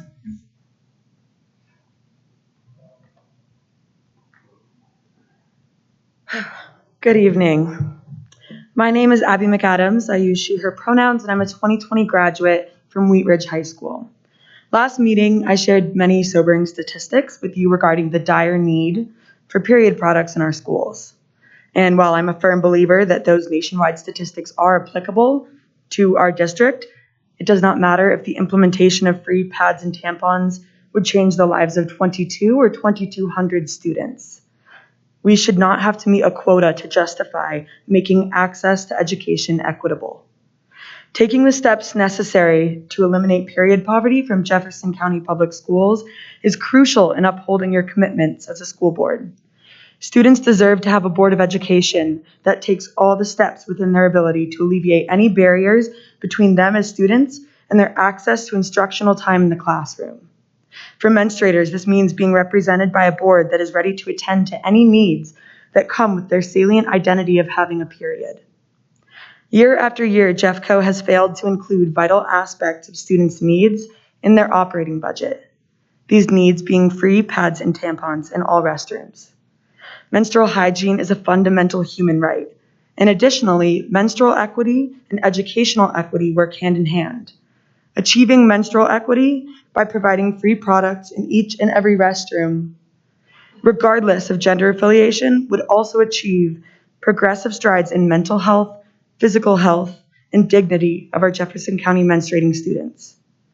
I understand that when aiming to increase access to instructional time, public health precautions and COVID-19 preventionary measures are the first things that come to mind. And I acknowledge those measures and also would like to thank you all for your work that I've seen today on those. But I also understand that you as menstruating board members do not have full autonomy over the budget, and what I do want to urge you to do is consider the power you have over that vision. I've heard sentiments of several of you to aim to foster and appreciate the diversity within this school district, and this includes gender diversity as well. And I would like to note that implementation of period products cannot coincide with a layer of discrimination against gender non-conforming menstruators. Now, I would like to ask you all to take a moment and see if you have a quarter on you. And for those of you who do not carry loose change around, as many high school students do not, and middle school students do not, if you began your period, what would you do? And furthermore, how would you feel if the building that you spend 5 days a week, 7 hours a day in, does not have a tampon readily available for you? Today, walking into a Jeffco school building for the first time since the pandemic, I entered a restroom and found free tampons. So regardless of whether or not you personally believe pads or tampons equates to success of our students, this district has showed that these products can and should be free of charge by doing so in this very building. Thank you. Thank you, Ms. McAdams. And we have Stacy Noble. Did I say your name correctly? Welcome. I was practicing. Last but not least. All right. My name is Stacy Noble, and I am a mother of two, both third-generation Jeffco students. My husband and I attended Jeffco schools, as did both of my parents. For 14 years, I devoted my career to Jeffco schools as a counselor and coach prior to choosing to stay home to raise my own family. I've been fully invested in the education of my children and an advocate for public schools, Jeffco schools in particular. Jeffco has been a staple in my life as long as I can remember. As leaders of Jeffco schools, you have continued to acknowledge the serious problem of declining enrollment, but without any real public discussion as to why. I'm here tonight to give you my perspective on why. Never in a million years did I ever imagine sending my kids anywhere but Jeffco. My family has decided to actively pursue educational options outside of this district because of the harmful measures imposed on kids and the failure of our local leaders at every level to stop them. The allowance of inequitable and divisive mandates, not exclusive of discriminatory testing and quarantine measures, have had a disastrous and long-lasting impact on our kids. They have not only had an influence on their immediate success, but also on their future and the opportunities available to them, putting them at a stark disadvantage compared to students even in neighboring districts free of the same punitive mandates. My husband and I have repeatedly watched our own children experience what has amounted to be stressful and even at times traumatic hardships over the past year due to these unnecessary mandates. We've reached our limit. I was encouraged and very grateful to hear Ms. Dorland and Ms. Miller advocate for our kids publicly yesterday in the county leadership meeting. I was disappointed to hear Ms. Dorland acknowledge the continuing consideration of a test-to-stay program for unvaccinated students only. We know with certainty that there is no difference in the transmissibility rates of vaccinated and unvaccinated students. Implementation of this program, as stated, would allow for the continuation of discriminatory practices against a group of students that do not pose a greater health risk or threat to the population. It is exactly this type of messaging that continues to divide our broken community. Earlier this school year, the board acknowledged that policy requiring weekly testing of unvaccinated students could potentially be considered arbitrary and capricious. I urge you to think long and hard about how this proposed treatment of solely unvaccinated students is any different. We are in desperate need of healing, and further segregating students is not the way to get there. Please consider the unintended consequences of this very well-meaning program. My family does not want to leave the community and the school district we genuinely love, but you have brought us to a place where we feel we have no other choice. As leaders, please stand up for our kids consistently, all of them, and have the courage to make necessary changes so we can finally close this dark chapter and open a new one of moving from good to great to extraordinary. Thank you. Thank you, Ms. Noble. Okay, thank you for all of the speakers that stayed this late to talk with us. It's now time for the board to review upcoming agenda topics. Ms. Neal has joined us to review our work, and just to sort of do a little summary of what I have also heard, and we can decide what to do collectively. Ongoing conversation, figure out for teacher evaluation, or what Mr. Bowditch described, maybe board principles around SB 191, and how we can advocate for some of those changes. To look at what the process would be for posting meetings such as the JCPH elected officials meeting so that we don't have any conflicts of interest in all attending. And then the menstrual and feminine products conversation, and trying to look at how we can either get more information or direct the superintendent to work with her team and figuring out what next steps there are. And lastly, thinking about, did I write this down because it was something we all wanted? The Stride Health Center at Alameda, I know has come up several times. And so elevating that as something that we want to make sure is a priority that we look at. Did I miss anything just from the discussion this evening that seemed to be areas in which we had some energy? Anything I missed? Okay.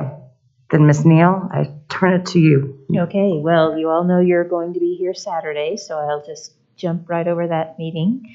I have added to the board work calendar the COVID meetings with JCPH Board of County Commissioners so that we can post that. I've talked with legal counsel, and depending on how the board wants to do that, you can either determine that you're going to have certain numbers of 2 people attending, or if you think that 3 or more will, we can just go ahead and post the meeting with the link, and the community has that as well then.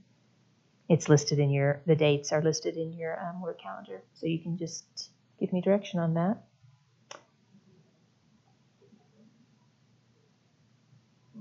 Does it have to be a motion? Or just a, so I would like to go. Yeah. I don't know schedule-wise, but I know I would like to go. I've been going for a while, so I'd like to continue. I think that what was the path of least resistance or risk is to post it. And there will be at least 1 or more board members there, and then we don't run into any potential, if it's not prohibitively, increasing anyone's work, I would suggest we just do it. Okay. And it's going for, I think, the next 4 weeks at minimum, as it moves into an endemic phase. Can I ask a question? I don't know what this meeting is that you all are referring to. What is this meeting? Yeah, I just found out about it yesterday. Yeah, so it may be inconsistent. So Jefferson County Public Health has convened or sent an invitation out to 90 or so public officials, elected officials, and leaders within Jefferson County to receive updates about data and next steps and what's going on, and then presumably also to provide feedback. And so those have been every other week, I thought it was, but moving forward, I don't know what the schedule is going to be. So participation on those is it's just sent to everybody. So all county commissioners, the coroner. I mean, it's all, yeah. No, I didn't. I just learned about it last, yeah. I think we might not be on that list. I'm not getting those. Right. Well, let me step back. They've been having them for a while. It's not just been recently. So I've been going to them. Yeah. And so they've seen that I've been there. So I think they just put me on this last time. I don't think it was meaning to be what's the word? A diss? A diss. I just don't think they mentioned. I didn't think that. I was thinking maybe we just didn't make the list yet because we're so new. I wonder if that's the case. I have the person's name at JCPH who does all of the invitation. About not getting more invites to more meetings, but. Okay, so it sounds like we've got that piece, and we can add folks on if they're interested. It's a remote meeting. Yeah, virtual. And it's at 11 on Wednesdays. So. Or what we were talking about. Okay, great. Thank you. Okay, so then next Wednesday, your study session starts at 3 p.m. We will have a conversation for an hour on district membership patterns and trends. Then we move to an engagement session with the Fitzmaurice community. This is in follow-up to the board's request and after they came and spoke to you. And that we have scheduled for an hour. Then we have a quarterly update of the CIP. We will have a CAC member accompanying Mr. Reed. And then you have an executive session on 2 topics, legal advice regarding compliance with employment laws and property negotiations. And at this point, you might end that evening around 7, depending on breaks. Dr. Rector, go ahead. I don't know a lot about how the invitation or if folks are invited to this study session, but maybe we can discuss this on Saturday. But I think so. I don't know how to ask for this, but I would like to invite other small schools to the discussion and not just Fitzmaurice. As we have this discussion, I want to make sure that it's a community-wide discussion and that it's not just about one school, but that we can invite others to discuss the topic as well if they'd like to from other schools. I think it might be something we need to talk about, like what is our process in doing this, but at this point, more and more focus on one school. At this point, given that we're posting the agenda tomorrow, it might be a challenge to do that for next Wednesday. And it was I thought at the direction of the board that we were just having you talk about with this community. I'm sure we can find another time where we can have more schools come. I guess I'm not sure why we're having this discussion with them on Wednesday. So I think part of it is maybe thinking of this in two separate pieces, and then if this doesn't make sense, then we'll revise. One is members of the Fitzmaurice community came to speak with the board, and in order to be responsive to them and to make sure that we're being good communicators and partners in trying to help problem solve around what are those next steps. They were invited to come to the study session to really have that dialogue with the full board, since really they've been able to meet with parts and pieces of us and through school visits, et cetera. So that was really a response to one school community's outreach to the board. In parallel to that, we also have process starting that is looking at defining and identifying this sort of thriving schools and how we create that in alignment with the strategic plan to be able to say, this is what this is going to be expected of every student to receive and have the same, not same experience, opportunity moving forward. And part of that is a facilities conversation, an enrollment conversation. And that process is also beginning this Saturday. So they have been kept separate at this point because it would be pretty early days, I think, to invite a bunch of schools to the table and not really understand what we're asking of them. Ms. Schooley, can I add on to that? Please do. It might be helpful for the board to hear this too. On the 9th, you also have an agenda item titled District Membership Patterns and Trends. And that is actually an opportunity for the board to understand the data around our enrollment so that you have some background information and knowledge prior to any sort of broader conversations. I think it will be an informative agenda item for you all, but it's titled membership. So I just want you all to know that that's actually an enrollment conversation where the district experts who are demographers and study the movement of our kids to different districts and different schools and the ups and downs of our enrollment patterns and trends across the county are going to be sharing the information with you that's very detail oriented and hopefully will be good context for you for any future conversations with school communities.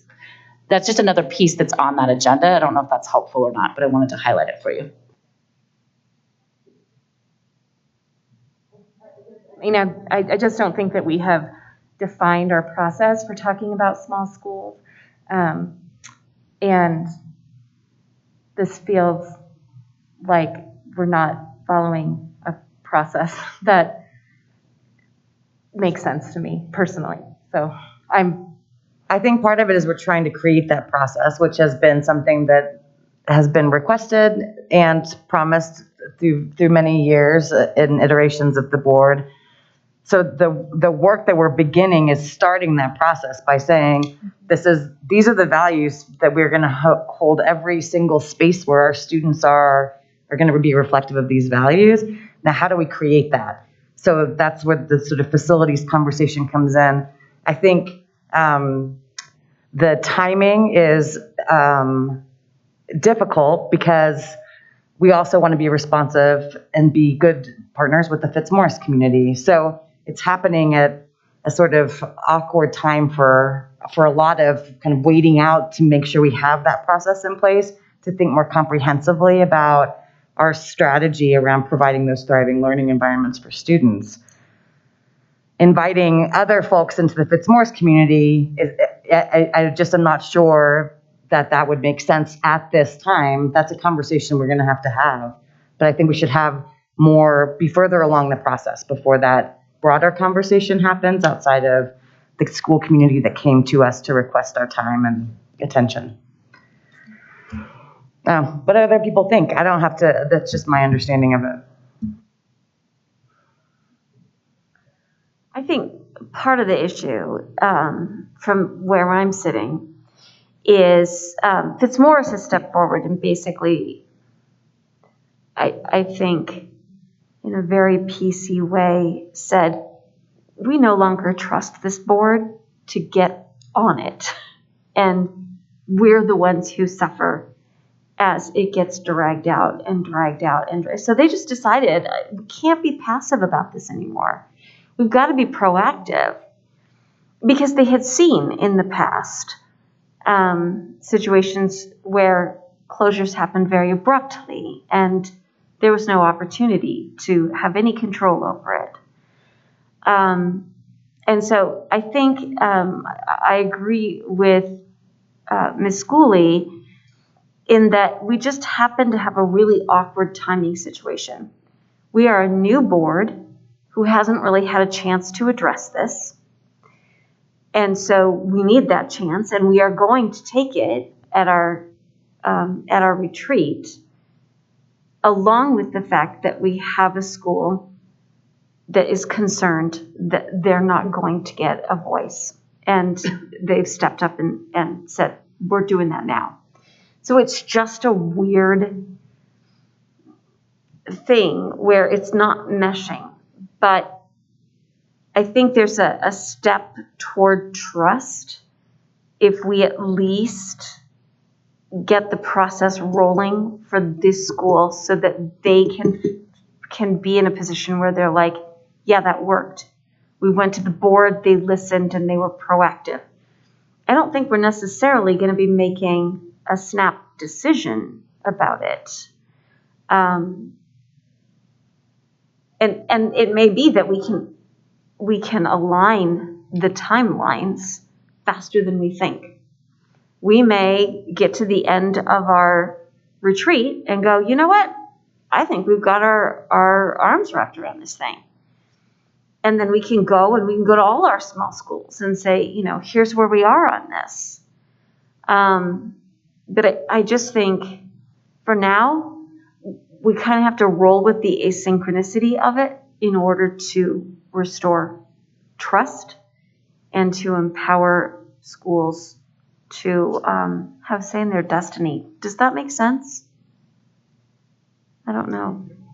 I'm just going to step in for a moment, and I think that we have wrestled with this last year, and we wrestled with it 3 or 4 years ago. The previous board wrestled with kind of a, oh my gosh, we're going to look at closing 3 or 4 schools all at once. And that was directed at that time to go back, and we don't want to ever go through that again. We want to put in process some way to think about what's the right sizing of a school that provides the right kind of programming and opportunities for children that we want for all of our kids, which is, I think, what you were talking about before. What do we value for all of our kids?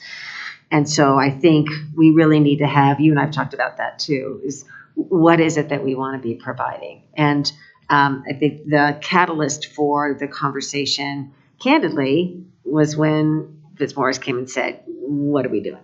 And we put it on the table and said, we've really got to make a decision or start talking about this so that we could put a plan in process. And I guess what I would fear, candidly, if we brought 5, 10 schools in or whatever that number looks like, we're not going to be able to process as a board to think through how do we look at our policies right now? What do we think about those policies? How do we adjust them or think forward?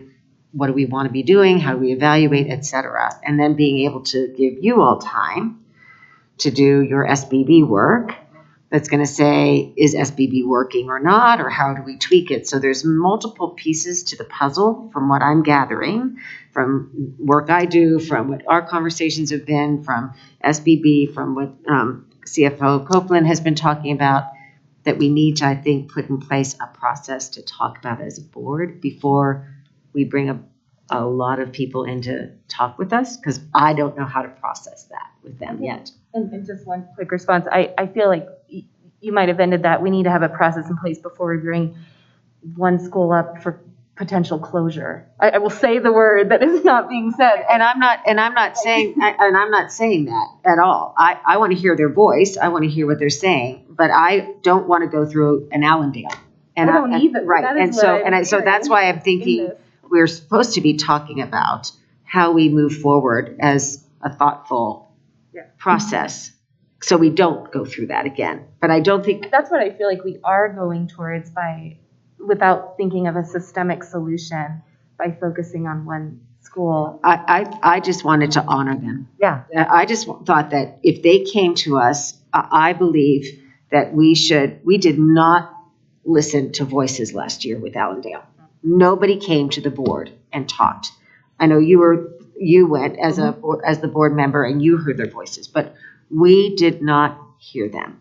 And I appreciate everybody I think at this table says we want to hear them. So I want to be honorable to that, but I don't want to I don't feel comfortable making a policy decision or process decision with a whole bunch of schools that have come forward and we haven't talked it through and we haven't let the work be done and we haven't talked about enrollment. So I just feel there's a lot of pieces that would be helpful for us to have in place that have that conversation that would be rich and rigorous. I think we agree on that totally. I just, Yeah, go ahead. Yeah, Ms. Parker. I just want to say, I think possibly the district membership patterns and trends is a good place where we can talk to alternatives to closing schools, which is collaboratives and other things. So it might be a really good segue into Fitzmaurice, and then they'll know there are options, that we're not just thinking pull the plug. Okay. Okay, so that is next Wednesday's agenda at this Great. point. So then we have Dr. Varda joining President Schooley for agenda prep mid-February, looking ahead at firming up some of what I'm going to be discussing next. You also have the 23rd of February where Ms. Miller. Sorry, Ms. Neal, what are we doing together? Agenda prep. Agenda setting. I couldn't understand. I'm like, we're going to eat a meal. I don't even know what to. Okay, gotcha. You will be with others, yes. What day is that? The 16th of February. I don't know that. Okay. Yes. Okay. Then the 23rd, the League of Women Voters online meeting that Ms. Reed and Ms. Miller are attending on behalf of the board. Going forward to March, the regular meeting on March 3rd, we're considering having a public report out on the status of negotiations at the 5 o'clock hour. You'll see that that's March 3rd is a ways away, but I would want to know, do you want to continue public comment in the way that we did that tonight, in person and virtual? Or returning more to in person? Board, do you all have strong feelings one way or the other? Well, I think it's fine to give the option if people feel more comfortable zooming in and zooming out. If it's feasible for you all. I mean, for whoever is over here that It is more work, but if that's what the board would like to do, it's certainly doable. We've been doing it for a year and a half. Yeah. Hey, why don't we continue the way we've been doing it, and we'll make a call if we don't need it anymore at some point. No problem. At this point, the only consent agenda items that we know that are coming forward is an amendment to a contract for audio-video equipment, and then we'll have some possible construction bids coming forward. It's beginning that season.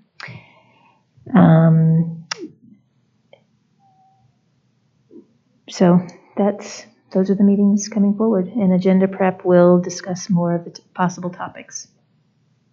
Great, thank you, Ms. Neal. Any other questions, comments for Ms. Neal around future agendas?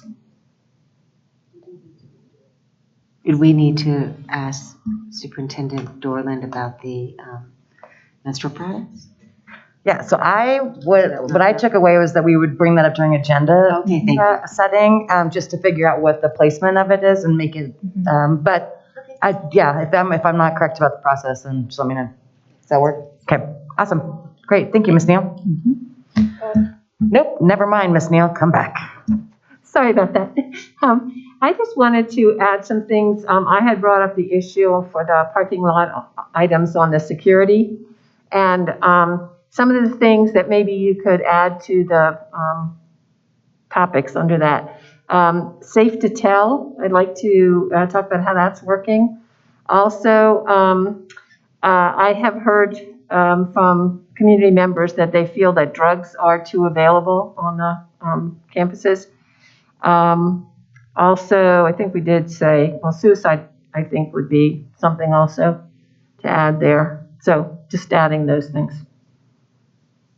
So perhaps when we're at agenda prep, we can talk about the perhaps an exec session that would be the starting point for discussing some of the safety and security issues that are a little more sensitive in nature, and then be able to build out more public dialogue around some of the other pieces. I think the last time we had that presentation in that exec session, it was the previous board. So that would be a good thing for us to schedule as this iteration of board. Great. Thank you, Ms. Parker and Ms. Neal. Okay. Is there a motion to move into executive session?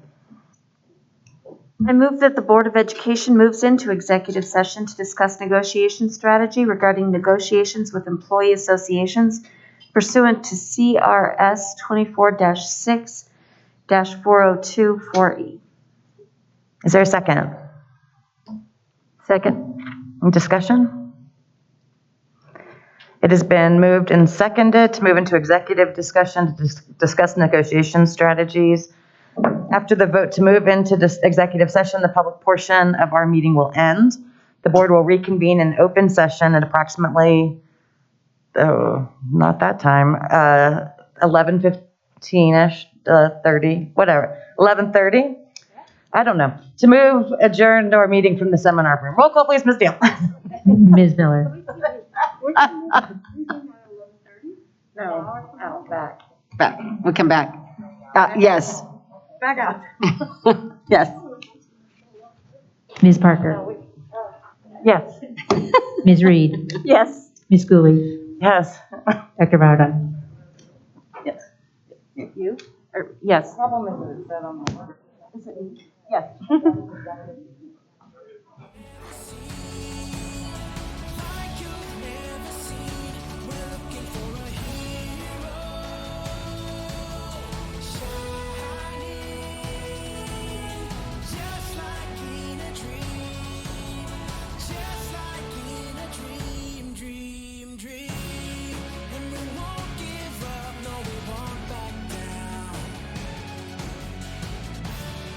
This is where